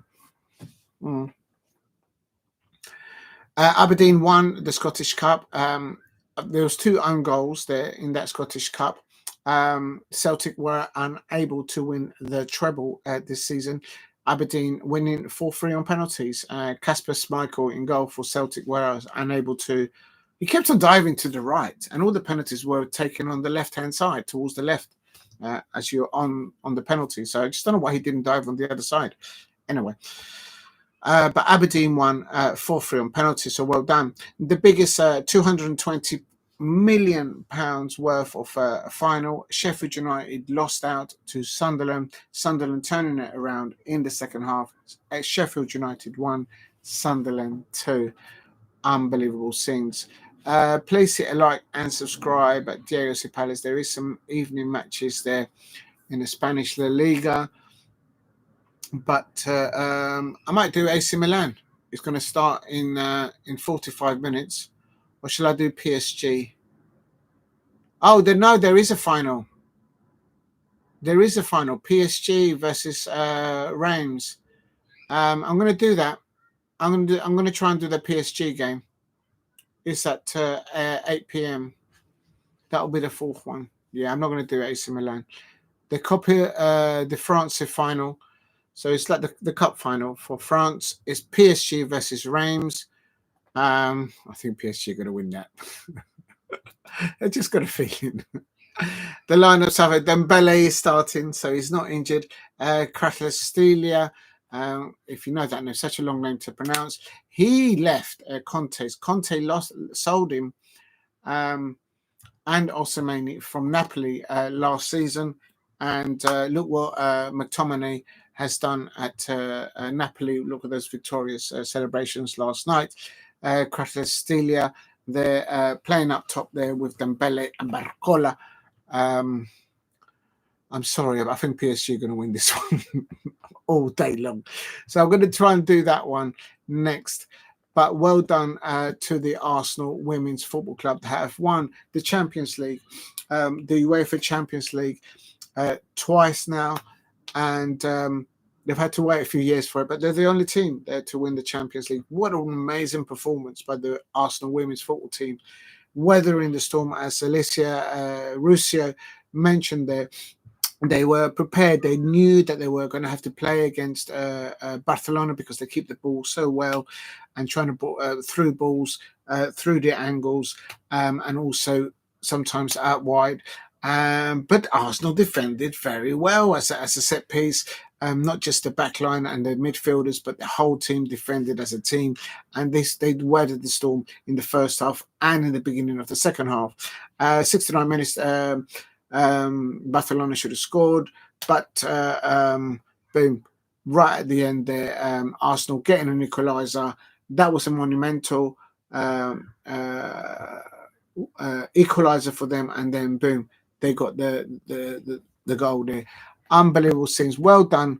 The goal there for Arsenal. There's the substitutions that made a difference there in the second half. Barcelona just could not get the quality into the last third and scoring against Arsenal. But the double substitutions there by Rennie, the Arsenal manager, bringing on Stigner, Blacktoners, and that pass by Beth Mead, the England Lioness, up to Blacktoners. Well, that's made a difference. And there you go.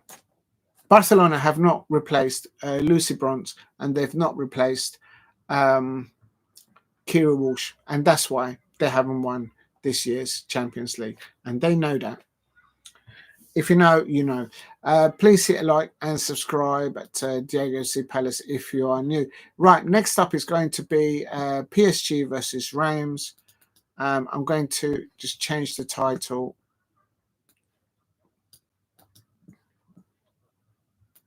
Copy.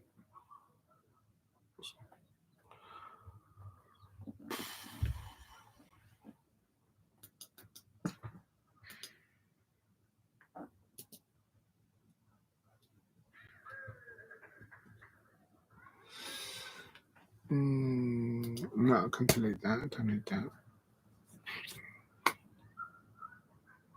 I'm going to have to change the thumbnail when I finish doing the live stream because literally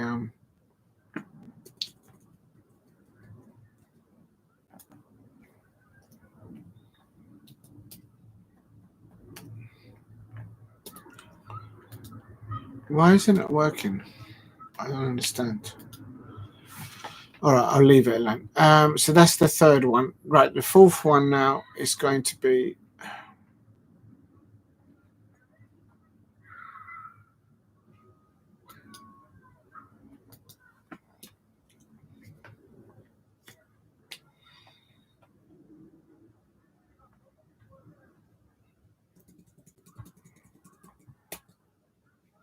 Right, the fourth match, which I'm going to cover in a minute, is going to be the PSG match. PSG versus REIMS.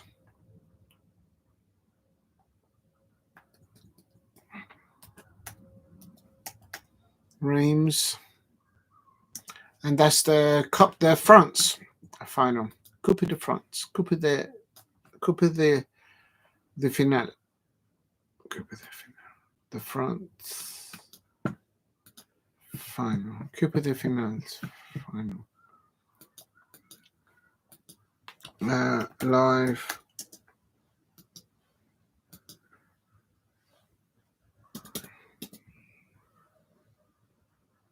Oh, just come into the chat. I'm just typing the new heading.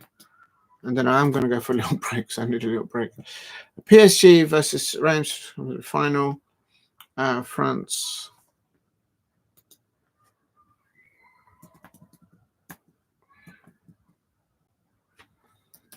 Final live.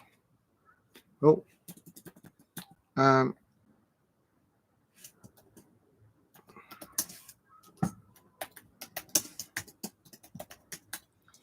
Oh, come on, man. Just come to the chat. Palace. And then, so Diego will see Palace. And then I put hashtag PSG. Hashtag, what is it? REIMS.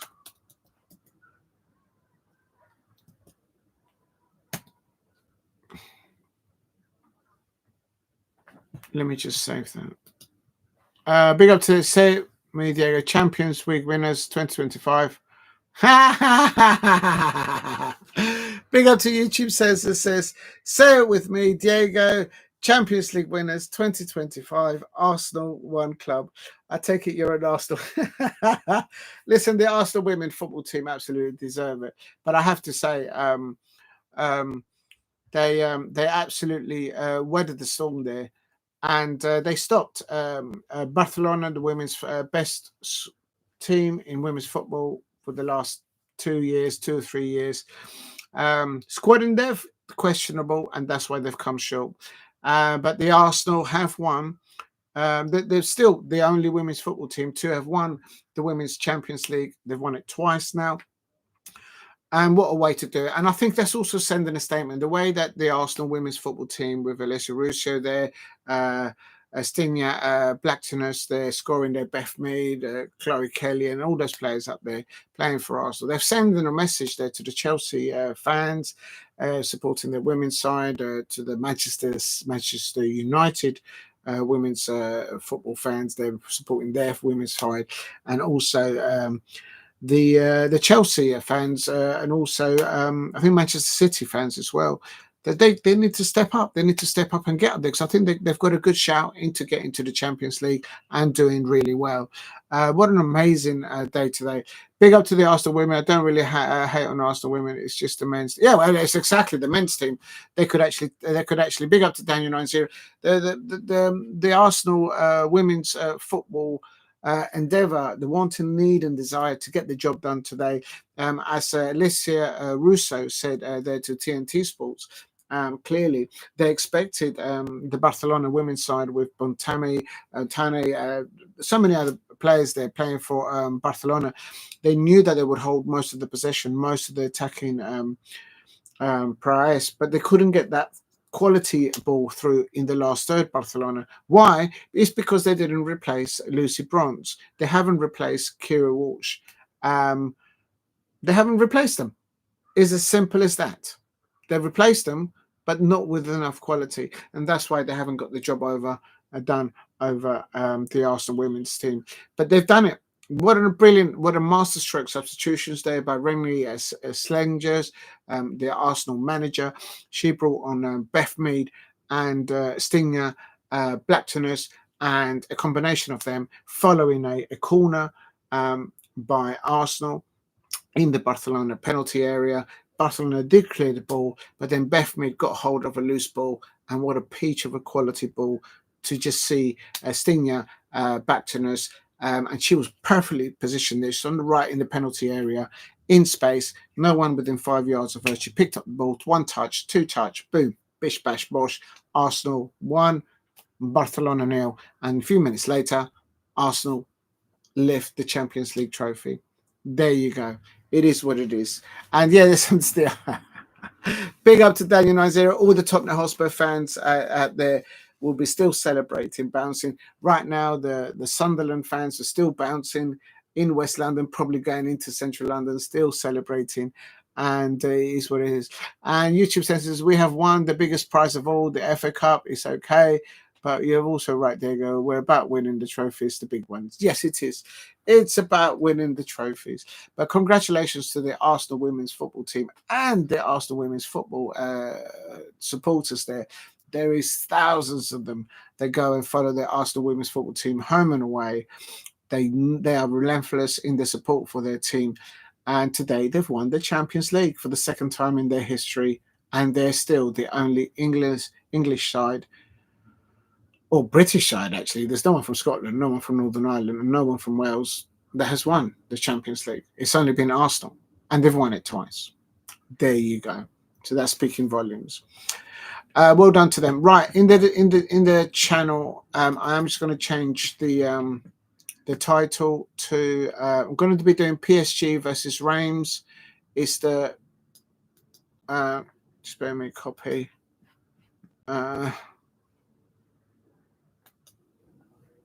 Please hit a like and subscribe to Diego C. Palace if you are new.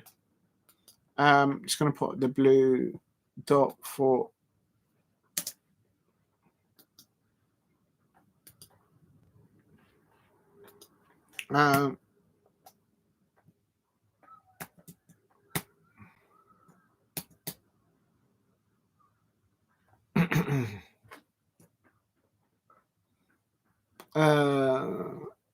so hashtag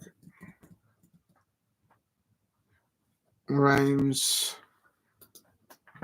PSG. I'm not sure who else to put in here. Hashtag France, I suppose. Is there a hashtag for France? Yeah, there is. I'll do that one. And then hashtag football. Hashtag football. Hashtag love. If you're new to the channel, please subscribe at Diego C. Palace. So this is going to be the third, or the fourth, I should say, the fourth watch along now. Copy. Just coming to the chat now, because I do need to go to the toilet. I've been streaming, I don't even know how long. There you go. Big up to the Geordie. How's he doing? How's he doing? Yeah, listen, I tell you what, I can't wait. I just cannot wait. I cannot wait to see at the Stadium of Light. That's right, I was saying it. I can't wait to see it at the Stadium of Light. I've actually been there, and I've actually caught the ball live, and I was caught on Sky Sports years ago. Anyway, what going away match of Crystal Palace there years ago, and we're in the League One in those days. And but it's how's it, lad? And congrats to the Black Cats. Welcome to the Premier League. It's going to be brilliant. I can't wait to see as a neutral at the Stadium of Light, Sunderland fans up against the Newcastle United fans, the Magpies, the Black Cats versus the Magpies. It's going to be scenes. It's going to be scenes. Who's going to be up against the ropes? Is it going to be the Toon Army? Is it going to be the Black Cats? Who's going to win? Who can outdrink who? I reckon who can outdrink? I reckon the Sunderland fans can outdrink the Newcastle United fans. I've just got a feeling. I've just got a feeling they'll drink them underneath the table. It's going to be scenes, and then you're going to have the reverse fixture at St James's Park.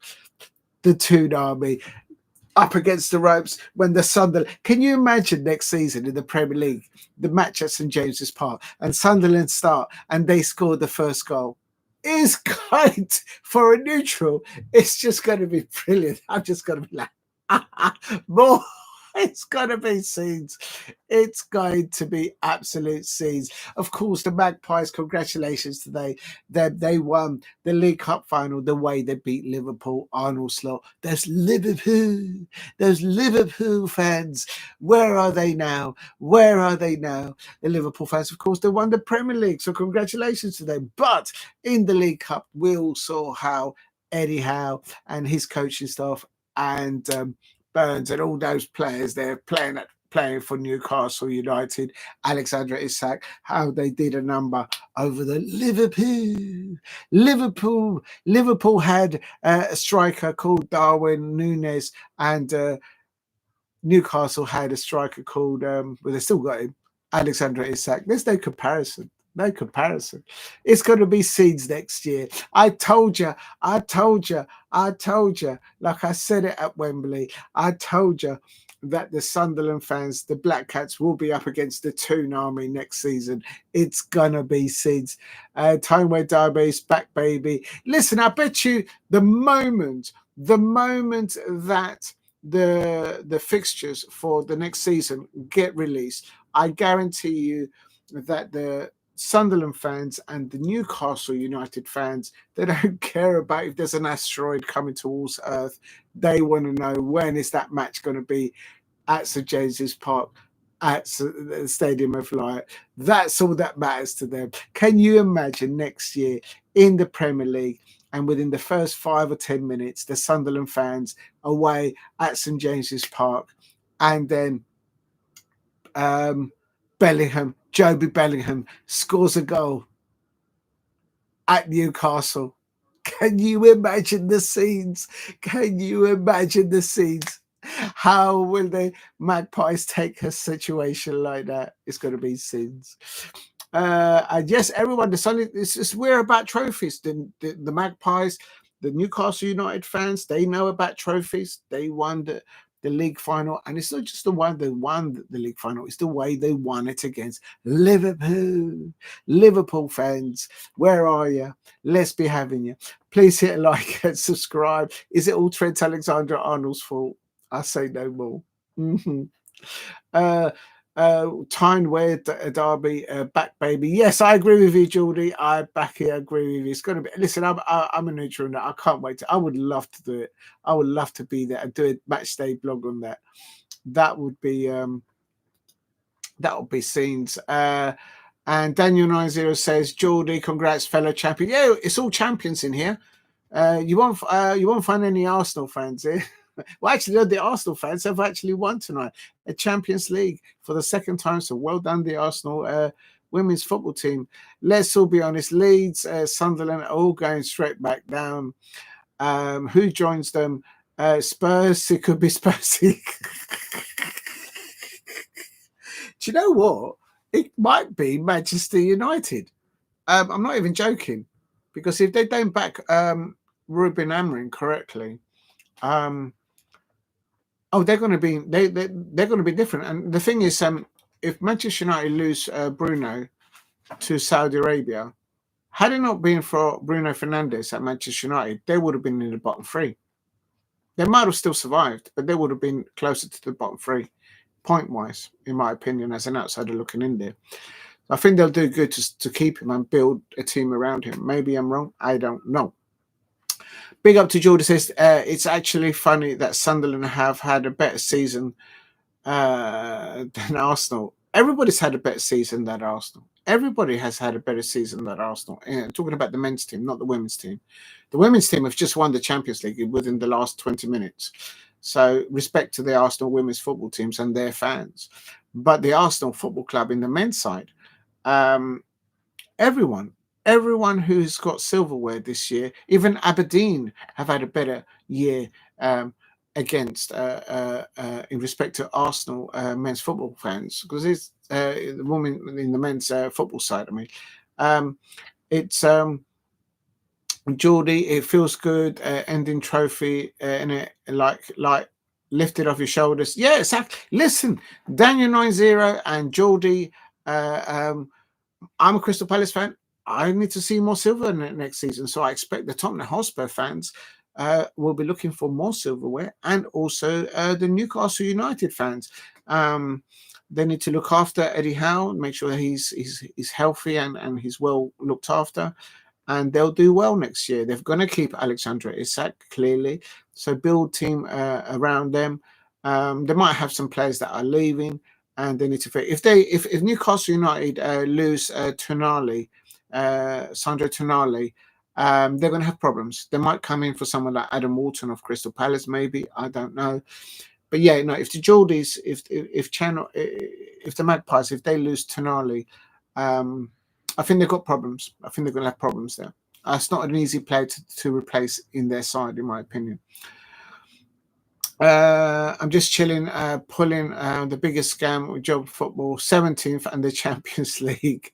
Listen, Daniel, it doesn't matter. You had to concentrate. If you look at the post-match interview of Ange Postecoglou after winning that Europa League final against Manchester United Football Club and their fans, go and look for that. It's on Be Any Man Sports.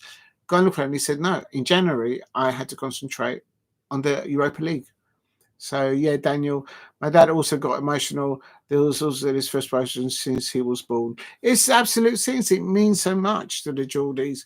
I'm still buzzing from watching Crystal Palace lift that FA Cup now. Yeah, Geordie, I know a couple of Geordies, so I know what it means, mate. Yeah, so there you go. Leeds United owners ambitious this time. They're spending big this summer. They always seem to spend, and but we'll see what happens. Daniel 9-0, Europa League champions, says, I've got another on August the 13th, the Super Cup final. There you go. You wait all those years, 14 years to land to get a bus, and then suddenly you got two coming along, one after the other. August the 13th. It's not going to be unlucky for the Tottenham Hotspur fans. It could well be a second goal, a second trophy. And Arsenal fans, how can you absolutely accept or tolerate or take Tottenham Hotspur fans winning not one but two silverware within 5 years of Arsenal fans being content of just being in the top four, not winning any trophies? It's just take part. Don't worry about the trophies. Well, the Tottenham Hotspur fans are leading by example in North London. I saw the celebrations of the Tottenham fans yesterday, and they were running North London. The Tottenham Hotspur fans were running North London yesterday because they've got silverware. And Arsenal fans, 5 years, all of that, and no trophies. I say no more. Congratulations to the Arsenal women's football side today, because today they've won the Champions League twice in the history of the women's football team career. They've gone and done it. So well done to them. They absolutely deserve that. Brilliant substitutions there by Renee, bringing on Stinger, Blacktonus, and Beth Mead, and making a difference there. Please help me get to 15 likes if you can in the chat. And Leeds United owners ambitious this time. They spent, I've done that one. And Daniel 90 says, I've got another on August the 13th, the Super Cup final, a final that Arsenal have never played in. Exactly. Arsenal have never had Arsenal wouldn't know how to get an Uber to take them to it. Mikel Arteta doesn't know what that is. He probably says, oh, yeah, I was on the bench with Pep Guardiola when we won that. Possibly not even that.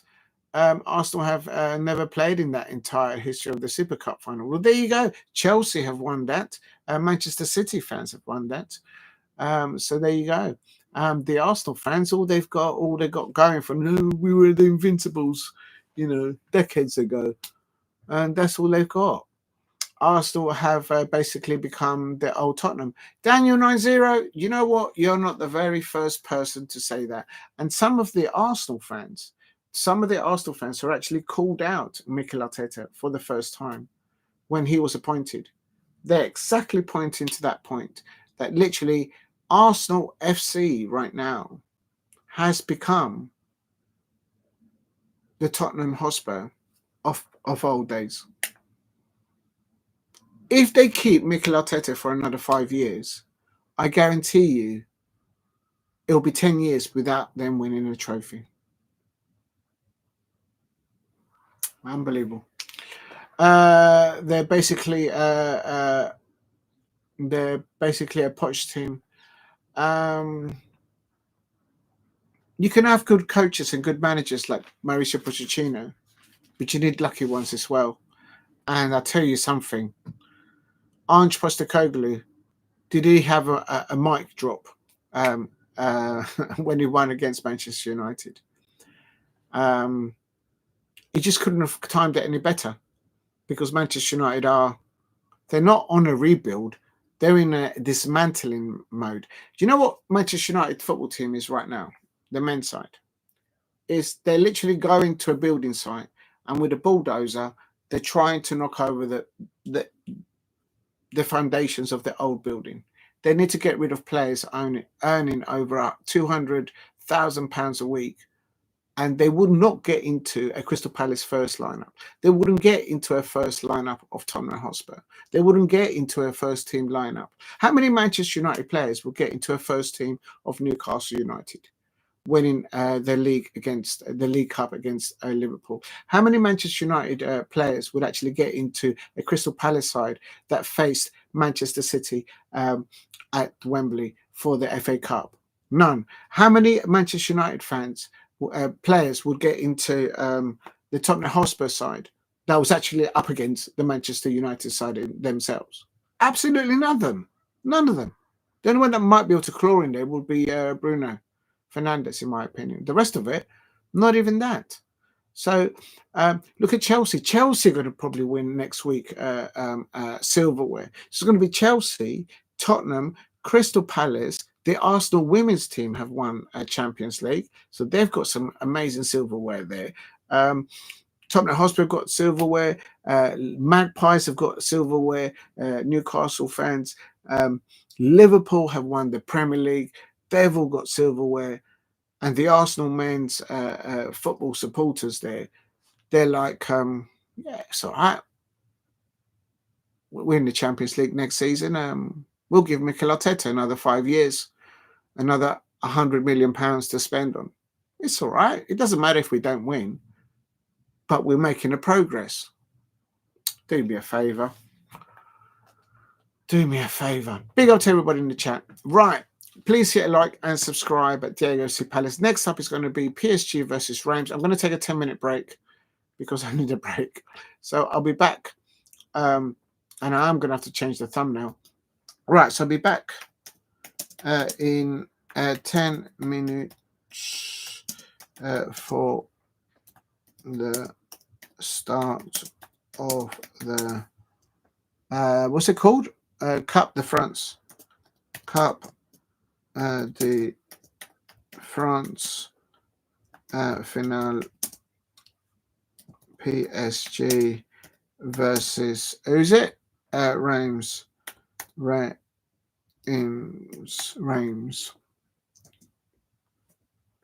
Back at, let's just say, I'll be back at, give me a good 10 minutes. I'll be back at 20:05. I need to go for a break. 20:05, back at 8 p.m. There you go. We basically made all North London Tottenham colours yesterday. It was I saw it. I've got so many videos. Watch out for it, Daniel. I will upload a few more onto my channel eventually. I've got loads of videos I'm going to put them all together and just put it all up in one. I've got a really close up of the Tottenham Hotspur players with the trophy going across me on the coach. So I've got 2 good videos of them. So I'm going to put them first, and then all the other ones, I'm just going to put them all together and then upload it all in one. I might do that tonight. It depends how I feel.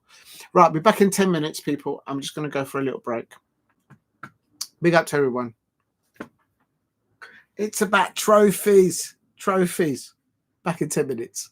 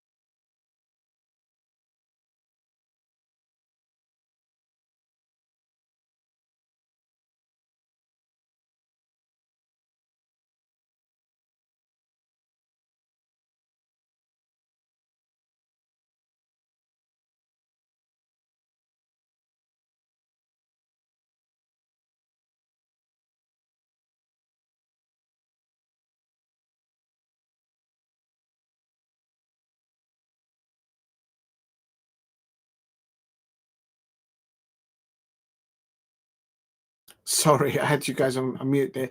Please keep hitting the likes and subscribe at Diego C. Palace. Now is the cup there of the France. The cup final in France is between PSG and Reims. And just going to quickly get into the lineups there. This is very interesting cup final. Of course, PSG have got the Champions League final to come against Inter Milan.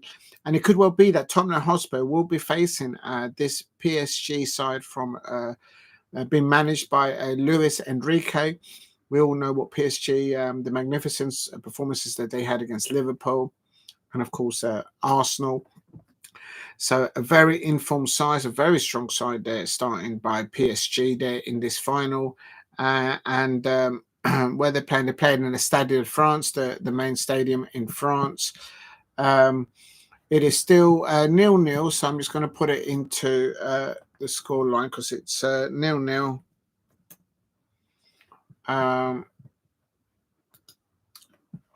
Please keep hitting the likes if you can help me get to 15 likes. Thank you very much for all the comments today.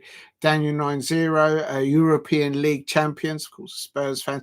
Big up to the Geordie, the Magpies football fan there. Of course, they won the league final against Liverpool earlier on in the season. Big up to YouTube censors with amazing comments there, keeping it real. Well done to the Arsenal women's football side. They've won the Champions League for the second time in their career, in their illustrious career in European football. Their Arsenal women's football side, they're winning the Champions League there. And Rennie Sellingers, she becomes the first Netherlands Dutch-born women's manager to win the Champions League. I don't think there's been another manager coach from the Netherlands there to win that. So, brilliant. Sorry, I just got a message. Well done. Let me just reply to this message.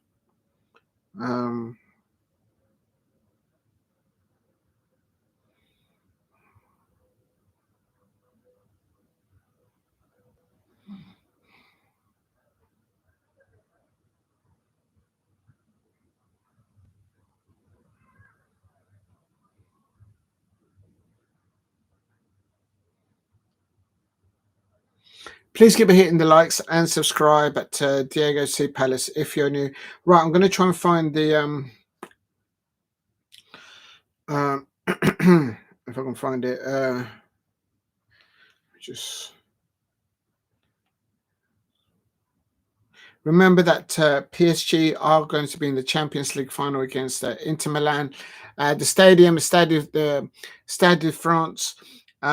It's packed out, amazing atmosphere there, and it's still 0-0, and a very strong side there by Luis Enrique, the manager of PSG, and also Reims is the manager for Reims, Samba Diawara. So good luck to them as well. Here comes PSG. Good defending there. PSG have started with Safanov in goal, a back line of Pacho, Marquinhos, and the left back is going to be Nuno Mendes. The right back is Hakimi, very experienced player there, Hakimi. João Neves, Vitinha, and Ruiz along the middle of the park. And up top, they've got Doué, Dembele, and Barcola. And so great. And they've got Kvaratskhelia still to come on, Ramos, Bernardo. They've got so many options. The Hernandez as well, Donnarumma, their main goalkeeper. He is on the bench. Donnarumma is on the bench there. So an outing there for Safanov there in the goal for PSG. As for Reims, Diouf is in goal, a back line of Akumu, Kipre, the two centre halves there, and then you've got Akime and Sekine, left back and right back respectively. In the midfield pivot, Reims has gone with Amadou Kone, very, very formidable midfielder there. Also, Sibita Chow Sibachau, I think that's how you pronounce his name. Good goalkeeping there by Sumitov there in the PSG goal there. So he's playing up top there for REIMS. Sibachau, I think that's how you pronounce his name. Itao, Atanga, Adoa, Ganai, and Nakamura is also starting there for REIMS. So I can't see anyone in their bench that I recognise to begin with. But PSG nil, REIMS nil at the moment in the Coupe de France. There, PSG playing all in blue, and of course REIMS are in red. Please keep hitting the likes and subscribe at Diego C. Palace. I suppose that Inter Milan fans will be watching this fixture attentively because the Champions League is next week. I can't remember if it's Tuesday, Wednesday, or Thursday. It'll be one of those days, I suppose. But if you can help me get to 15 likes, that would be amazing. Thank you for the 12 likes, and thank you for all your comments. And thank you earlier on to Dog, to Steve ROC, today 1000, and a massive thank you to Yardi 123 for dropping that £20 super chat.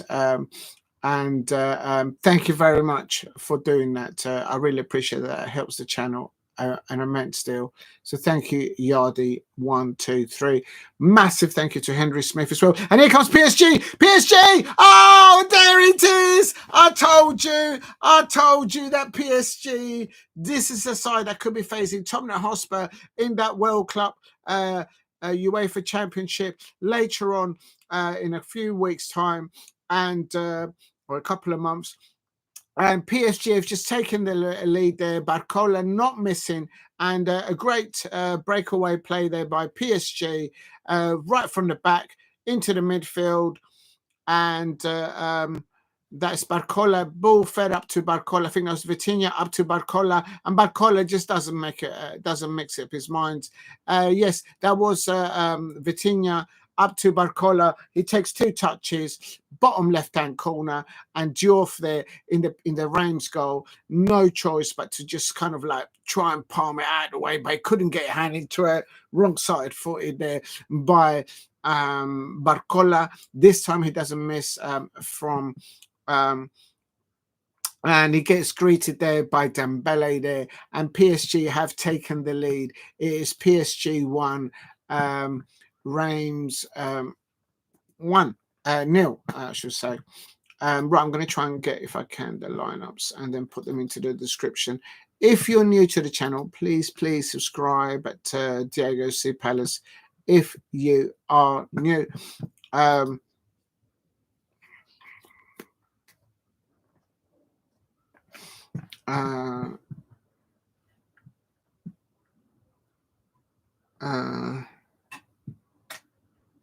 Just going to put some. So PSG already leading here, 1-0. Due. Oh, I do apologise. It wasn't Vitinha who assisted. It was Due, the right winger, coming in deep and assisting there for the first PSG goal. And there's an equaliser. This goal's going in. Oh, no, it's not an equaliser. It's another goal for PSG. Oh my days. Oh my days. Barcola's just scored the second one. Another assist there by Due. Due and Barcola are absolutely, as I've just typed in the goals, and it's now 2-0 in a name of a flash. What a lovely little ball there through. And the winger there on the left-hand side, and Barcola, is that onside? I think he's onside. So that is now PSG 2-0 up, and Inter Milan. And I've got a feeling that there's only Tottenham fans out there. I think you're going to be facing PSG, and I think you're going to have a tough day if you do face PSG, the World Cup. But by then you might have new players signed. There's a big back to front, backwards and forwards going duel between Madison of Tottenham Hotspur versus John Terry, and there's also it's all kicking off. I think it's all harmless, but it's some people are saying that Maddison is a little bit speaking too much. But look, he's won 2 goals by Barcola and 2 assists by Doué, and they've absolutely just completely torn apart REIMS start to this match. Within 20 minutes, they're 2-0 up.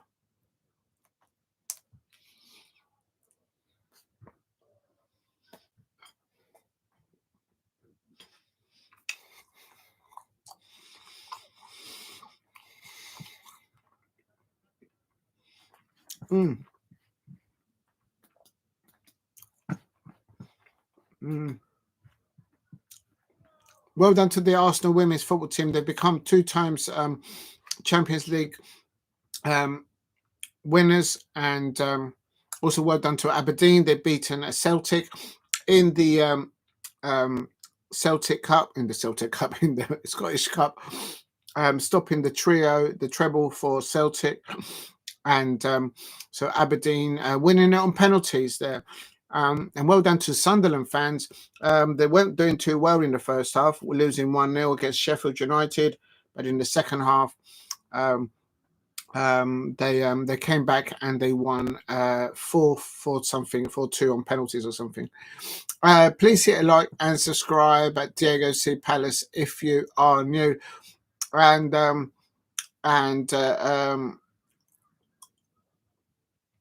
Sheffield United just can't get it over the line in the playoff final. They always seem to lose. They only seem to get into the Premier League if they get automatic promotions there. If you're new to the channel, please subscribe at Diego C Palace. There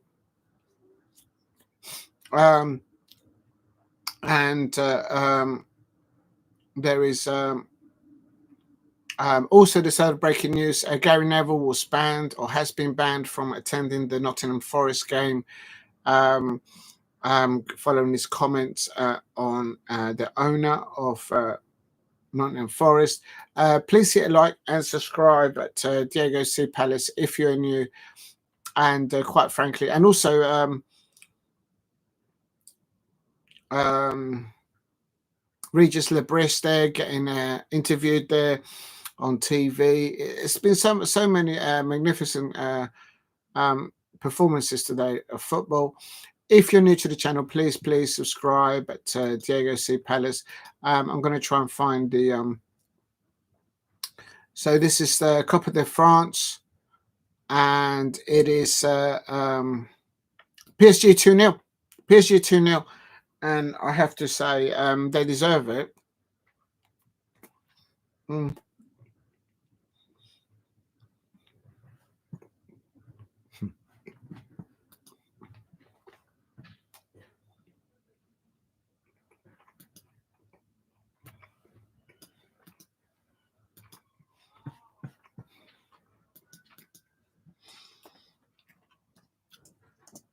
PSG playing all in blue, and REIMS all in red.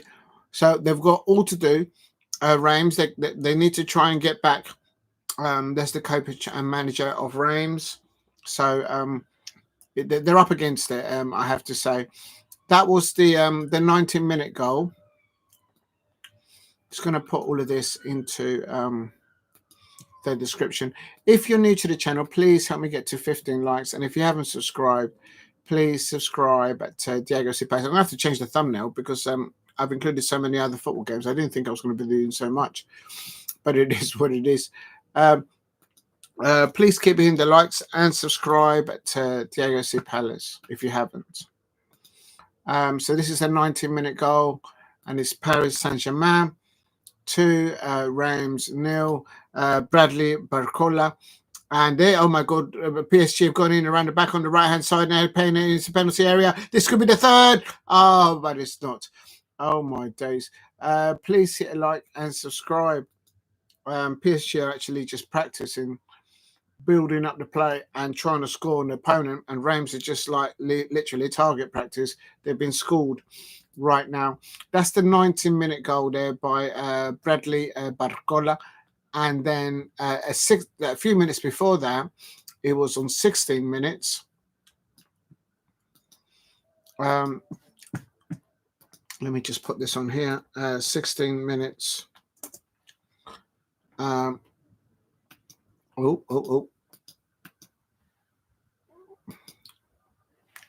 Goal, Paris Saint-Germain. And if you're new to the channel, please subscribe. And again, assisted by Desiree Doué, the winger, this time from a wide area. The second goal was, sorry, the first goal was from a bit more central position by Desiree Doué.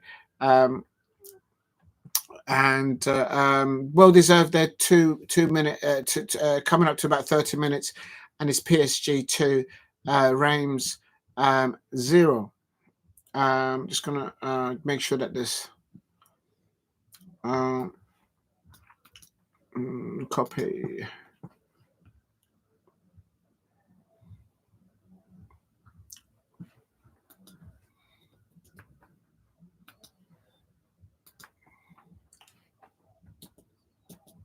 Right, that's the first. I need to do the lineups. I'll do the lineups in a minute. So that is the that is the first goal. I'm going to put in there the second goal, which I haven't. Sorry, I forgot to put that in.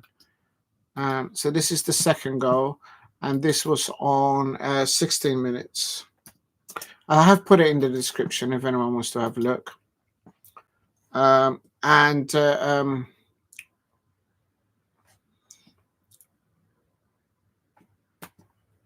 There you go.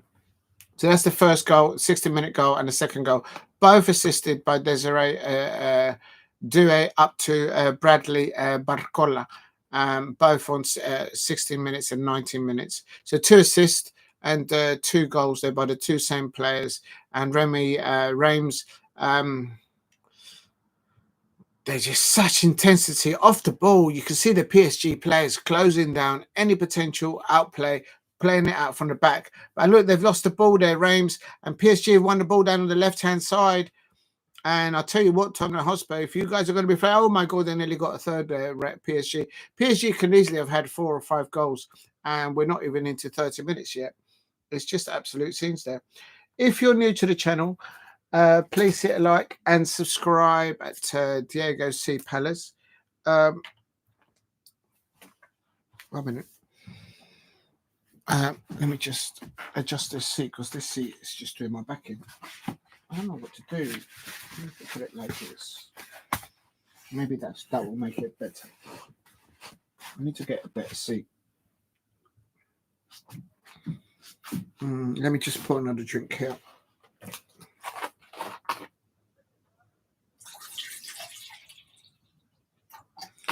Please keep hitting the likes and subscribe at Diego C. Palace.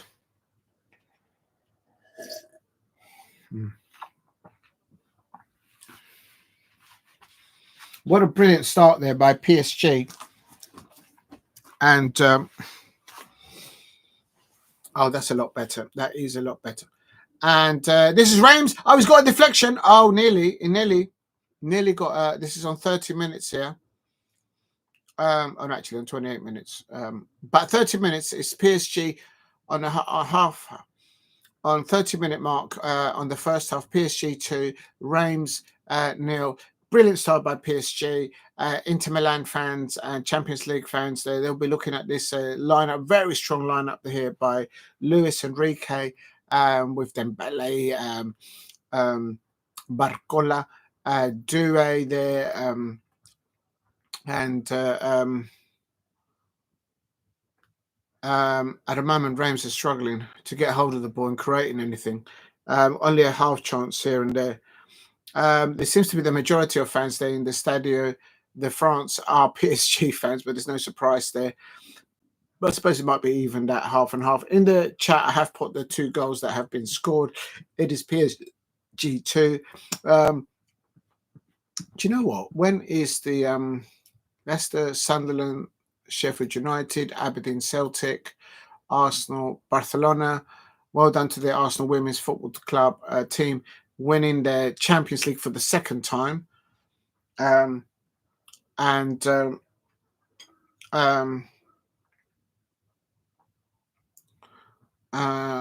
me just have a look at fixtures here. I'm just trying to find out when the actual Champions League is. On the 27th, or it's not on Monday. It must be on Wednesday. Oh no, on Wednesday it's Real Betis versus Chelsea.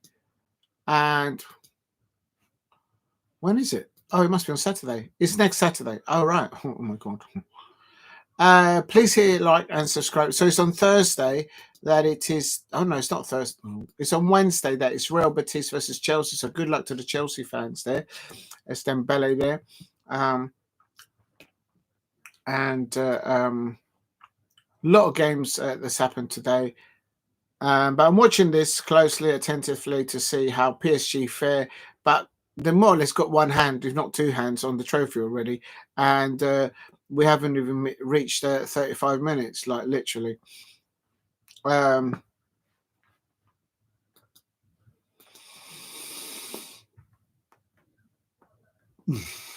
AC Milan versus Monza still 0-0.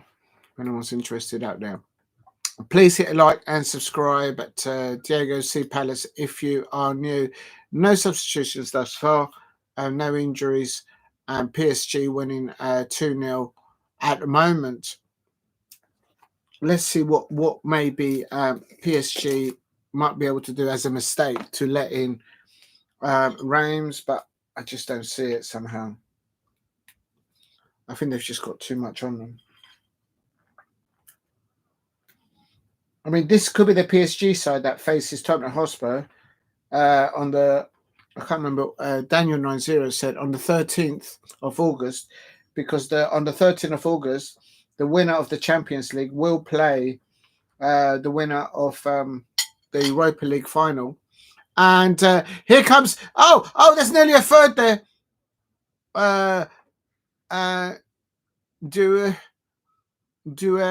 Nearly scoring there, the third goal. Oh my God, this is literally practice for PSG there. Please here like and subscribe at Diego C. Palace if you're new. And Desiree Doué, they should have had a third goal there. Like literally, oh my God. Desiree Doué should have got the third goal there all day long. And Dembele, they're getting an opportunity there as well. And literally, the work that PSG do off the ball to prevent the opposition from breaking out and building up any build-up play from the transition from defense to attack. Any moment that PSG are off the ball, literally two of their players are on the neck of the PSG players. It's just absolutely formidable there.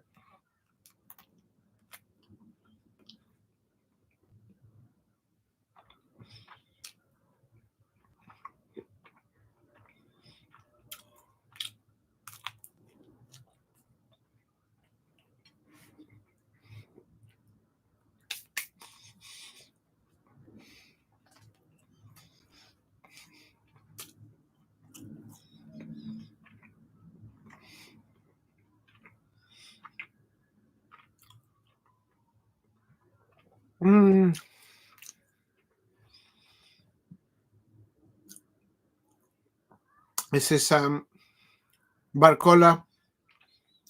Bradley Barcola. It's just that he's unstoppable at the moment against REIMS. I mean, they switch it over to the right-hand side, and they've got Dembele on the other side. It's just mad. Dembele now has gone wide to the outside, to the right-hand side, and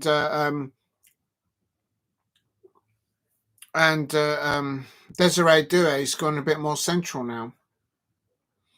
They kind of keep switching positions, those two, I feel.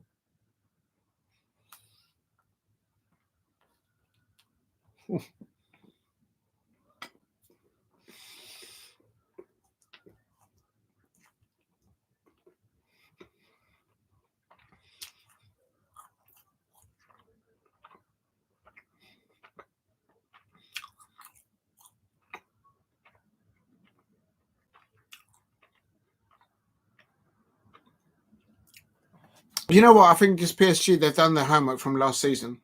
Last season, they got knocked out in the semi-finals, leading into the second leg in the semi-finals last year. They were leading. They were trailing in goal difference.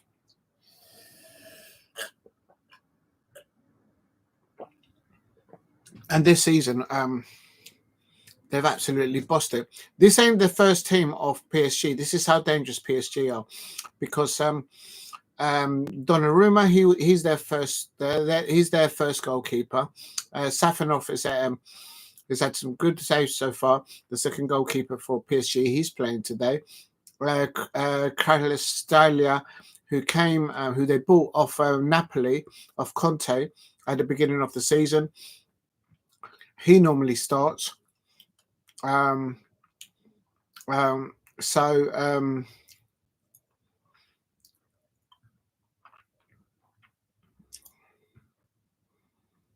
They can't get the ball off PSG at the moment. Literally, all that REIMS can do is just watch PSG play in front of them and total control of what's happening with the ball at the moment. That's it. They've come out of their own half for the first time. They need their PSG players to do a mistake there, but I just don't see it at the moment.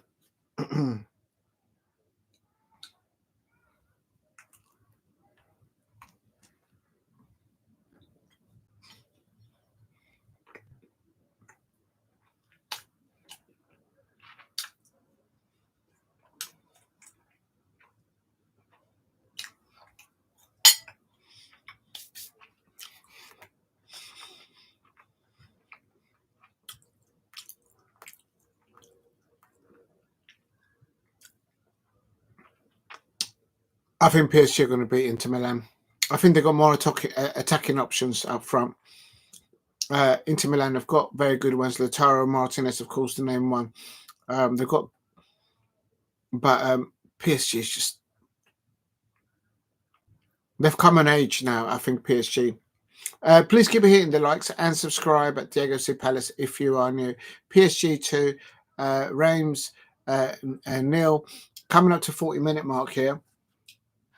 And quite frankly, I just can't see REIMS getting out their own half, let alone scoring.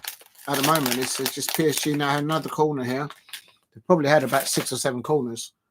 Ball pinged into the near post, and REIMS win. No, they've considered another corner.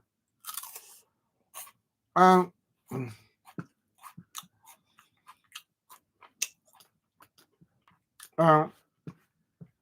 going to try and do some homework on the manager of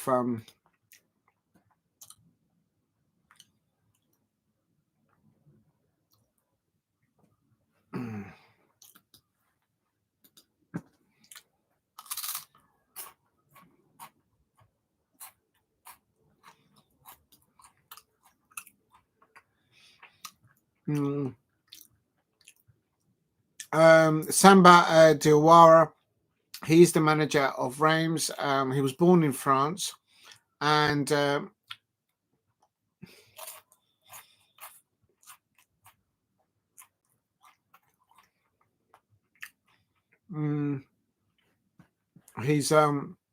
he's clearly, I remember his name. Yeah, I remember him. He's played as a footballer. He's been a Red Star, Troyes, Istres, Union SG. But as a international career, he's actually played not for France but for Mali. And there's a REIMS players down, really injured down. He's holding his right leg. He's in pain there. But he's taken over the caretaker's job in 2024 at REIMS, and he's literally kept it because it's basically kept him. And he's also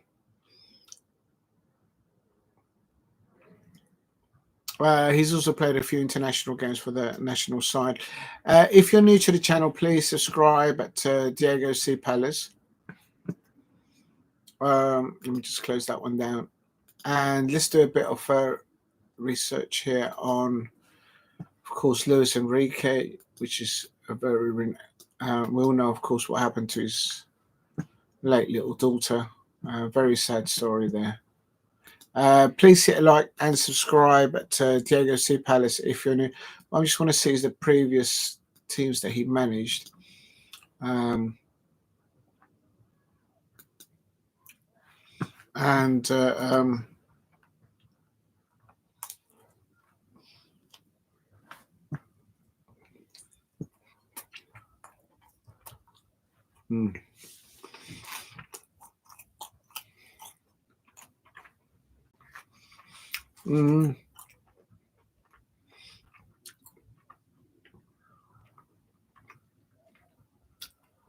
If you're looking at experience, here's PSG. Oh my God, how did he miss? Oh, Dembele. Oh, Dembele should have got the third goal there. REIMS is just absolutely getting chopped up here. Dembele there. He's just wide of the post there. Luis Enrique, the manager of PSG, of course, he's managed Spain, Barcelona, also Celtic, Roma, and he also played for Spain. I remember him playing for Spain years back in the day.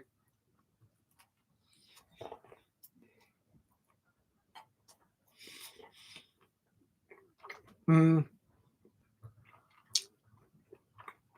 as a player,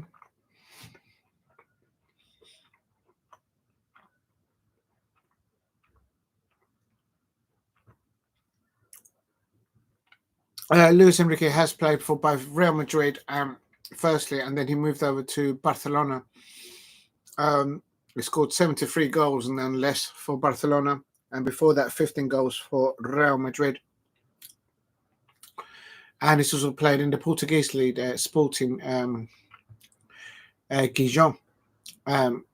If you're new to the channel, please subscribe at Diego C. Palace.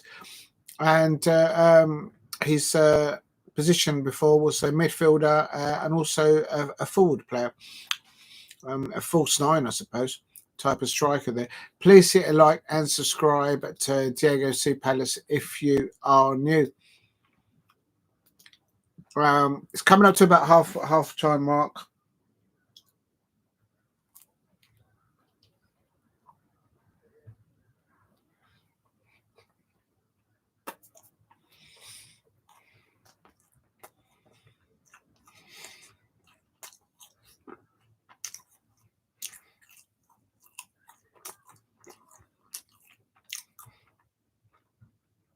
Oh, third goal.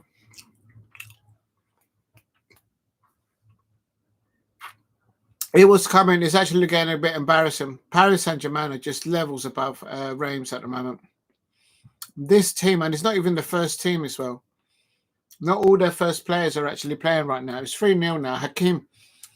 And now Barcola, instead of a goal scorer, he's turned assist. And Bradley Barcola assisting their Hakim. What a ball. What a ball by Barcola. And Hakim just said, thank you very much. It's literally too easily. Look at that ball crossed in by Bradley Barcola. And then Hakim with his right foot across the keeper at close range. REIMS are just getting absolutely chopped up there. I'll tell you what, I think PSG might win the Champions League. If they start like this, and Tottenham Hotspur fans, you're going to be facing PSG soon. By the looks of it, it's 3-0. Oh my days, what a goal. What a goal. And it was incoming anyway before the end of the first half, I have to say.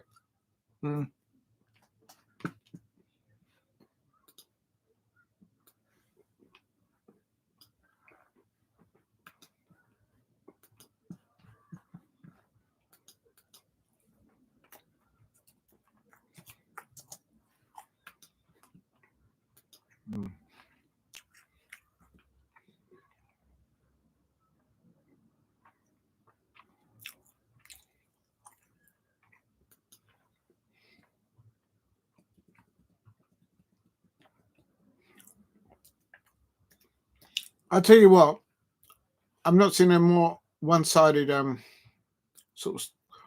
first half in a cup final. I mean, PSG is just like that. It's literally like a training exercise for them. I mean, REIMS are a good side, but it's just the control of the ball, the possession of the ball. Also, whilst off the ball, the way PSG closed down their opponent, preventing them from doing absolutely nothing to break out, whether we're playing from the back or playing down a wing or ball over the top. PSG all over it. And it's just, it's 3-0 now. Just putting the information into the... Please keep hitting the likes and please subscribe at Diego C. Palace if you're new. And it's just a different level of quality of players available here. And PSG are going to get another one. They're going to get a fourth now in injury time.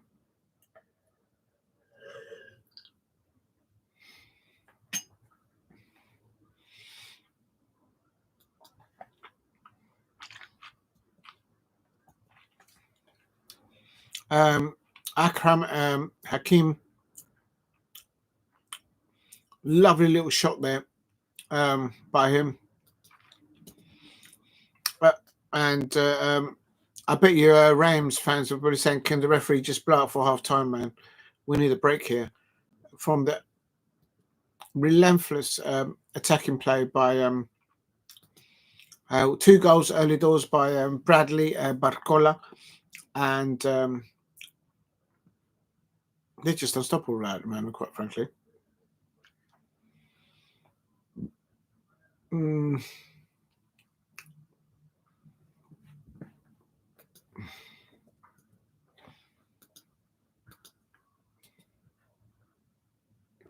If you're new to the channel, please subscribe at Diego C. Palace.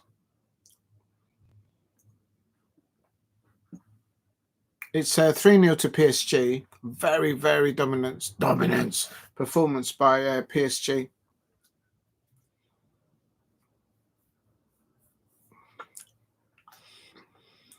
Two minutes of extra time, and we're literally in it right now.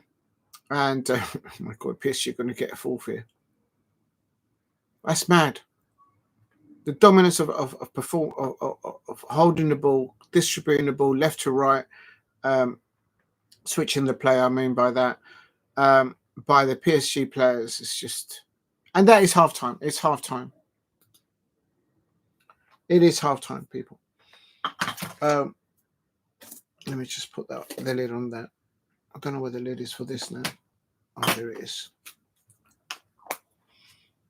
Player of the match, it could either be Bradley Barcola or Desiree Doué for me. Even Hakim could get player of the match. I'm going to give it to Bradley Barcola. He's just been on point today. He hasn't missed his lines. And this is without Dembele scoring. This is without Kratislavia playing for PSG. This is without Donnarumma. Well, literally, the PSG keepers had to make a few saves here. But he's on the bench at Donnarumma for PSG. But a very, very convincing first half. So it's half time.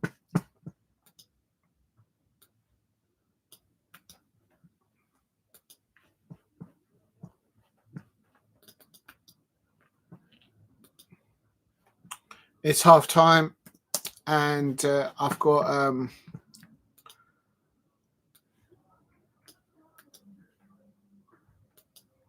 that's a tough first half to take from REIMS. I'm not sure what they can do. I don't recognise none of the substitutes, I have to say. So it's a tough one for them. All right, we're back in 50 minutes.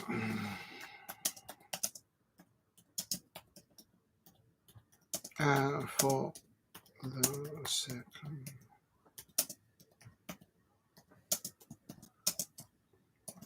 Back at 10-2. Back at 21:05. Big up to Shea Arsenal. I hope you're doing well. Shea Arsenal, congratulations. The Arsenal women have won the Champions League. Congratulations to to big up to Shay Arsenal. I hope you're doing well. Replace oh, thank you, Shay Arsenal. Shay Arsenal says, remember to hit the like button and subscribe if you're new here. Yes, please do so. Congratulations to Rennie Sellingers, the manager of the Arsenal women's side.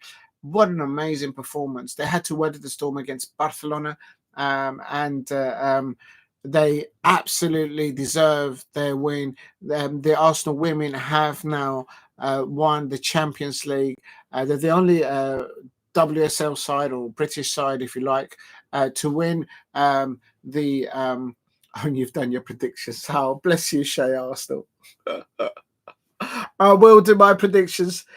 There's me thinking I can sneak off and not do my predictions for the last day. And Shay Arsenal comes in, bish, bash, bosh, wallop, wallop. There's my prediction.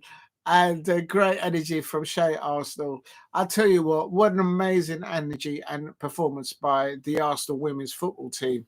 For me, the first half, they weathered the storm, and that's putting it mildly. Why isn't this working? I can't get my mouse to work. Am I still live? Okay. All right, let me just refresh this because this is not working. Oh, there it is. Now it's working. Anyway, Randy Slengers becomes the first Arsenal manager from the Netherlands.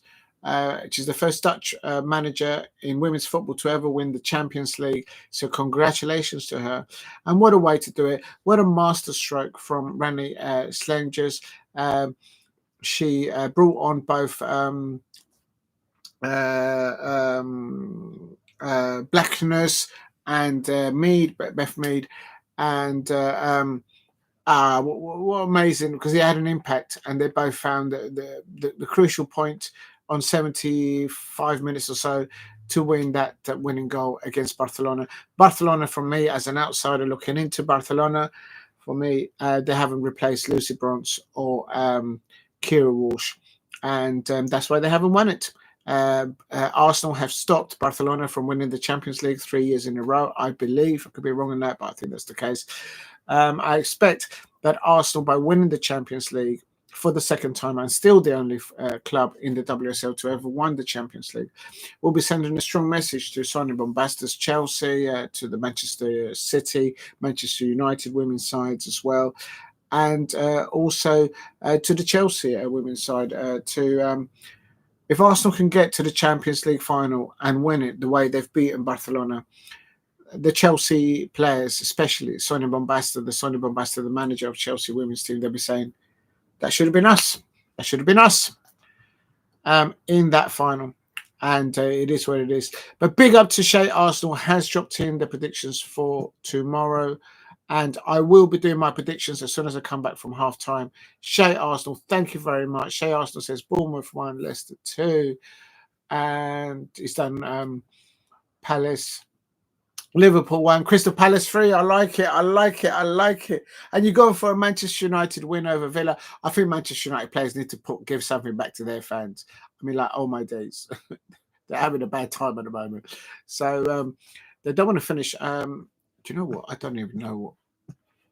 I mean, they probably know themselves, but all right. I'll be back in 10 minutes because the half time will start in 10 minutes. 5 minutes past, I'll come back. So I'll be back in 5 minutes. Please hit a like and subscribe at Diego C. Palace. But big up to Shay Arsenal for dropping in that. And I will do my predictions actually during the half time. The second half, I should do. Thank you, Shay Arsenal. And congratulations to your Arsenal women's side today. Right, I'll be back in a tick. I'm going to go and charge the phone anyway now.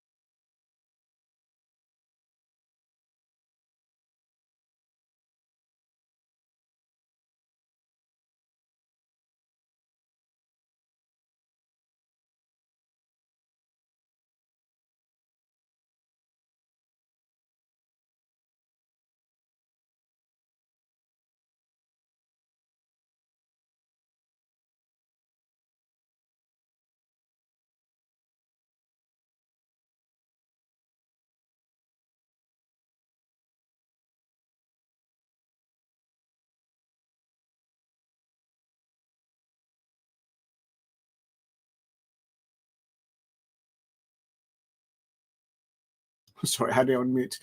It's still 3-0 to PSG. What an amazing start by PSG in the first half. Kind of feel sorry for REIMS. But definitely it's this time next week is the Champions League final between Inter Milan versus PSG. And so far in the first half, PSG just taught REIMS a lesson, like literally.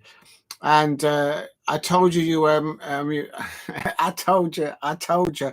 Listen, PSG. Listen, Tottenham Hotspur fans, you might be facing this PSG side on the 13th of August for the Champions Club Championship, and not sure Arsenal's ever been in that competition. But today, the Arsenal women, congratulations to them. They won their second ever Champions League, and Rennie Slangers, and she becomes the first Netherlands women's manager coach to win the Champions League. So well done to her. And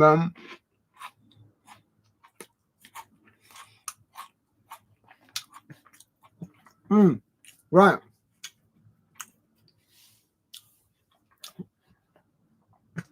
I'm going to do my predictions as well.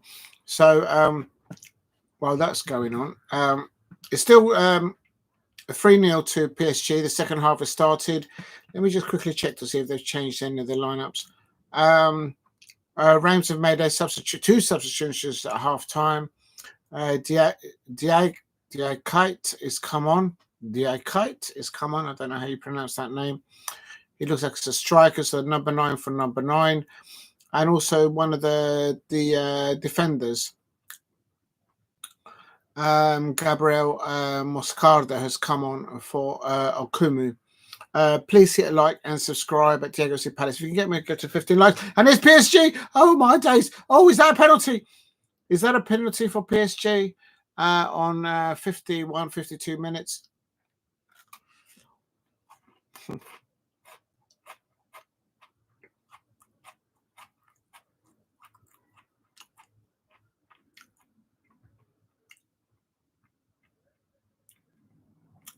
Was that a handball? Oh, I think that might have been a penalty. Let me see if there's a penalty. No, it's not a penalty. Well.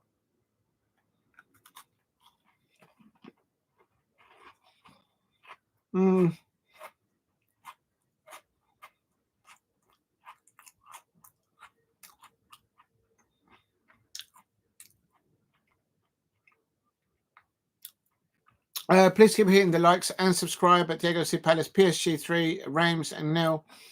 And I told you, you were. I told you. I think that's my catchphrase now. I think for troops, it's back again. Mine is I told you. I think that's going to stick now.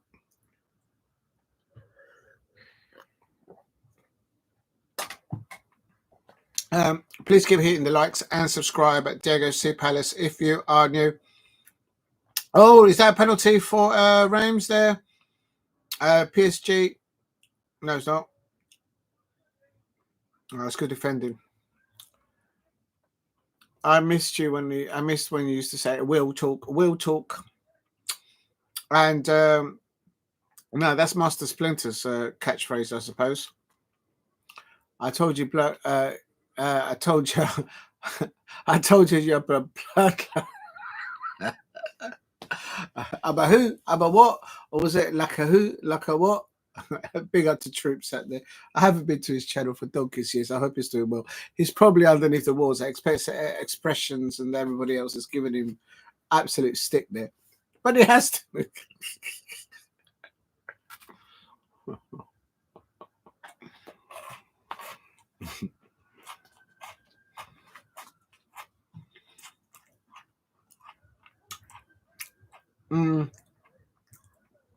PSG 3, REIMS 0. Come on, let the Yaka blood clot impression. No, I can't do that. It's not mine. That's his, isn't it? I can't copy that. I told you. I told you a black. No, I can't do that. Right, but I told you, black clout, yeah, hey. No, you can't do that. If you're new to the channel, please subscribe at Diego C Palace if you are new. PSG look like the fourth one is incoming now. I expect Luis Enrique to yeah, it's all finished now. I've had to cut that off, the dog. Please keep hitting the likes and subscribe at Diego C Palace if you're new. I had to cut that off, the dog. If you're new to the channel, please subscribe at Diego C Palace. PSG 3, Reims 0, and I got a feeling that PSG are going to get another one. So yeah, no one else is. It's not allowed. Here comes Reims on attack now, and they've caught the cross ball. Oh, nearly they crossed the ball in here. I'm not sure what number. Who's this guy for Reims? He crossed the ball in, and oh, if only he crossed it in front of the goalkeeper, a bit further away from him, they might have done a bit better. And I can't see who is it across the ball. If it was on the right hand side.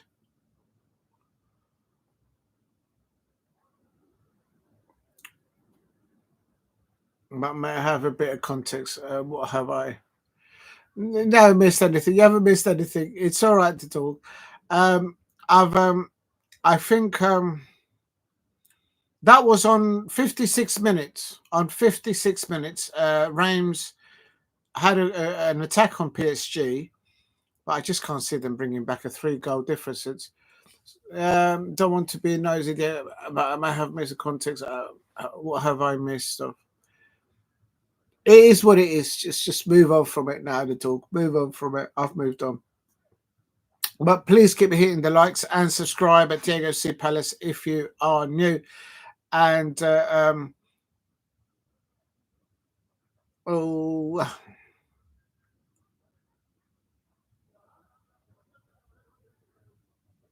PSG now working it down that right hand side. Did they check it? No, there's no substitutions from PSG.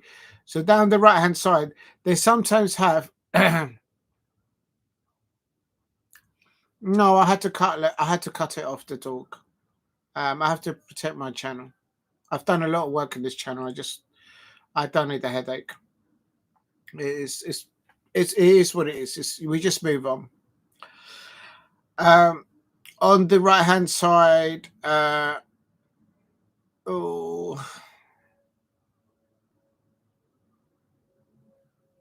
see, Barcola now is on the right hand side. And what I'm finding surprising is that Dembele hasn't actually scored. And literally, PSG have scored 3 goals. They could easily have had 5 goals by now. And Dembele has not actually scored. And here we go. Here we go. Oh my God! That's a great save there by Diouf in the Reims goal. He nearly got beaten in his near post.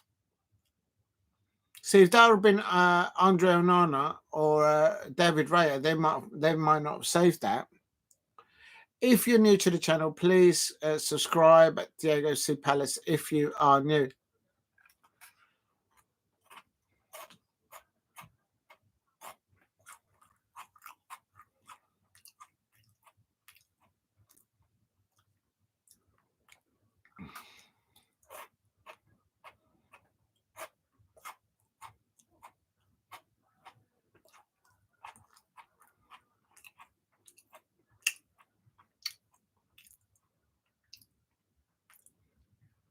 And here comes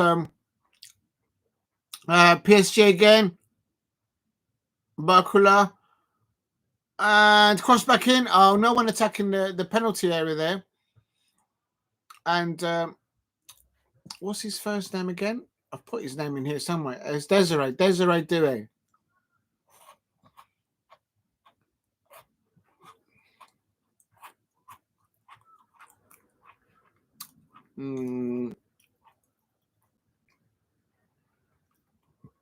Desiree Doué, and let me just put these names here because I remember. I just keep forgetting their first names. Desiree Doué and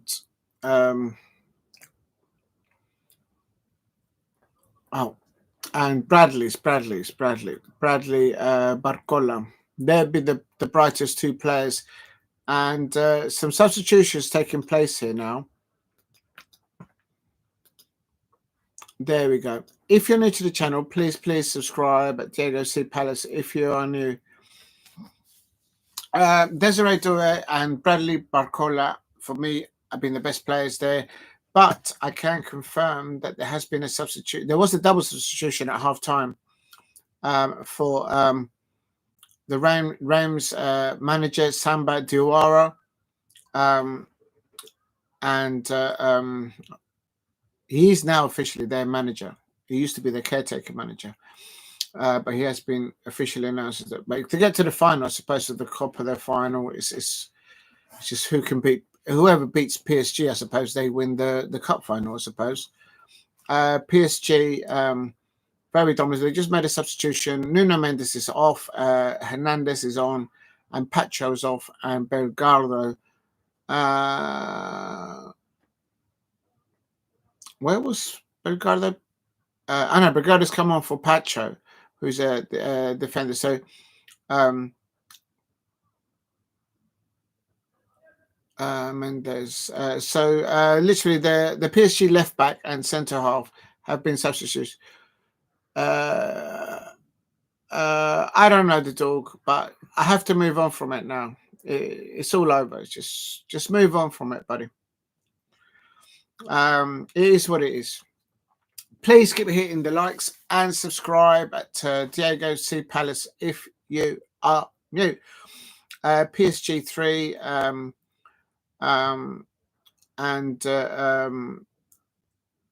PSG 3, and it is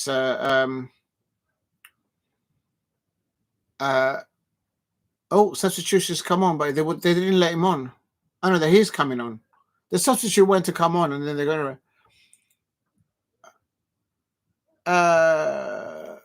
yeah, no, it's all over the talk. Just move on, and it happened, and that's it. Just move on.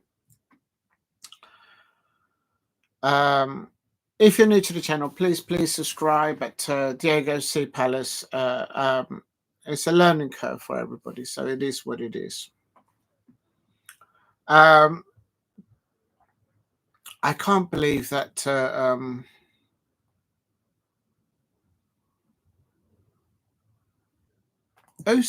who did they beat? I don't think this will tell me though. No, it won't. REIMS is actually coming off 3 losses and 2 draws. And oh my God, literally, this is like men against boys here at the moment. It's like a top 3 Premier League side playing against a bottom championship. Well, not really, because Liverpool got knocked out by Plymouth Argyle, so maybe that's the wrong analogy there. Sorry, Liverpool fans, but I'm just saying. But the technical ability of the PSG players is just on a different planet compared to REIMS. They're trying their best to try and get hold of the ball and try and defend. But yeah, no, don't be sorry, the dog. It is what it is. We move on and just carry on. Live and learn. Live and learn. Please keep hitting the likes and subscribe to Diego C Palace if you are new.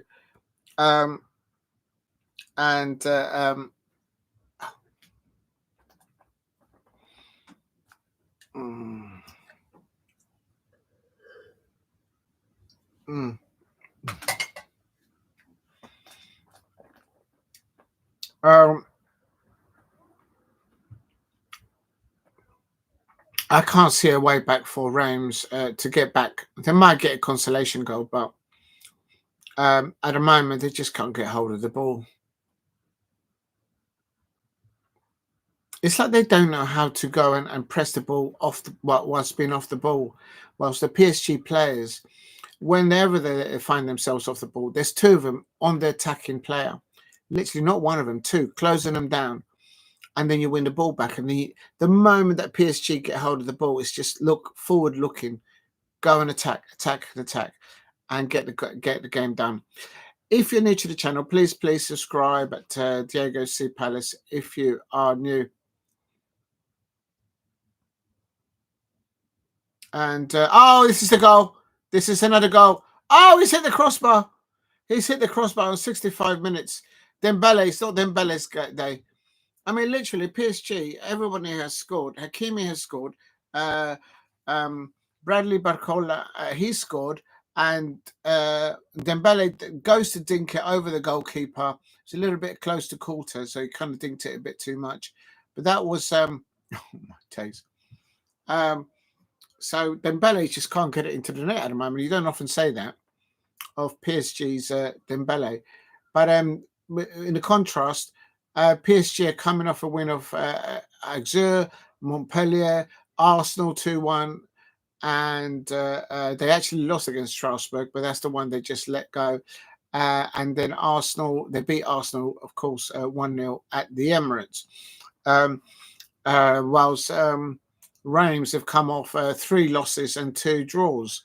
And that's just in the latest one. So it's, I mean, credit to them. They've got to the cup final. But it's just technically ability. PSG is it's like professionals up against Sunday League football players. And they're trying their best, the REIMS players, but it's just, you can see that I'm not sure which one of the REIMS players could actually walk into the starting 11 of PSG right now. I don't think any of them could. So I think that's how it is. Please keep hitting the likes and subscribe at Diego C Palace if you are new. Then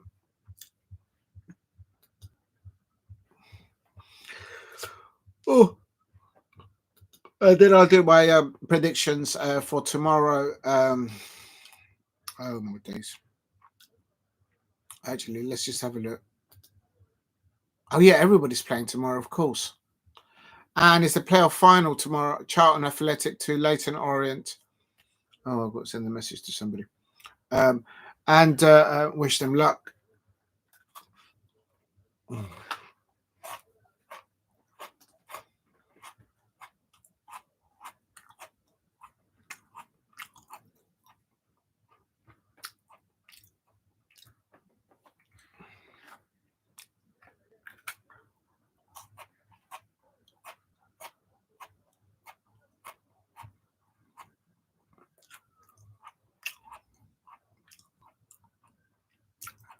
Luis Enrique, they're about to do 3 substitutions now.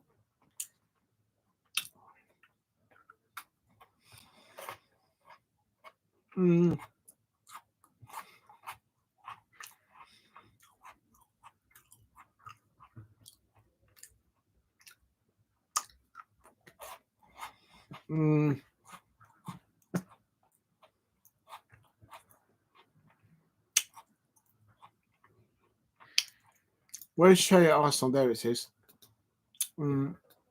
Shay at Arsenal has done their predictions.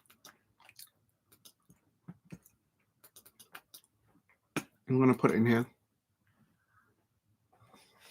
And also they've gone for Tottenham. Tottenham to lose against Brighton. No, Tottenham fans, please beat Brighton tomorrow.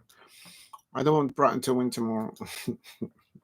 I still don't let that go. Oh, my days. Good defending there by REIMS there.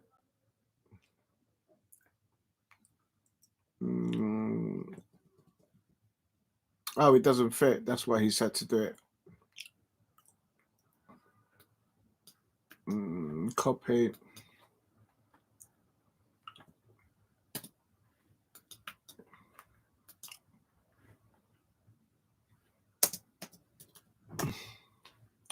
Please keep hitting the likes and subscribe at Diego C Palace. So those were the predictions by Shay Arsenal. I'll do mine in a minute. I just wanted to make sure I don't lose it, in case I lose it in this thing.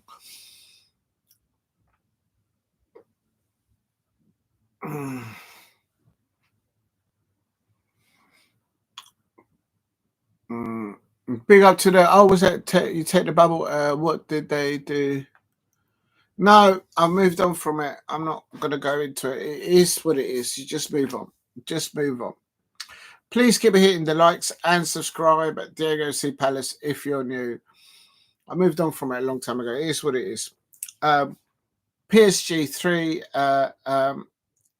REIMS 0.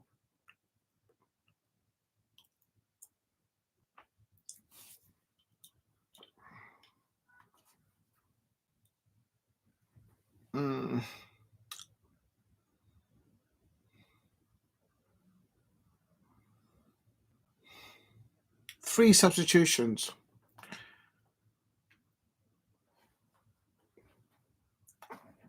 I'm not getting involved with it no more. You take the big up to you. Take the bubble. It's over. Just move on, buddy. Move on.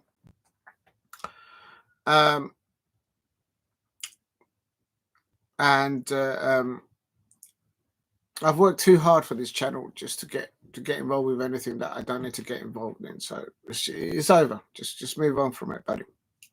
PSG 3, REIMS 0. I can't see them getting a goal back.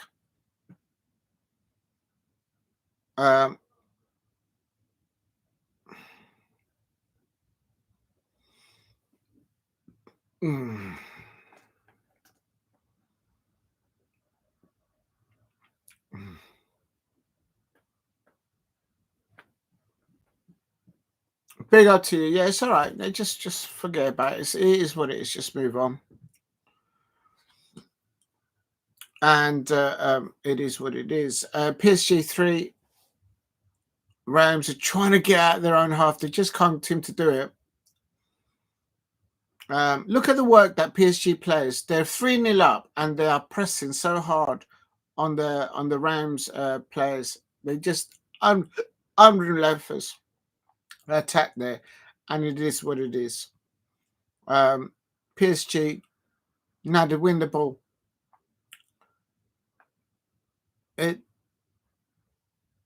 Now they've got the ball, and now REIMS are just letting them play in front of them, but they're just going to pick a ball through the lines. Look, Barcola out wide and going to the penalty area now, and REIMS gather the ball.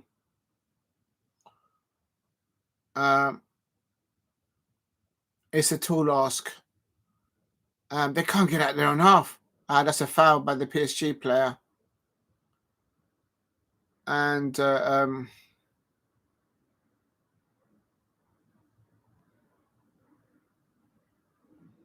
he looks very young, the manager for PSG. So yeah, I'll take in the bubble. How the lag so good. Big up to. I'll tell you what, this PSG is just taking liberties.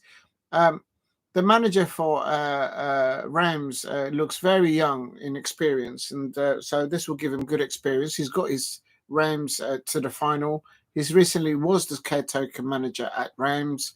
He was given the full-time job at PSG. It's just, oh my God, they nearly got a fourth there. The substitute nearly getting a goal there for PSG. Please keep hitting the likes.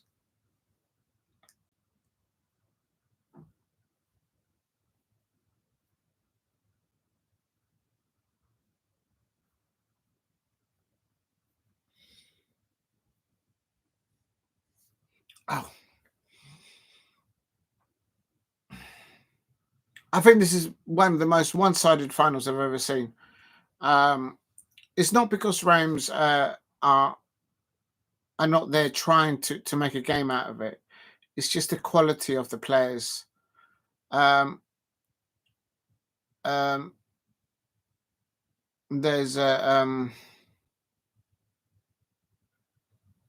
the REIMS players. They've all got these fancy haircuts. Some of them have dyed their head yellow. Big sort of style here, big style there. And if you look at the PSG players, they're just like they've got a normal haircut. Just get on with the football. If you're going to dye your head yellow, mate, you better be better than Messi, mate. And here comes Reims though into the penalty area of PSG. This is better from Reims. And but PSG forcing them out of their own penalty area, and PSG get the ball back. And that's a facial injury there. That's a face. It's a full blast of the ball into one of the Reims face. So it's a full blast, and it's hitting right in the eye socket. It's ouch. It didn't hit him in the forehead, so that hit him straight into the eye socket. So that's going to be painful. He's going to get a black eye from that. Great support there from the Reims players there. Yeah, they haven't given up, Reims. So give credit to them on that. But it's just different levels of technical ability of their players.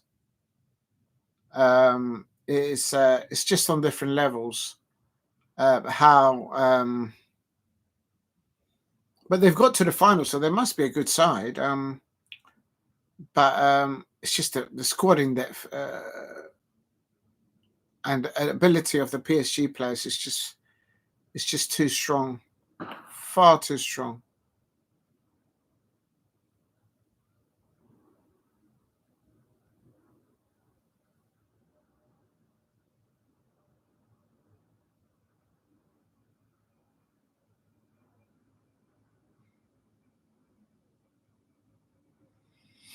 If you can help me get to 15 likes, that would be amazing. And here comes this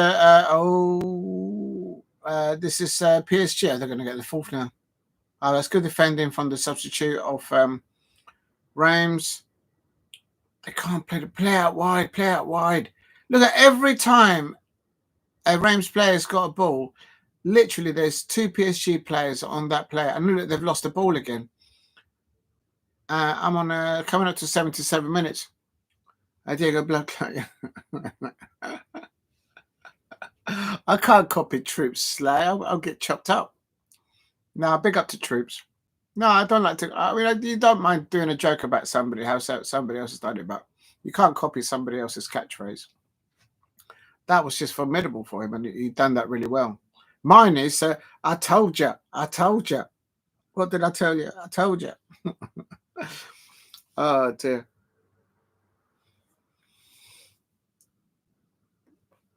It was Mikel Arteta that got rid of Lacazette, like a black Lacazette, and it got rid of Aubameyang. Yeah, from the Wire and Will took from Master Splinter himself. Yeah, Mr. Lee Gunner, yes. So you gotta come up with your own one, and my one now is I told you. So I'm gonna do it that way. But big up to them, yeah. Here comes. I'd like to see Reims. No one has said that. But yeah, you could do that, but it's not the sort of the wording that I would use really. And also that's from patois.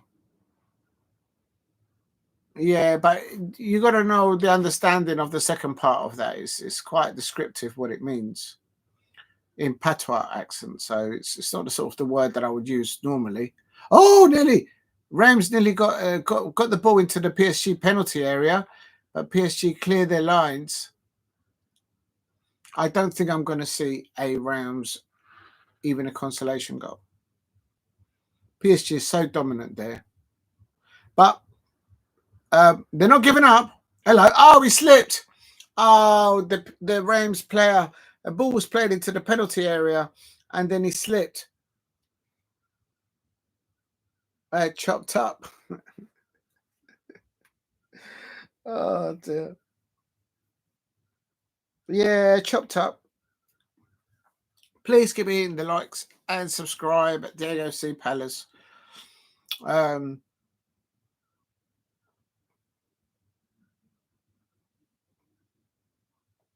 can't see that. Oh, right. I didn't realise that tomorrow all the kickoffs is at 4:00. I thought it might have been earlier, but they're all kicking. Yeah, they all have to kick off at the same time because it's the last game of the Premier League tomorrow. So we'll have to wait and see.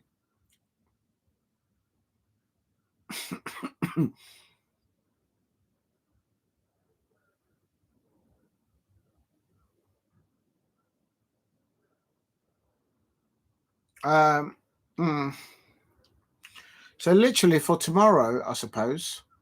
I'm just looking at this. 4:00 kickoff. Or they've all been fried. Yeah, you've been toast. Yeah, you've been toasted. Yeah, or you've been fried. That could be another sort of form of description there. Oh, I could do the playoffs at 1:00 between Charlton Athletic. 1, 2, 2, 3. So I could start tomorrow with Charlton Athletic versus Leyton Orient, which is the playoff final. I presume is at Wembley. I don't know. And so I could do that.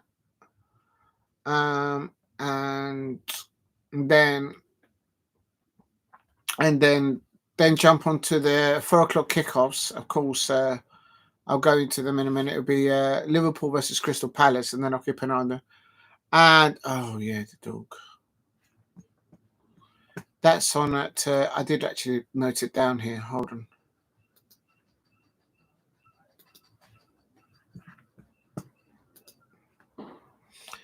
The actual Monaco Grand Prix starts at 2:00 tomorrow. Actual time, 2 p.m. Greenwich Mean Time. And so let's see how that fares. So yeah, I will do that actually. That's a good one. I'll have to do the thumbnail. Oh my god, I've got to do two. I've got to update the thumbnail for this live stream because it's inaccurate. All I've got is Sheffield United and Sunderland on it. I need to change that to everything that I've covered. So I need to alter that. But tomorrow, if I can find it, it's at 2:00 the Grand Prix. So I could start with 1:00 the Charlton Athletic Leyton Orient, and then at 2 p.m. jump over to, so in the second, kind of miss the second half a little bit. I'll just do like the first 10 laps of the Monaco. Once the Monaco Grand Prix starts, I don't use the thumbnails. I don't use the thumbnail website for my thumbnails. There's a program on when you buy an iPhone called I don't know what it's called. I don't use a website. I just use Keynote. I use Keynote, and I just build them on my own. So they're all mine. Well, I can't do this anymore. How do I go back to the match? It's called Keynote. I use Keynote on if you buy an Apple phone or an Apple computer, you get a software program called Keynote, and that's where I create all my thumbnails. I've never got anyone to do one for me. I've always created them all on my own. I may have got ideas from other people, but I've never ever used another website for anything like that. Never. I wouldn't know how to do that. Well, I just do my own thing. But there is other people that use it. There's a lot of people that are using. A lot of people are copying the United Stand thumbnails. They're literally exactly the same. And I think it's well to get ideas from other people, but when you're actually copying the same type of thumbnail with the same fonts, the same colors, the same names, I'm thinking, just have your own originality of it. Do your own thing. So I do mine. At the moment, my thumbnails incorporate me at the FA Cup Wembley final, where we won the FA Cup.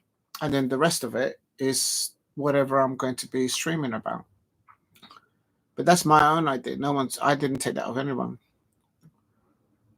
Obviously, other websites are available. Yeah, well, I've never used any of them. So yeah, as Ty will say. Ty's not a very happy Arsenal fan at the moment. he still won't accept that Tottenham have won European glory and they've had a better season. It's just mad. Ty is Ty. He's actually a very nice person, but he just doesn't let it go. Please hit a like and subscribe at Diego C. Palace if you're new. PSG 3. And then I'll quickly do my predictions for tomorrow because Shea Arsenal have done theirs. Shea Arsenal. Ooh.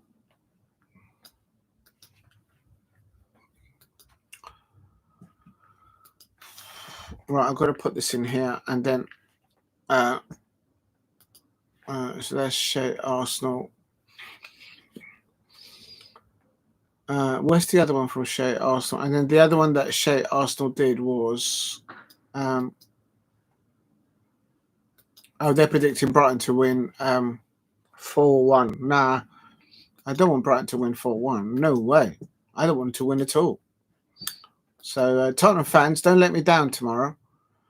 You can have apply what at 1K subscribers you can apply for earnings. Yes, you're correct. It's called monetization. You have invested any? Have you invested any money? Well, every little penny counts. The dog. And today I got a £20 super chat, and whatever I can get for, I put it back into the chat, into the channel. But you can't live with it. It's just something that I do. So you have to do a lot of it, and you've got to do a lot of stuff. So I do what I can, and I hope you're enjoying it, the dog, and everybody out there. Here's PSG now. Now he's showing too much of the ball to their defender. Do you know what? Dembele today has just been off it at the moment. He could have had 3 goals. But because do I think you have a? Oh, thank you for that, the dog. I just do what I can, and hopefully people enjoy it. And also, I've got to enjoy it.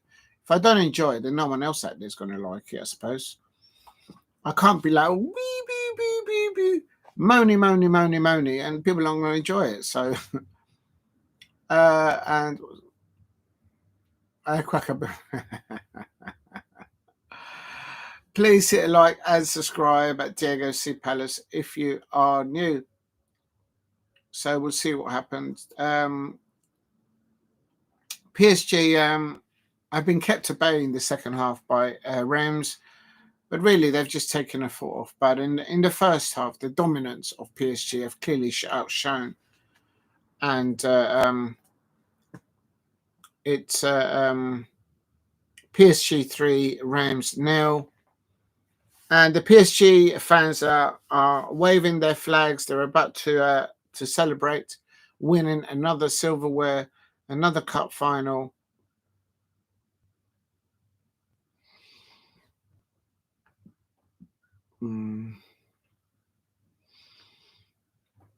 I think tomorrow, 1 o'clock, start the Charlton Athletic, and then quickly jump over to the Formula One, and then keep an eye on the after 10 laps. Once the Monaco Grand Prix starts, it's really the first corner. After the first 5 laps, you know who's going to finish first or whatever, unless there's a serious crash and then there's a restart.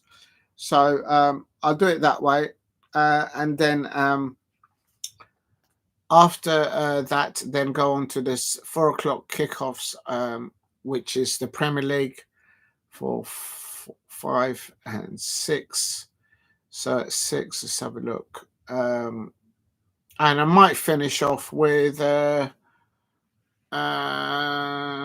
Torino versus Roma. Claudio Ranieri could be one of his last matches in charge of Roma. And PSG. So I think that's the plan for tomorrow. Yeah, I'll do it that way. There's a lot of football on tomorrow. Good shot there by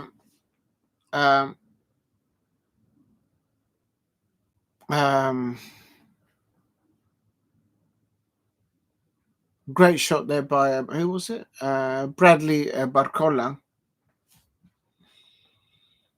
And remember that PSG are not playing with their first choice goalkeeper, with one of their first choice wide players in Kvaratskhelia, who they bought from Napoli, actually, from Conte's Napoli at the beginning of the season. And it's a breakaway here for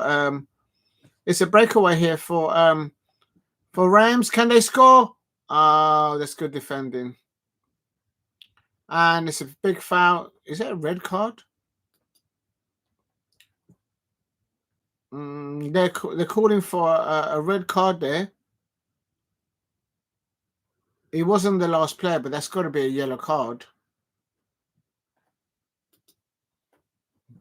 Good tracing back by PSG players there. If you're new to the channel, please subscribe at Diego C Palace if you are new.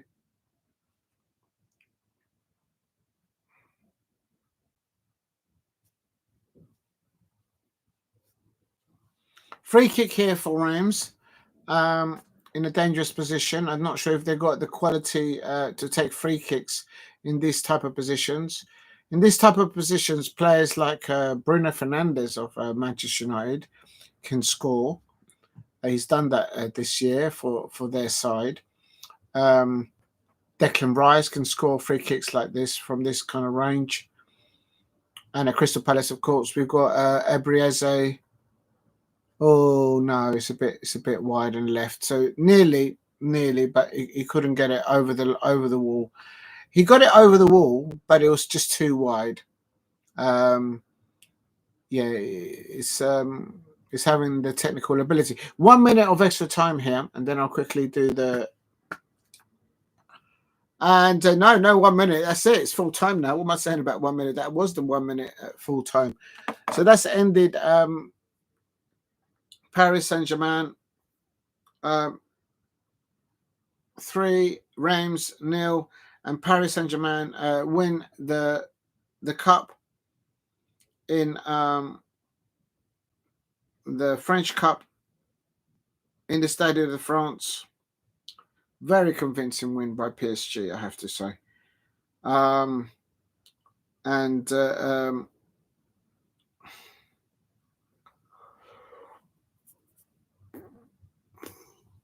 that wasn't the strongest lineup by PSG as well. I'm going to give the performance of the match to Bradley Barcola. I think he deserves it. Dembele missed a few opportunities. I mean, oh my days.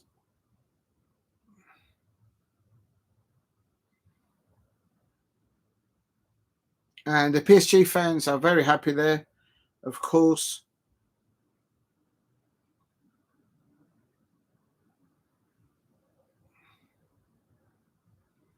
Lots of congratulations there to each other because they're going to pick up a trophy. It's going to be one of those. Right, let me go and do my lineups if I can get the thing to work. And then I'll call it a night. I don't think there's any boxing tonight. Oh, wow. Thank you for all the views today, people. That's really nice of you to do that. And all the new subscribers as well. I do go back to the beginning. Thank you for the new subscribers today, everyone.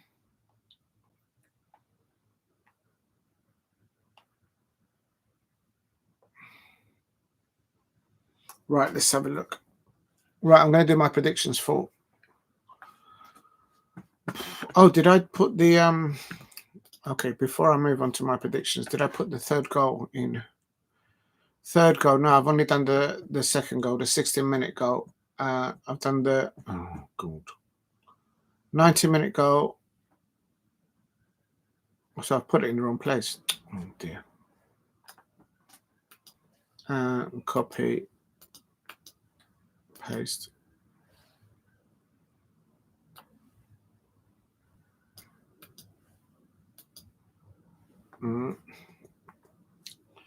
Right, let's do the third goal because I haven't done that.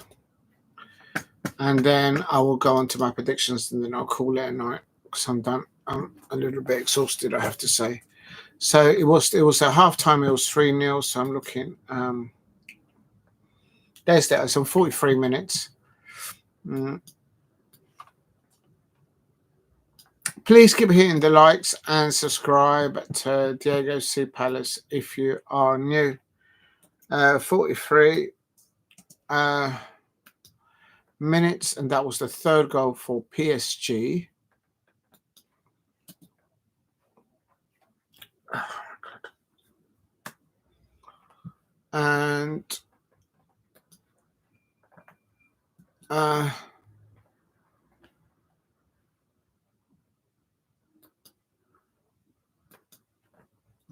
here we go.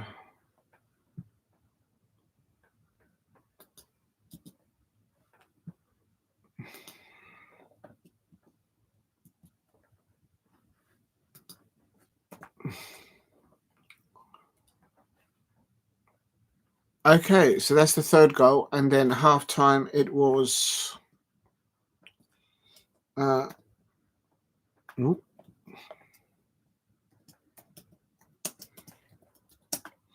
it was 3-0,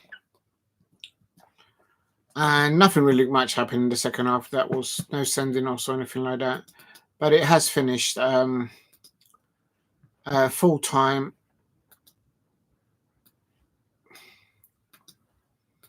Then what I'll do is I'll go back up and put the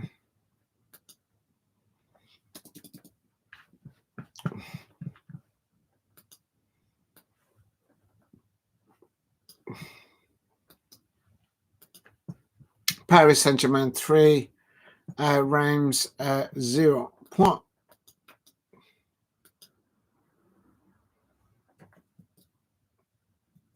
Okay, I'm happy with that.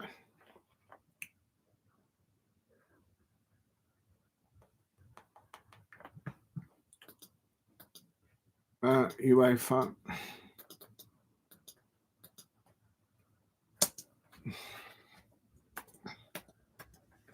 PSG. Who else do we have?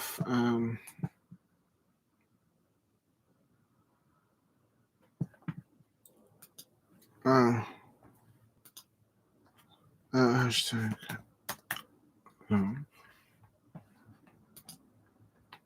Have I got soccer on here?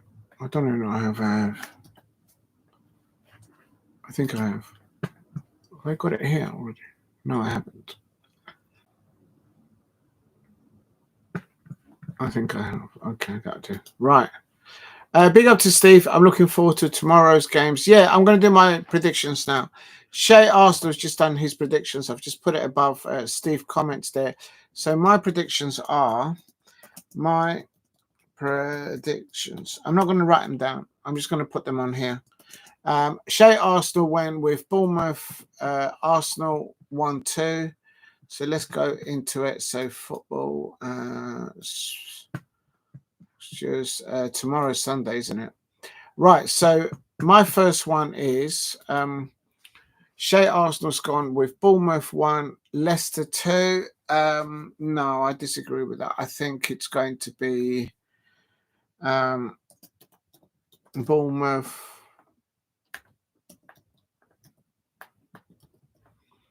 Bournemouth.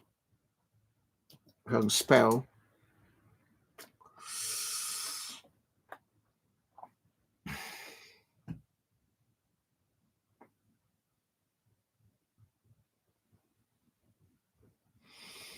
I don't think Bournemouth are still in contentions of Europe, but I'm going to go. They're going to win 2-1. So I'm going to go 2-1.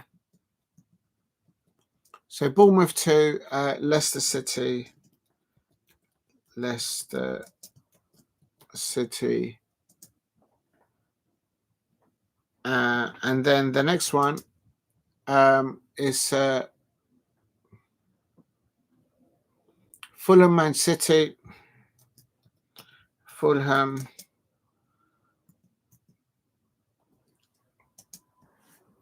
Manchester. I don't see Fulham beating Manchester City tomorrow. Manchester City need to guarantee Champions League tomorrow. I'm going for Fulham 0, Manchester City 2. And then next one, it's Ipswich Town. Ipswich Town versus West Ham. Hold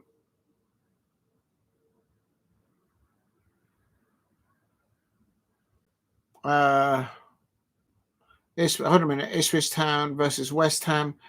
Arsenal went for 3-0 to Ipswich Town to West Ham. You know what? That's not far off, I would say so. I think that'll be a home win for Ipswich Town.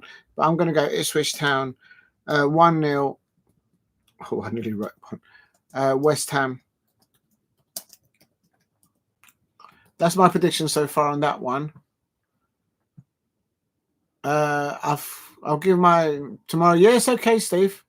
Not done. I did my predictions with someone I don't know. I want to give my predictions now, and then I forget to send him the exact scores. Okay, yeah, that's all right, Steve. You don't have to do it now, but thanks for considering it. Are you writing these predictions on palette? No, I'm just gonna write it here on the chat, and then I'm gonna copy it into the description. So then I don't have to look at the whole chat. Hold on a minute, the whole. So basically, Arsenal's in a minute. I'm going to copy them and put them in the description, and then I'll put mine in there. And then tomorrow, if Steve wants, then I can just go back into yesterday's stream and look in the description, and it'll be there. Just easy. I don't have to type it in twice. Right. So West Ham. Next up is Liverpool. Liverpool. 1. Crystal Palace 3. It's going to be a win like this one. It'll probably end up a draw. Crystal Palace. It's going to be a rerun to the Community Shield. That's going to be my predictions for tomorrow. Liverpool fans, get ready for it. And then we've got Manchester United. I think they've announced that Bruno is going to stay there. I don't know. Maybe I'm wrong. Versus Aston Villa. Aston Villa trying to get Champions League positioning or European position as high as they can. So I'm going for Manchester United 1, Aston Villa 2, because they need Aston Villa. And then Newcastle United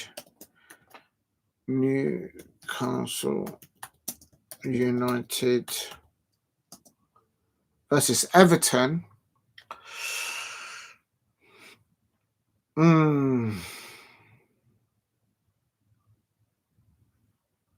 Again, Newcastle trying to get into a top 5 or stay up there. So I'm going Newcastle United 2, Everton 0. Sorry, Everton. And sorry, it's the Everton to the Everton person that put yeah, we can win there, hopefully. Newcastle United 2. Everton. No, I think they'll bowl. The draw is going to. I think it'll be a draw. 2-2. But Newcastle United looking to win tomorrow, I suppose. So they can stay in the top 5. A lot at stake there. So where's Newcastle? It's Everton. It's Everton.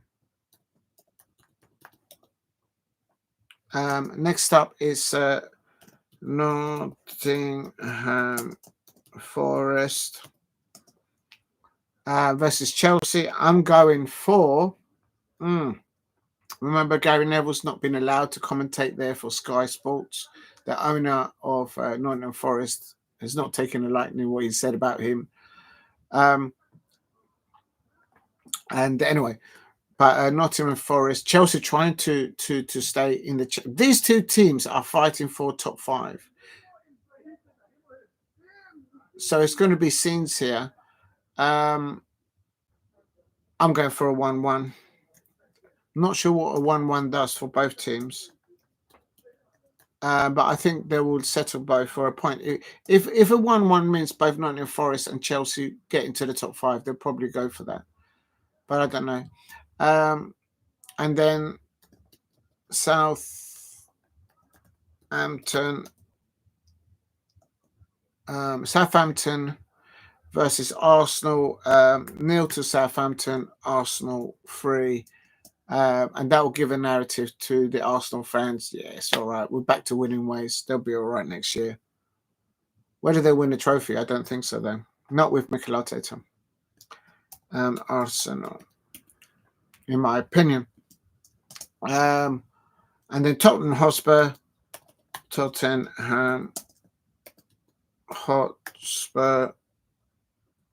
I'm going to give them a 2-0 home win against Brighton. There you go.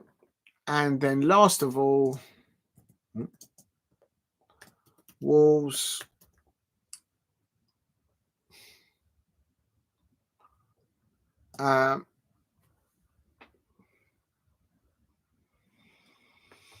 Brentford don't travel too well, I think. Do they? I'm going to give Wolves a 1-0 win. And Brentford. There you go.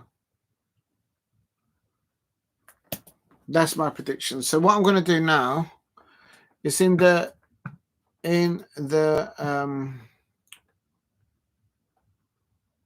what I'm going to do now is I'm going to put predictions for tomorrow below in the description. So below predictions for the final day in the Premier League 2025.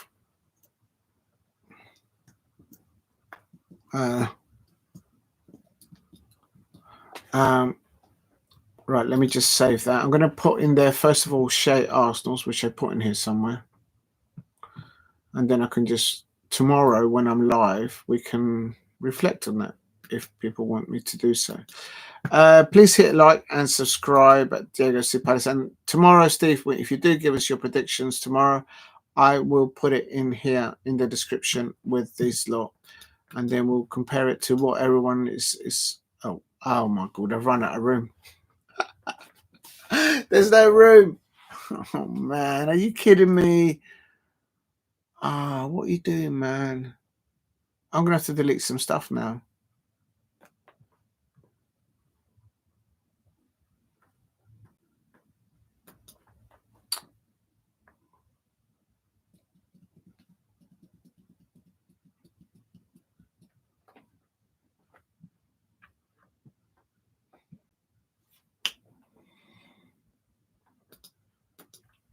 Unbelievable.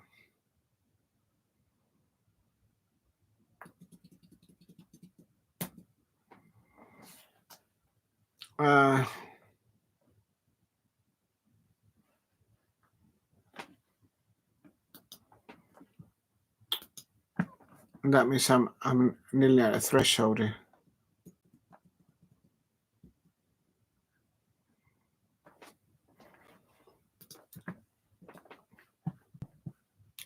Okay, so I've saved that. Now I'm gonna get the dog, not the dog. Shea Arsenal's last prediction, and I'll put that in there, and then I'll put mine. All right, I'm getting there. Then I have to change the titles back to how they were. Please keep hitting the likes and subscribe at Diego C. Palace. So this is Shea Arsenal's and the Bees. So this is Shea Arsenal.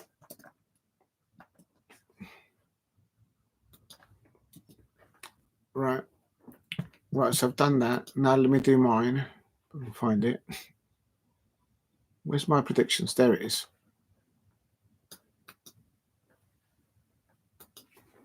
Oh.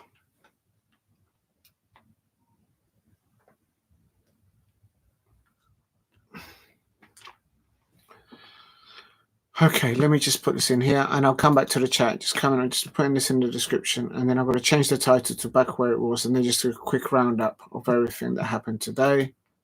My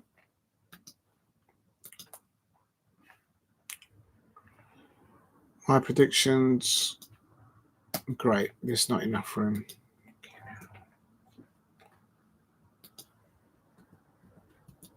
Unbelievable, man.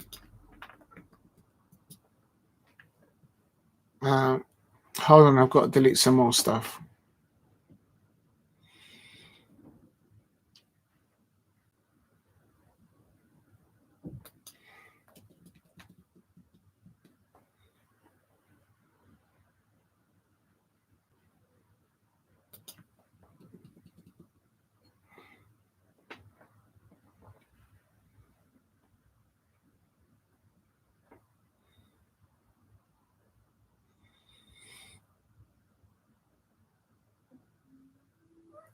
Barcelona.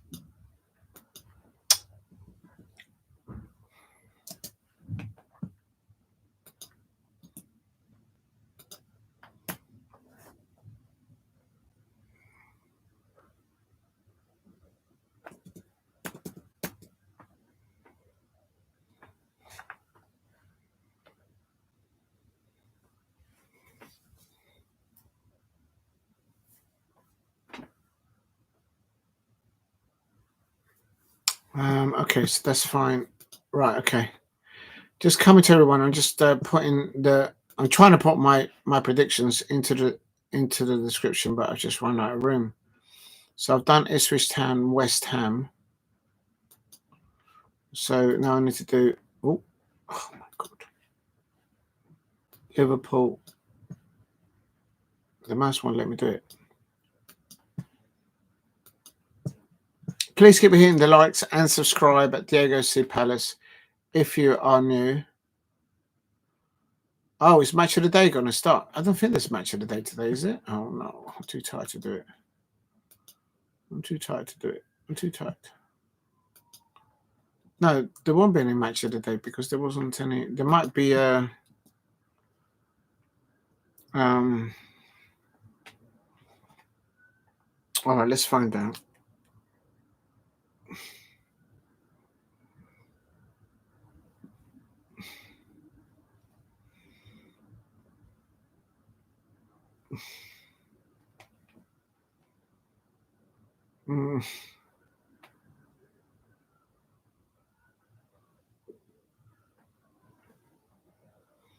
I don't think there is one. No, there isn't. Oh, there's the big, great film, The Running Man.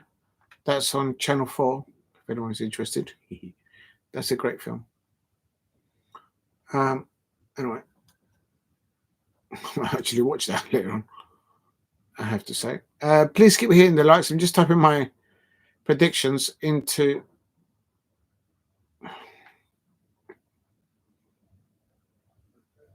It's just taking forever, this thing.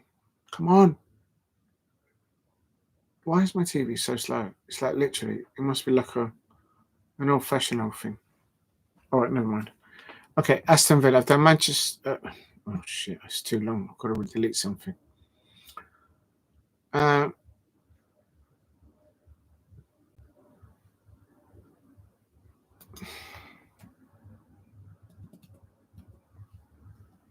PL. Right, I need to delete something else now.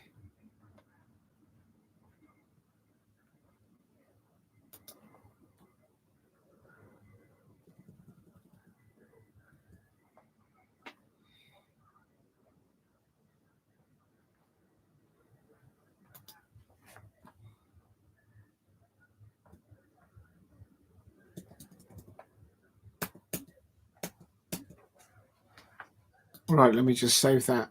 So I can't remember what I've done. Oh,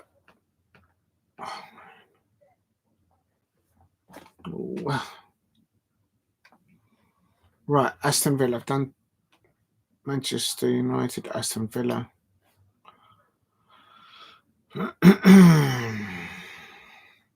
And I think that's it.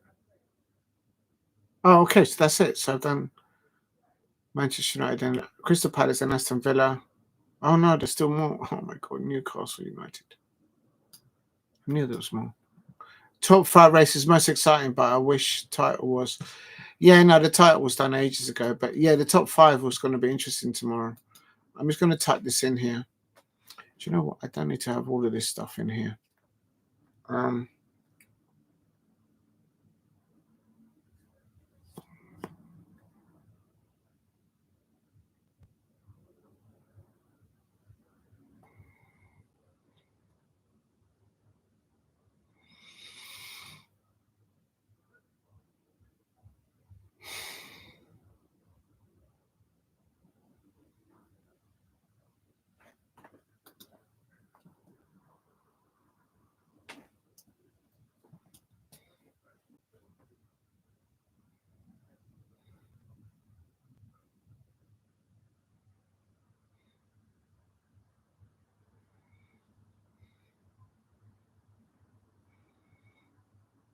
I don't know where else to put this. Oh, here we go.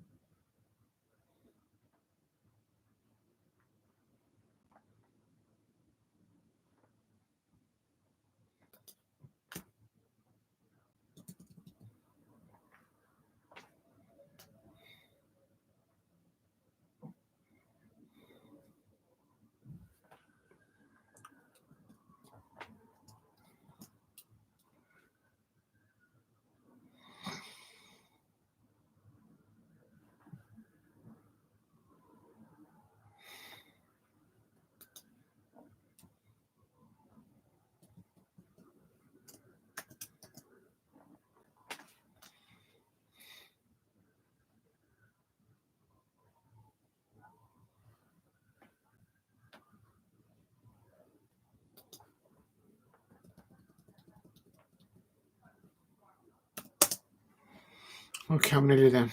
Right, let me just put this down here then. Bet you there's still not enough room. Ooh. There you see. What did I tell you? What did I tell you? Okay, let's try again.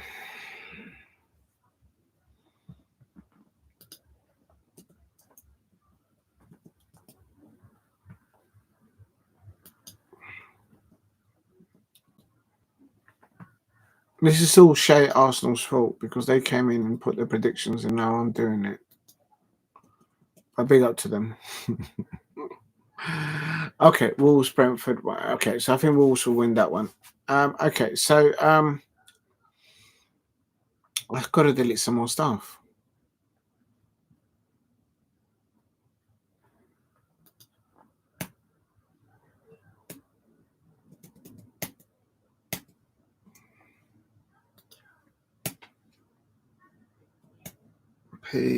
PSG.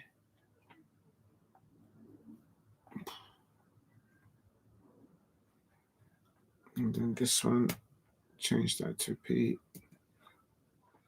PSG. Russia shot from outside the box.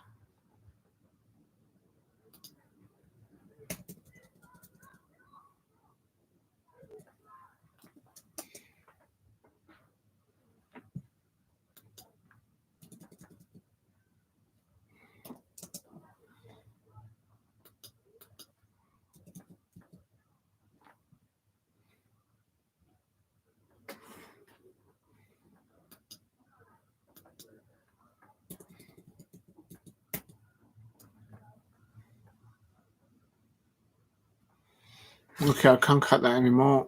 Oh,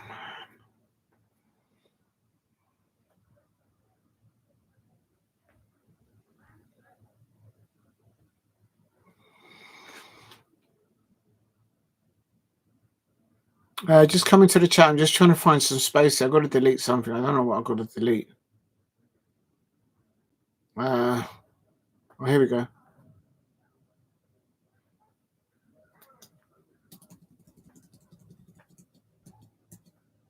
Oh, I think I've done it.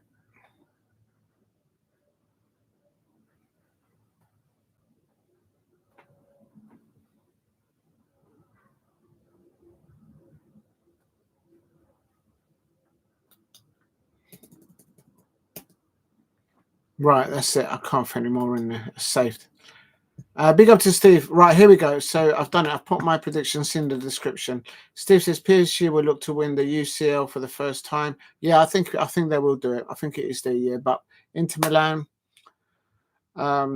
they've let the Napoli win the Serie A, so we'll see what happens. Important because you can. Yeah, Inter Milan has won it before, but you can bet a footballer end up on the losing side if you're not clinical. Yeah, I mean, it's going to be hard. They've got to. I mean, Dembele missed a few opportunities today. So what I'm going to do now, I know I've done my prediction and Shay's done the predictions, but now I'm actually going to look at the table itself and find it. There it is. And so basically, if I then look at my predictions, then I can see who's playing what now. Ooh. Right, here we go. Please keep hitting the likes and subscribe at Diego C. Palace. So basically tomorrow, as we can see, why is this doing some madness here? And why is that doing that? Let me go back to the live stream. The big one, I think, I suppose, is Nottingham Forest versus Chelsea. So Nottingham Forest versus Chelsea. They Chelsea are on 60. Okay, let's start from the top. Liverpool champions. Okay. Arsenal guaranteed Champions League position, so they don't have to worry about anything. So they're on 71 points. They like to be second, third, fourth. For them, that's their trophy. For the not just this year, but for the last 5 years. And the narrative of that football club is that is for not all the Arsenal fans, but for the majority of them, they're happy with that. It's got to be about trophies, surely. Anyway, so the Arsenal, the process, they're into the Champions League next season, but no silverware again. Manchester City, no silverware this year, but they are on 68 points. Now, 68 points, and Newcastle United are on 66. Chelsea are on 66. Aston Villa are on 66. Nottingham Forest are on 65. So, should Nottingham Forest win tomorrow and they get onto 68 points and then Chelsea drop out, if the Newcastle, who's Newcastle playing tomorrow? They're playing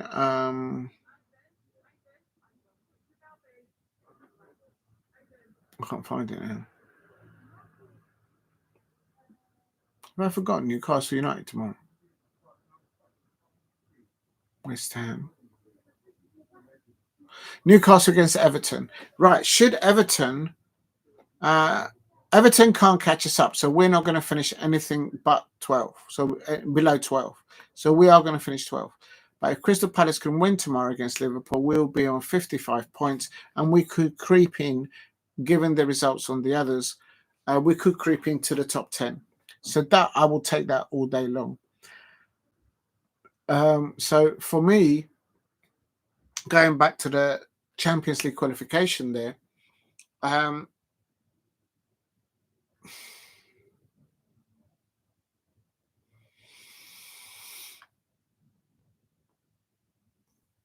Aston Villa need to win. Aston Villa need to win. Who are they playing tomorrow? They're playing away at Manchester United. That's why I think Manchester United in the Premier League this season is just, oh my God, are Manchester United going to finish? If Tottenham beat Brighton tomorrow, which I've predicted to them to win 2-0. Oh, even if they draw against Brighton tomorrow and Manchester United lose. I don't think I can remember Manchester United ever finishing in 17th. Oh, my days. Oh, they're going to be pissed off. If Tottenham Hotspur draw tomorrow against Brighton and Manchester United lose to Aston Villa, which is probably what's going to happen, because Aston Villa, if they get 3 points tomorrow against Manchester United, is it at home or is it at Old Trafford? They're at Old Trafford.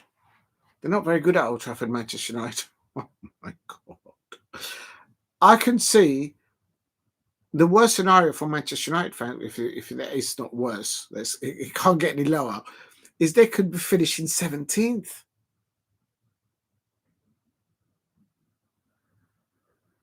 Or if they win 39, 40, 41, 42, they could move up a bit to a respectable, if you can call it that, perhaps above Wolves.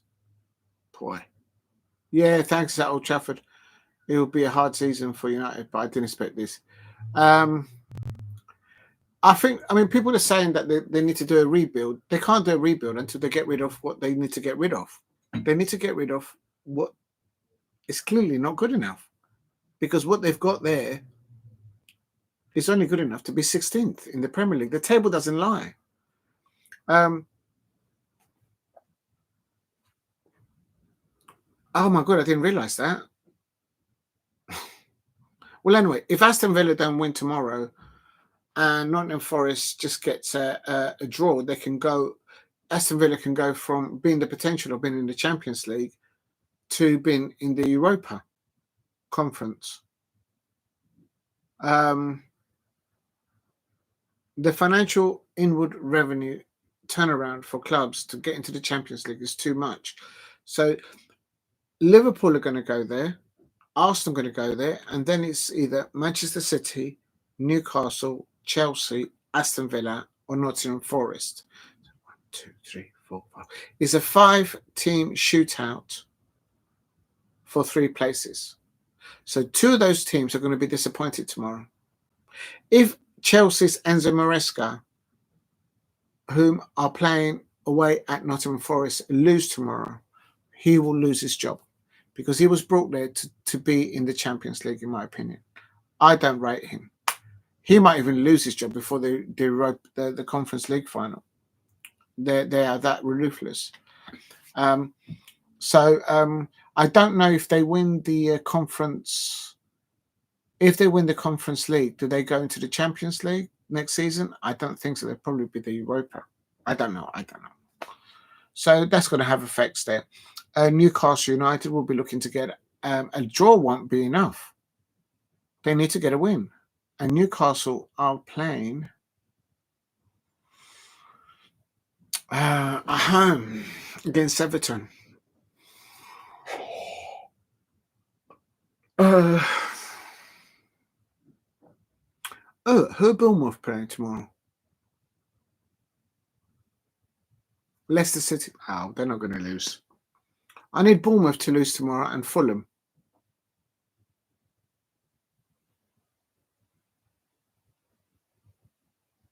I need Bournemouth and Fulham to lose tomorrow.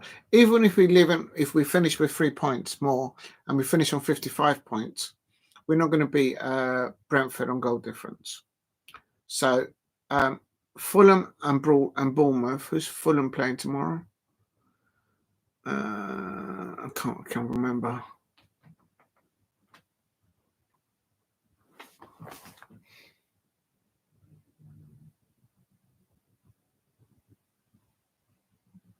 Oh, there they are. Manchester City. Oh, right. Okay. So Manchester City, I can see them beating Fulham. And Bournemouth are playing none other than Leicester City. So Crystal Palace might, if the results for Fulham and Bournemouth go our way, we might finish in 10th and on 55 points. I'll take that. Finish 10th.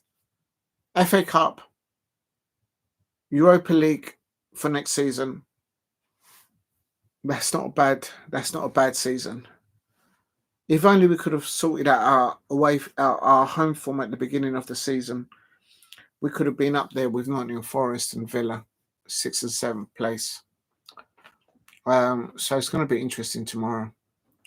If you're new to the channel, please subscribe at Diego C. Palace. I'm just going to change the titles now. So big up to you, Steve. They're hanging on there too late. I'm just going to change the description to where it was because it finished 3-0.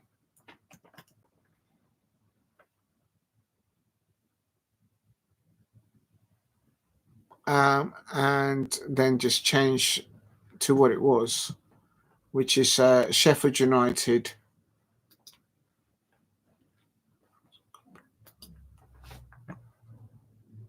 So congratulations. I'll do a roundup of all the results. Copy, paste.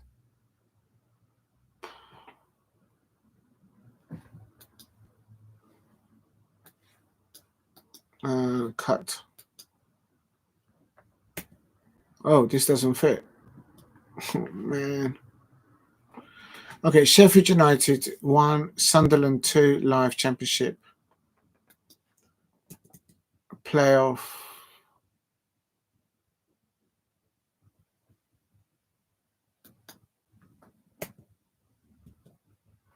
Final.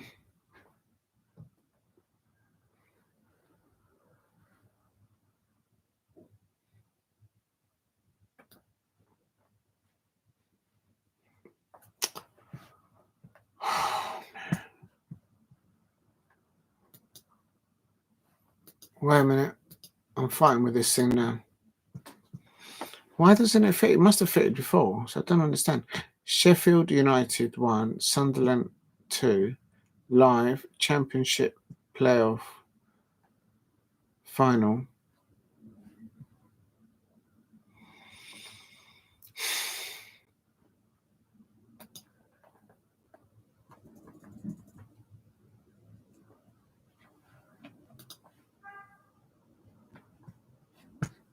Oh, I know to do it. Just remove Diego. Not Diego, with.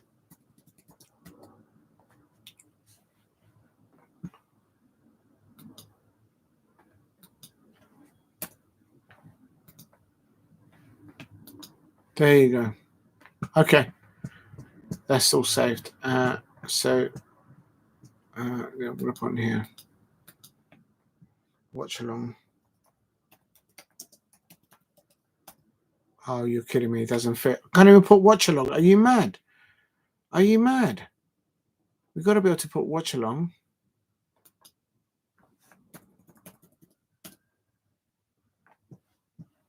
All right, safe. Big up to Dave and big up to, please help me get to 15 likes. Predictions for Monaco. Jay, oh my God, you look, what you look like. Yeah, tomorrow, oh my days, plan of the action is, big up to JVD Media. I don't know. Okay, I'm going to look into it now. That'll be lazy not to look at it. So I will be doing the Formula One tomorrow. First of all, big up today. Boom, boom, boom. Yes. Get 3 points against Liverpool tomorrow, and hopefully the Fulham and the Bournemouth results go our way, and we'll finish 10th. Even if we get 55 points, we won't beat Brentford on goal difference to go 9th. So hopefully that will there. Norris is on pole. Right, I'm going to go into the Formula One now. But for tomorrow, my plan of action is, if you can call it a plan of action, first of all, I'm going to start off, he says, if I can get the right day up. I'm actually going to start with Charlton Athletic versus Leyton Orient, an all London final at Wembley for the League One. So Charlton up against Leyton Orient. That's at 1 o'clock. And then after that, at 2 o'clock, I'm going to go do the first 10 laps of the Monaco Grand Prix, just the first 5 to 10 laps, and then quickly bounce back to the playoff final. And then after the Formula One and the League One playoff bit, then I'll go on to the 1600 kickoffs in the Premier League, where Liverpool are facing Crystal Palace. That's the plan. And then also after that, I will try and do after the Liverpool Crystal Palace 6 that's 5, 6. I might, if I've got the energy, I might either do Atletico Club versus Barcelona, or I might finish up with Torino versus Roma, which will be the last, could be the last managerial job for Claudio Ranieri for Roma. So I'd like to watch that and just wish him all the best. I think he's done amazing there. So that's the plan of action for tomorrow. Right, Norris has the poll, says JV Media. Big up to you there. Do you know what? I don't think I have. Let me just check. How'd you do this? Please keep hitting the likes and subscribe at Diego C. Palace. Right, let's go into Formula One. Let's have a look. Big up to let's go to Sky Sports, which is the best of the best. And results.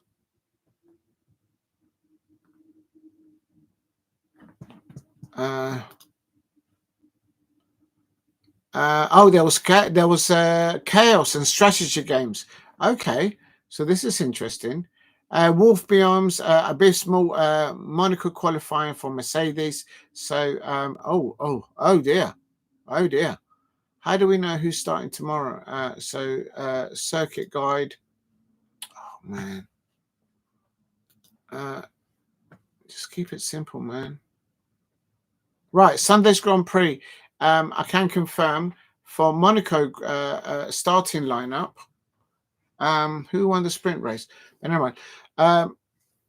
Today, it's Lando Norris, Charles Leclerc, Oscar Piastri. I've always said whoever can split the McLarens will get a pole position. This time it's been Charles Leclerc. Lewis Hamilton is in fourth. They've got a new car out. The Ferraris apparently have made modifications to their cars, so that Max Verstappen is starting fifth behind Lewis Hamilton. That's going to be interesting. The first corner, will Max Verstappen push off Lewis Hamilton? Who knows? Thank you for getting me to 15 likes. That means amazing. And thank you for the super chat earlier on. Giardi 123. Thank you very much for that. I really appreciate that. And thank you for all the comments today, everybody. Max Verstappen is fifth. I can't put anything else into the description because, like, literally, there's no more room. So Lando Norris is first. Charles Leclerc is... Where are the Mercedes? Like, literally, where are the Mercedes? The Mercedes are 14th. George Russell he's in 14th. Literally, Mercedes 14th and Kimi Antonelli are 15th. And even the Red Bull of Yuki Tsunoda, they're ahead of the Mercedes. Alex Albon in the Williams, Carlos Sainz in the Williams are starting ahead of both Mercedes. No wonder Tito Wolff, I was pissed off. Liam Lawson in the Racing Bulls, he's finishing above the Williams. Even Fernando Alonso in the Aston Martin and the rookie Isaac Hadjar in Racing Bulls, they're finishing. They're going to start a front.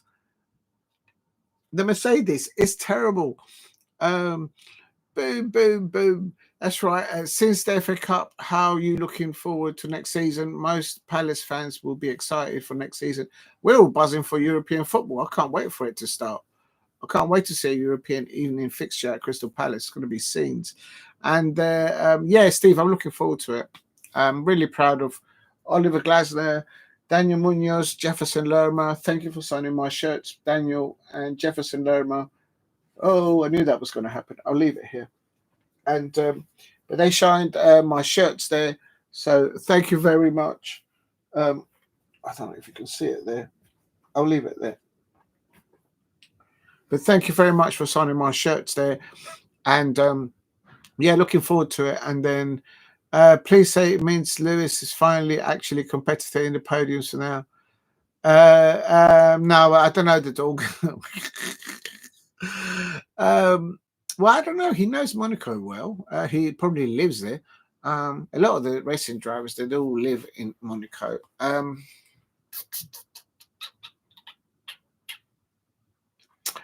Predictions for tomorrow, says JVD Media. I'm going for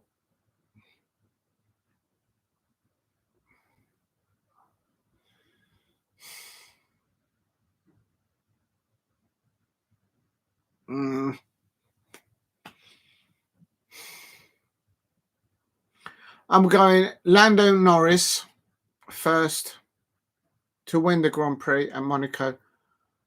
He'll have to do a foul up, like a real foul up, not to win it, because you're starting in front. All you got to do is just have a good start, and the race is yours, and just take the car home. So Lando Norris, number one. So my prediction. My prediction for the F1 Monaco GP. First, it's going to be Lando Norris. Lando Norris. Second,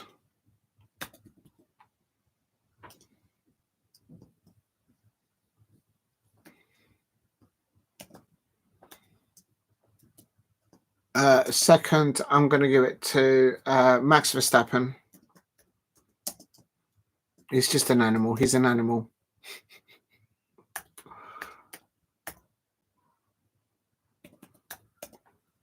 And third, believe it or not, and people won't be too surprised that I'm going to do this, Lewis Hamilton. Imagine if he ends up third, that would be like a win for him. And finish above Leclerc. There you go. You wanted my predictions. There's my predictions. How is the Aston Martin of Fernando Alonso finished ahead of one of the Red Bulls and two of the Williams? That's mad. Imagine the scenes. We'll talk. Imagine the scenes. Please keep hitting the likes and subscribe to Diego C. Palace. So that's what it is for tomorrow. How are the Williams? What happened that was so bad?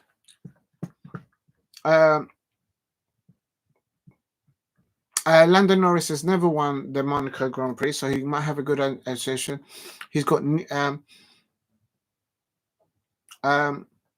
let me just read into this. Lando Norris will start the front row alongside Charles Leclerc in the championship leader, Oscar Piastri in third, Max Verstappen in fourth. Lando Norris will have a big opportunity to win the first Monaco Grand Prix as he starts on pole. But a new tyre rule is set to cause chaos on Sunday's race. Just 5 times in the last 21 years has the driver starting on pole not won. So he's going to win the jewel of the crown. Norris will need to overcome home hero Charles Leclerc, teammate Oscar Piastri, and the issues of 2 mandatory pit stops to avoid a short list. And the issue of 2 mandatory pit stops to avoid the short list of those who have converted pole into history. After last year's almost processional race, where the top 10 started and finished in the same position with no overtakes, the FIFA announced on February that the drivers will need to change tyres at least twice. They have to do it because basically it's just the first people that finish the first lap in that order. That's how the race will finish. So they're going to make all of them change tyres at least twice.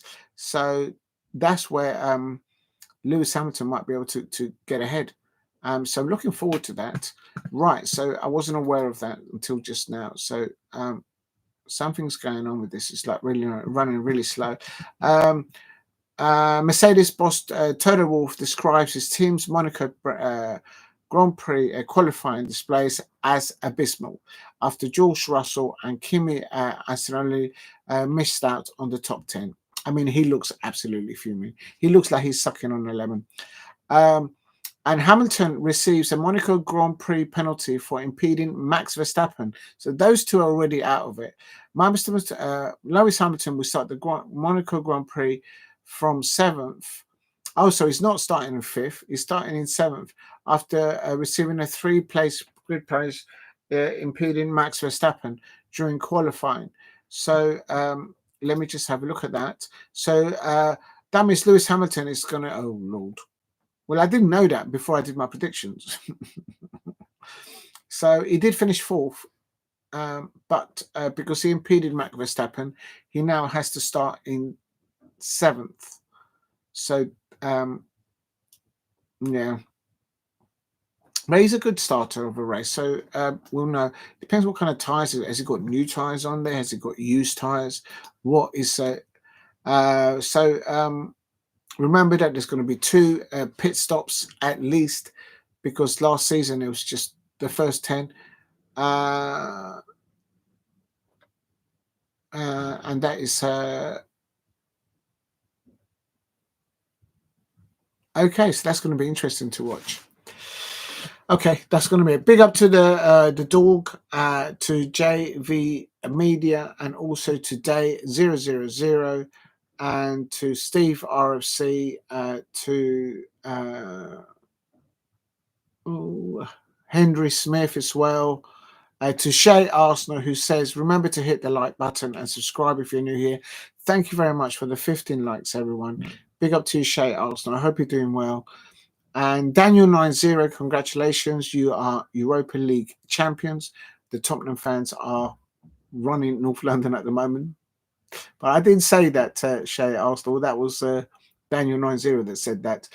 And then you've got Geordie. Big up to the Geordie. He's actually happy that Sunderland are going to be facing his Toon Army next season at St James's Park, and no doubt at the Stadium of Light. It's going to be scenes. It's going to be scenes. YouTube Senses, I hope you're doing well. Thank you very much for all your comments earlier on. And yes, the Arsenal, say it with me, Diego, Champions League winners 2025, Arsenal one club. That's a classic one. Please hit a like and subscribe at Diego C. Palace. Big up to Henry Smith and to YouTube Censors there. Oh my days. And big up to Anomi Akpomi. I hope you're doing well. Thank you for dropping in earlier on. And a massive thank you to Yardi123. Thank you, Yardi, for all your comments and contributions today. And definitely massive thank you for that £20 super chat. That really helps the channel a lot. So thank you very much for doing that. Wow. Thank you for that.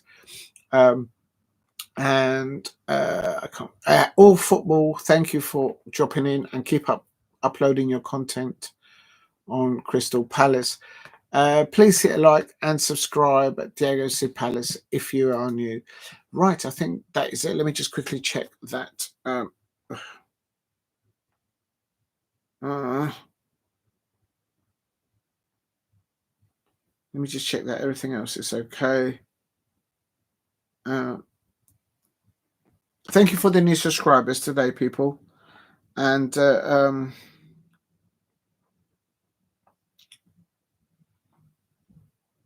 wow, thank you for all the views as well today. That means a lot. I nearly didn't do it today, but thank you very much.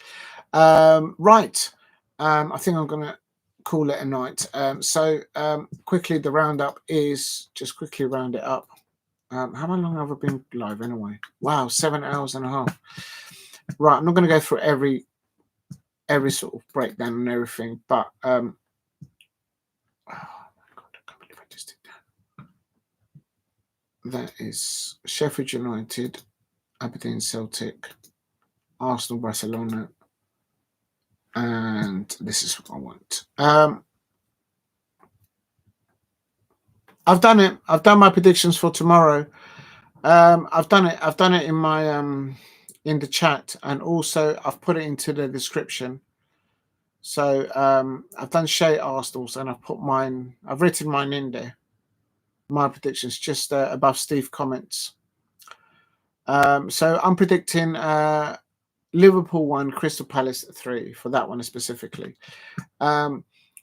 Today happened, still Saturday. Arsenal 1, Barcelona 0. Congratulations to the Arsenal women's football team. They have now won the Champions League for the second time in the history. Leah Williamson, she was a mascot the last time they went out and they won in 2007, I think it was. I could be wrong, but it was a long time ago. And literally, she's gone out there today as the captain of Arsenal, and she's won the competition for the second time for Arsenal. So well done, the Arsenal women's football team today, beating Barcelona, well beating them, in my opinion. Arsenal won, Barcelona 0 in the UEFA Women's Champions League. And all the other teams in the WSL, take note. That is how you win trophies in the Champions League. Well done, Arsenal. Women's football fans and their team. In the Scottish Cup, Aberdeen, he ended 1-1 in normal time, 2 own goals, 1 in each half for each side. Nothing was doing in extra time. Then he went to penalties. Aberdeen won it 4-3 on penalties against Celtic. Brendan Rodgers left with sucking a lemon. He was not able to do the treble in Celtic this season. He made do with the other cup and the Scottish Premiership. But Aberdeen have won the Scottish Cup, and what a way to win it. All the Aberdeen fans were absolutely all over the shop. They were absolutely buzzing on it. So well done to Aberdeen there. Sheffield United in the Championship at Wembley playoffs final. Sheffield United won, Sunderland 2. First half was all Sheffield United. Sheffield United always seem to lose at Wembley in the playoffs. They never seem to get it over the line. They did so in the first half. The start of the second half were okay. Sunderland became a better team in the second half.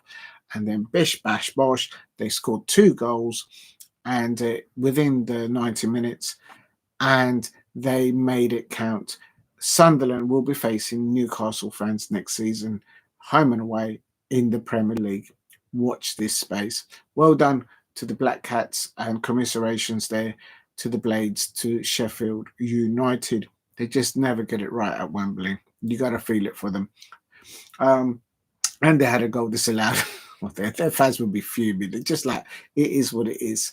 Also, separately, although I didn't cover this match, Real Madrid won 2-0 against Real Sociedad, but we all know that in La Liga, Barcelona wrapped it up a week ago. Another match which I did cover was PSG versus REIMS, a very convincing first half of PSG winning 3-0 against REIMS in the first half.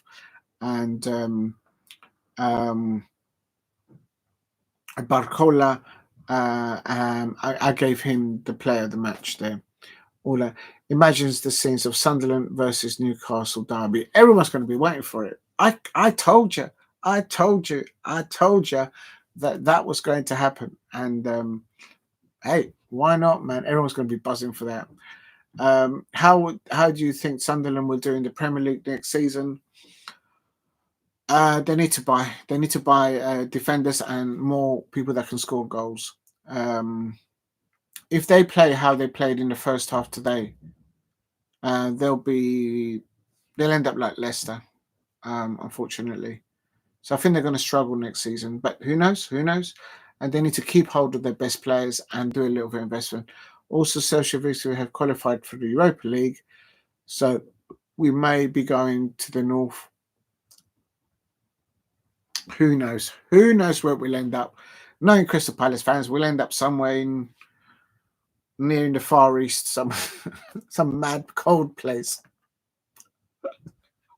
And I'm not just talking about East London. If you know, you know. It's going to be mad. Hopefully it'll be Spain. Nice, sunny Spain. It'll be interesting to see what happens. PSG 3, REIMS 0. And so that's it. Remember, Inter Milan versus PSG this time next Saturday. That's the Champions League final. And then the 13th of 13th of next month, I think it is, or the month after. It could be Tottenham Hotspur, either PSG or Inter Milan. Tottenham can win 2 trophies. 2 trophies. European trophies. You wait 14 years and then 2 buses come along at the same time. Unbelievable. So, yeah, so well done to PSG. They are French Cup champions. A very convincing win. Well done to Sunderland, the Black Cats.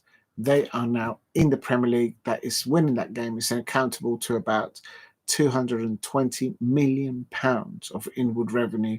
Certainly, they'll at least get £83 million from TV rights alone for being in the Premier League next season.